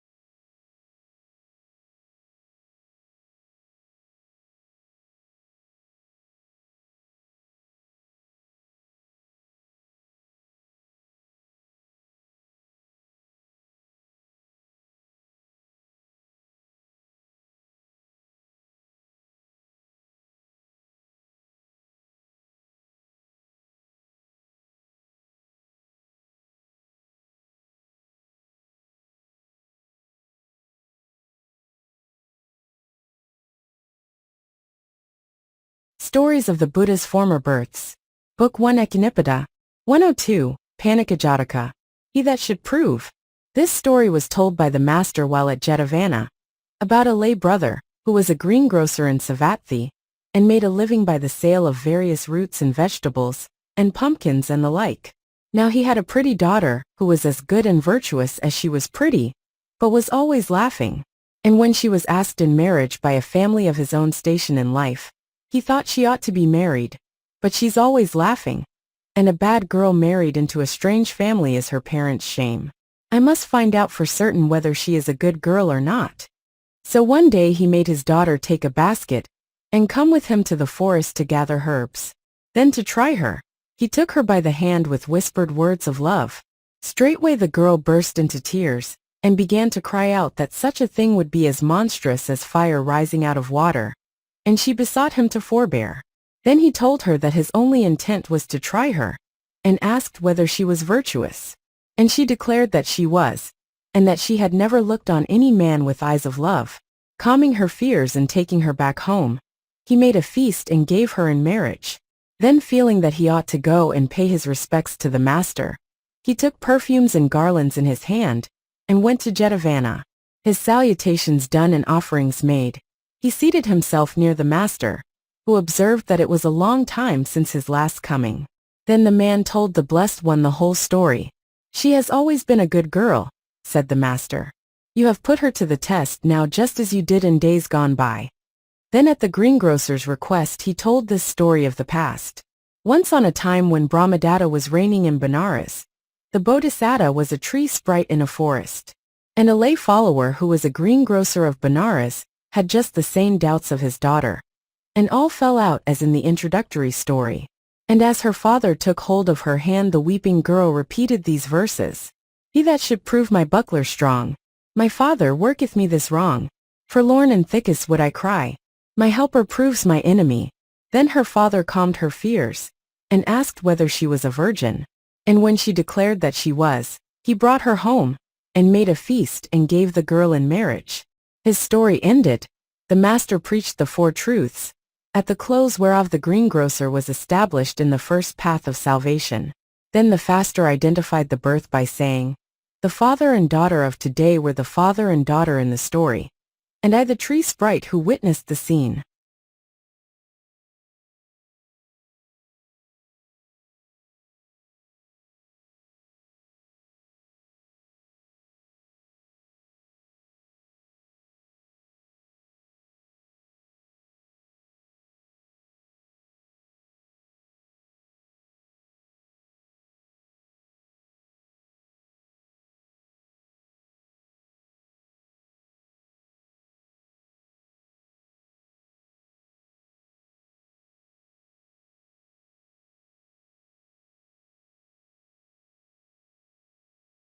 Stories of the Buddha's Former Births.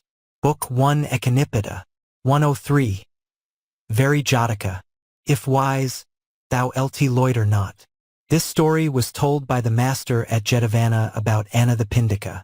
For we hear that Anna the Pindika was returning from the village of which he was headman, when he saw robbers on the road. It won't do to loiter by the way, thought he. I must hurry on to Savatthi. So he urged his oxen to speed and got safely into Savatthi. Next day he went to the monastery and told the master what had befallen him. Sir, said the master, in other times too the wise and good espied robbers on the road and hastened without delay to their homes. Then at the merchant's request he told this story of the past. Once on a time when Brahmadatta was reigning in Benares, the Bodhisattva was a rich merchant, who had been to a village to collect his dues and was on his homeward way when he saw robbers on the road. At once he urged his oxen to their topmost speed and reached home in safety. And as he sat on his couch of state after a rich repast, he exclaimed, I have escaped from the robber's hand to mine own house, where fear dwells not. And in his thankfulness he uttered this stanza. If wise, thou lt loiter not mid enemies. A night or two with such brings miseries. So, from the fullness of his heart, spake the Bodhisattva, and after a life of charity and other good deeds, he passed away to fare according to his deserts. His story ended. The master identified the birth by saying, I was the merchant of Benares of those days.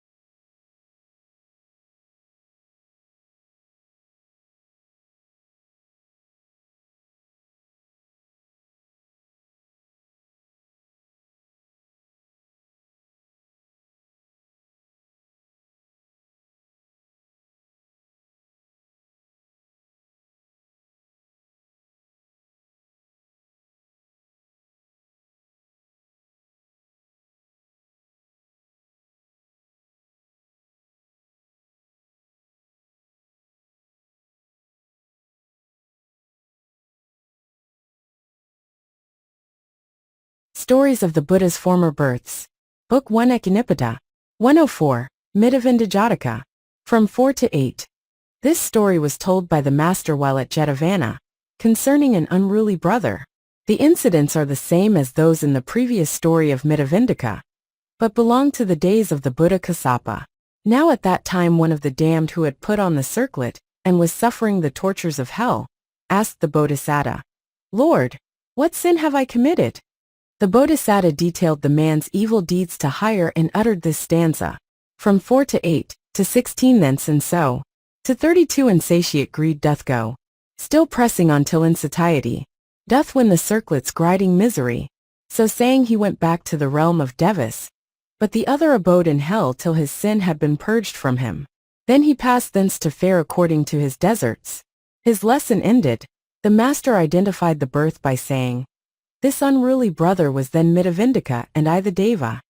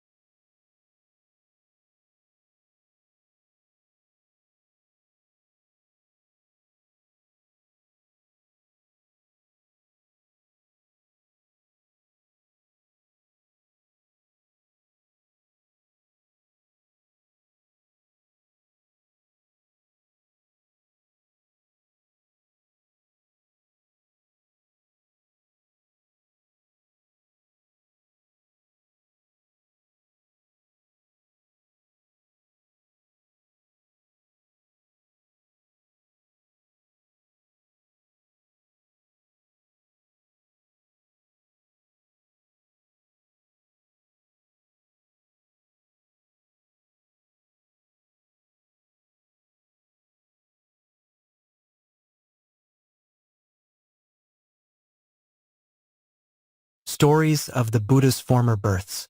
Book 1 Echinipita. 105. Dubbalakatha Jataka. Fearst thou the wind? This story was told by the master while at Jetavana, about a brother who lived in a perpetual state of nervous alarm. We learn that he came of a good family in Savatthi, and was led to give up the world by hearing the truth preached, and that he was always in fear of his life both by night and by day. The sough of the wind, the rustle of a fan, or the cry of bird or beast would inspire him with such abject terror that he would shriek and dash away. He never reflected that death was sure to come upon him, though, had he practiced meditation on the certainty of death, he would not have feared it. For only they that do not so meditate fear death. Now his constant fear of dying became known to the brethren, and one day they met in the hall of truth and fell to discussing his fearfulness and the propriety of every brother's taking death as a theme for meditation. Entering the hall, the master asked, and was told what they were discussing. So he sent for that brother and asked him whether it was true he lived in fear of death. The brother confessed that he did. "Be not angry, brethren," said the master. With this brother, the fear of death that fills his breast now was no less strong in bygone times. So saying, he told this story of the past. Once on a time when Brahmadatta was reigning in Benares, the Bodhisattva was a tree sprite near the Himalayas. And in those days the king put his state elephant in the elephant trainer's hands to be broken in to stand firm.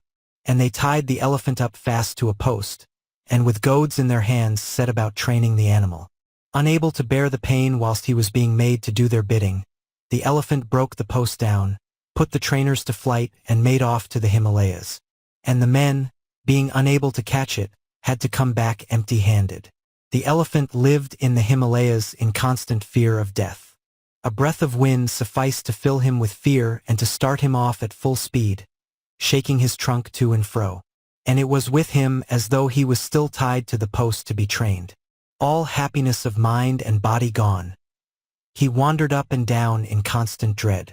Seeing this, the tree sprite stood in the fork of his tree and uttered this stanza. "Fearst thou the wind that ceaselessly the rotten boughs doth rend alway?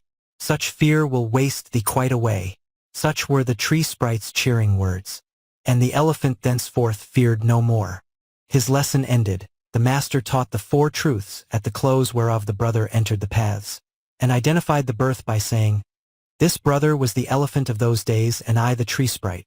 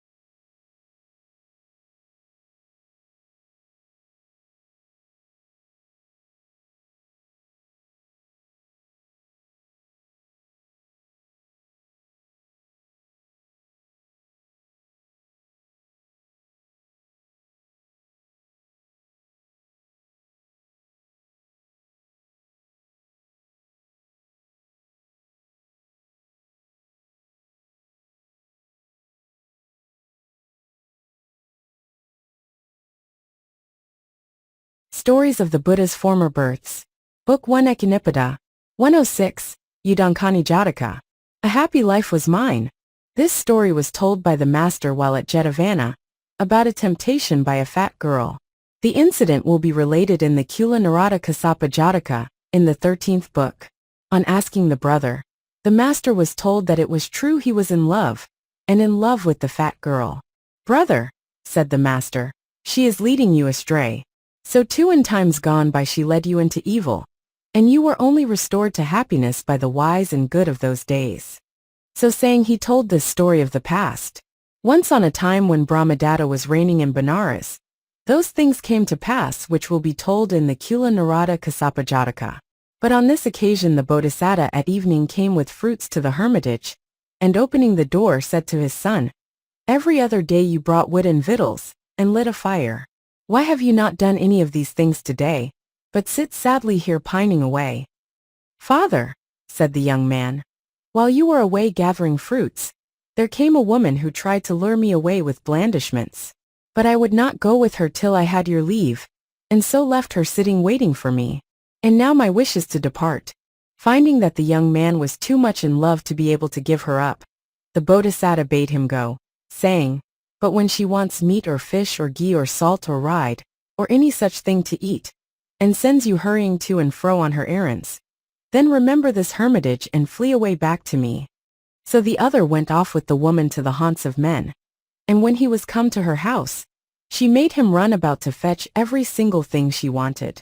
I might just as well be her slave as this, thought he, and promptly ran away back to his father, and saluting him, stood and repeated this stanza.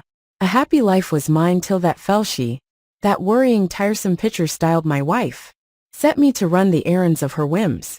And the Bodhisattva commended the young man, and exhorted him to kindliness and mercy, setting forth the 4 forms of right feeling towards men, and the modes of ensuring insight. Nor was it long before the young man won the knowledges and attainments, and attained to right feeling towards his fellow creatures, and with his father was reborn into the Brahma realm. His lesson ended, and the 4 truths preached, at the close whereof that brother entered the first path.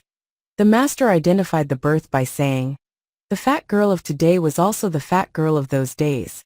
This yoking brother was the son, and I the father of those days.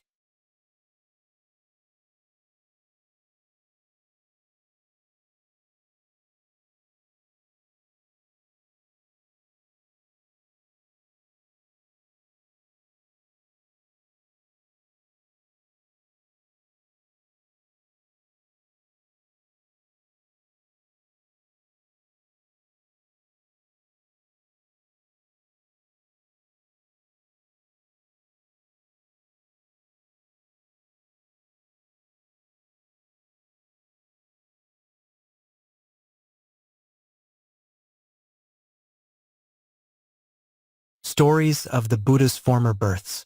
Book 1 Ekanipada. 107. Salataka Jataka. Prize Skill. This story was told by the master while at Jetavana, about a brother who threw and hit a swan. We are told that this brother, who came of a good family in Savatthi, had acquired great skill in hitting things with stones, and that hearing the truth preached one day he gave his heart to it and, giving up the world, was admitted to full brotherhood. But neither in study nor practice did he excel as a brother. One day, with a youthful brother, he went to the river Asuravati, and was standing on the hank after bathing, when he saw 2 white swans flying by. Said he to the younger brother, I'll hit the hinder swan in the eye and bring it down. Bring it down indeed, said the other. You can't hit it. Just you wait a moment. I'll hit it on the eye this side through the eye on the other. Oh, nonsense. Very well. You wait and see. Then he took a 3-cornered stone in his hand and flung it after the swan. Whiz went the stone through the air, and the swan, suspecting danger, stopped to listen. At once the brother seized a smooth round stone, and as the resting swan was looking in another direction, hit it full in the eye, so that the stone went in at one eye and came out at the other. And with a loud scream the swan fell to the ground at their feet. That is a highly improper action, said the other brother, and brought him before the master, with an account of what had happened. After rebuking the brother, the master said, The same skill was his, brethren, in past times as now, and he told the story of the past. Once on a time when Brahmadatta was reigning in Benares, the Bodhisattva was one of the king's courtiers. And the royal chaplain of those days was so talkative and long-winded that, when he once started, no one else could get a word in. So the king cast about for someone to cut the chaplain short, and looked high and low for such an one. Now at that time there was a cripple in Benares who was a wonderful marksman with stones, and the boys used to put him on a little cart and draw him to the gates of Benares, where there is a large branching banyan tree covered with leaves. There they would gather round and give him halfpence, saying, Make an elephant, or make a horse, and the cripple would throw stone after stone till he had cut the foliage into the shapes asked for, and the ground was covered with fallen leaves. On his way to his pleasaunce the king came to the spot, and all the boys scampered off in fear of the king, leaving the cripple there helpless. At the sight of the litter of leaves the king asked, as he rode by in his chariot, who had cut the leaves off, and he was told that the cripple had done it. Thinking that here might be a way to stop the chaplain's mouth, the king asked where the cripple was, and was shown him sitting at the foot of the tree. Then the king had him brought to him and, motioning his retinue to stand apart, said to the cripple, "I have a very talkative chaplain. Do you think you could stop his talking?" "Yes, sire. If I had a pea-shooter full of dry goat's dung," said the cripple. Then the king had him taken to the palace and set with a pea-shooter full of dry goat's dung behind a curtain with a slit in it, facing the chaplain's seat. When the Brahmin came to wait upon the king and was seated on the seat prepared for him, His Majesty started a conversation. And the chaplain forthwith monopolized the conversation, and no one else could get a word in. Hereon the cripple shot the pellets of goat's dung one by one, like flies, through the slit in the curtain right into the chaplain's gullet. And the Brahmin swallowed the pellets down as they came, like so much oil, till all had disappeared. When the whole pea-shooter full of pellets was lodged in the chaplain's stomach, they swelled to the size of half a peck. And the king, knowing they were all gone, addressed the Brahmin in these words: "Reverend sir, so talkative are you, that you have swallowed down a pea-shooter full of goat's dung without noticing it. That's about as much as you will be able to take at a sitting. Now go home and take a dose of panic seed and water by way of emetic, and put yourself right again." From that day the chaplain kept his mouth shut and sat as silent during conversation as though his lips were sealed. "Well, my ears are indebted to the cripple for this relief," said the king, and bestowed on him 4 villages, one in the north, one in the south, one in the west, and one in the east, producing 100,000 a year. The Bodhisattva drew near to the king and said, "In this world, sire, skill should be cultivated by the wise. Mere skill in aiming has brought this cripple all this prosperity." So saying, he uttered this stanza: "Prize skill and note the marksman lame, for villages reward his aim." His lesson ended, the master identified the birth by saying, "This brother was the cripple of those days, Ananda the king, and I the wise courtier."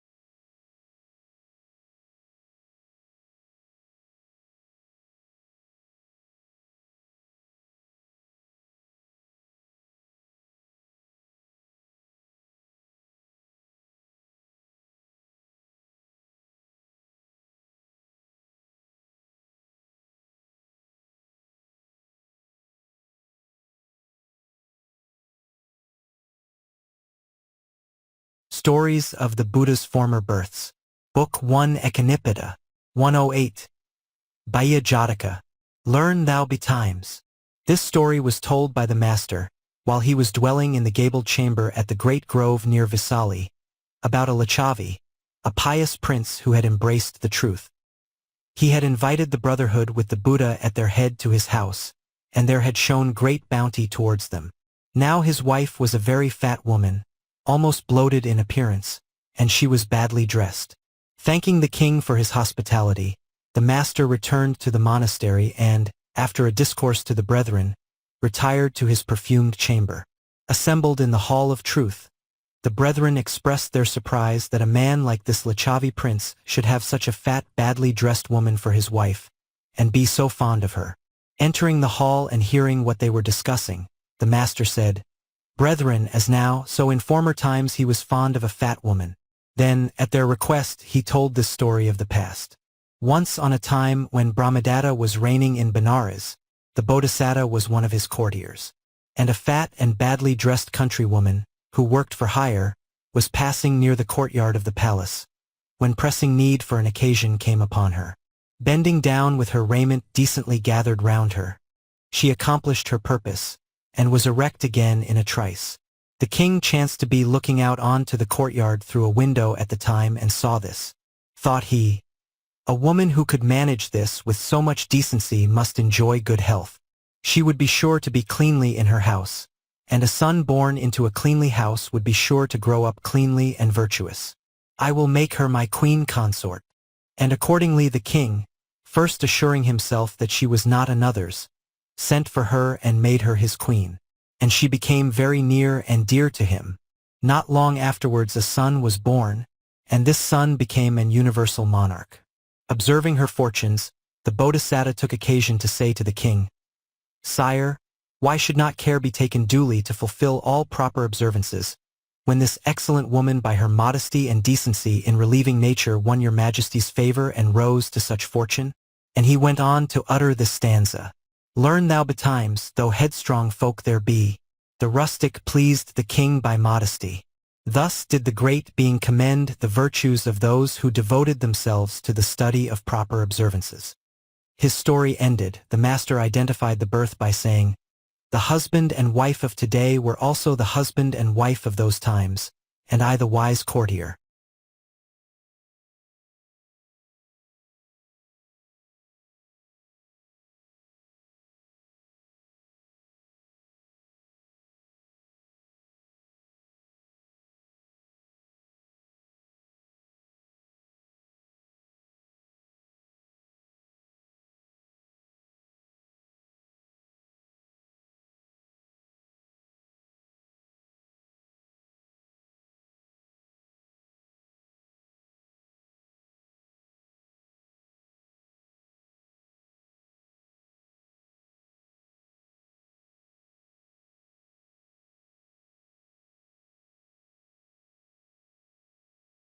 Stories of the Buddha's Former Births. Book 1 Ekanipada. 109. Kundakapuva Jataka. As fares his worshipper. This story was told by the master when at Savatthi, about a very poor man. Now at Savatthi the brotherhood with the Buddha at their head used to be entertained now by a single family, now by 3 or 4 families together.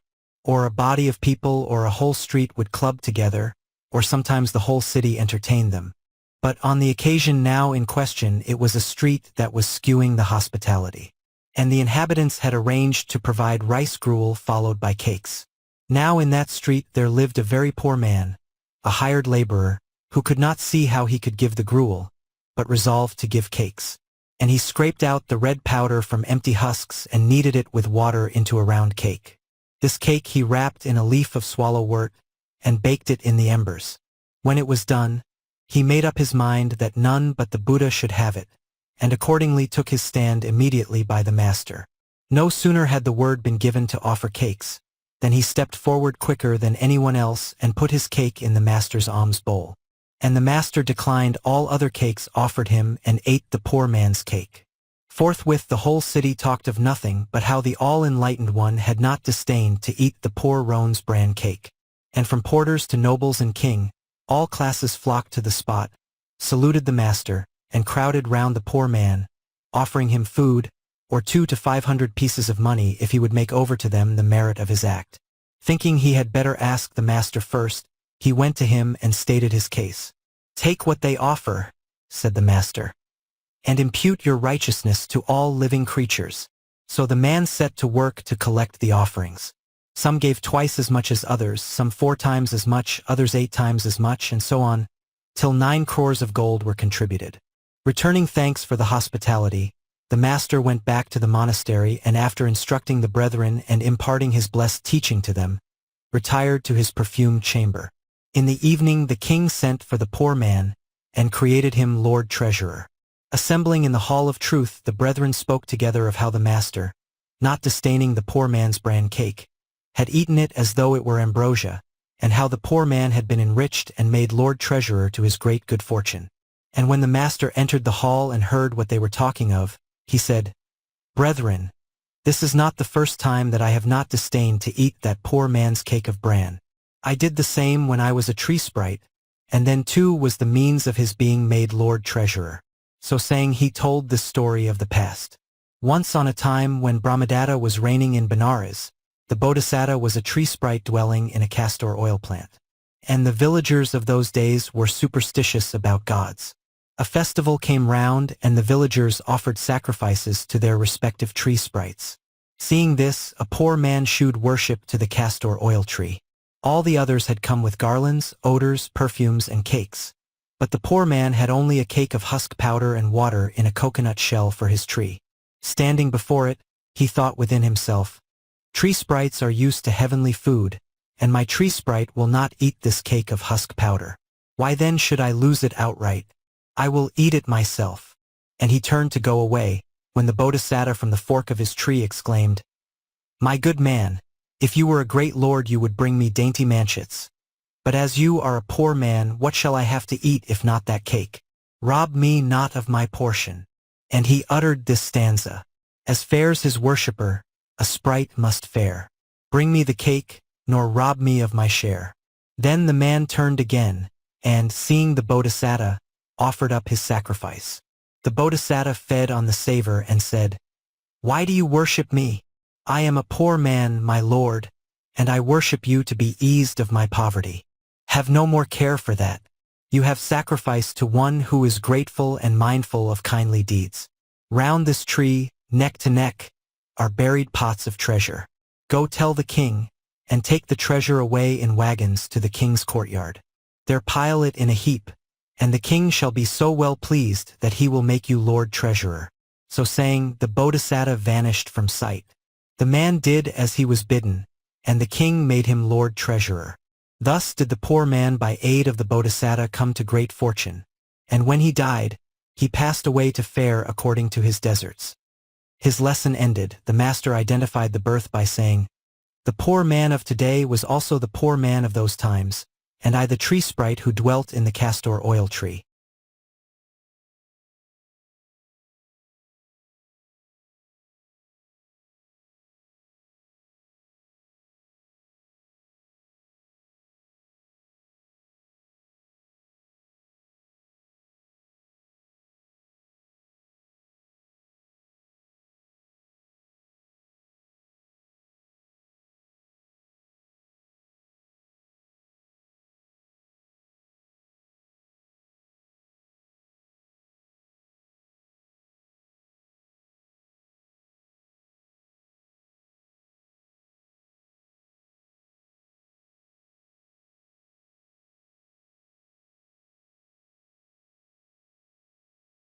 Stories of the Buddha's Former Births. Book 1 Echinipita. 110. Sabasamharaka Panha. There is no all-embracing. This all-embracing question will be set out at length in the Amaga Jataka. This is the end of the all-embracing question.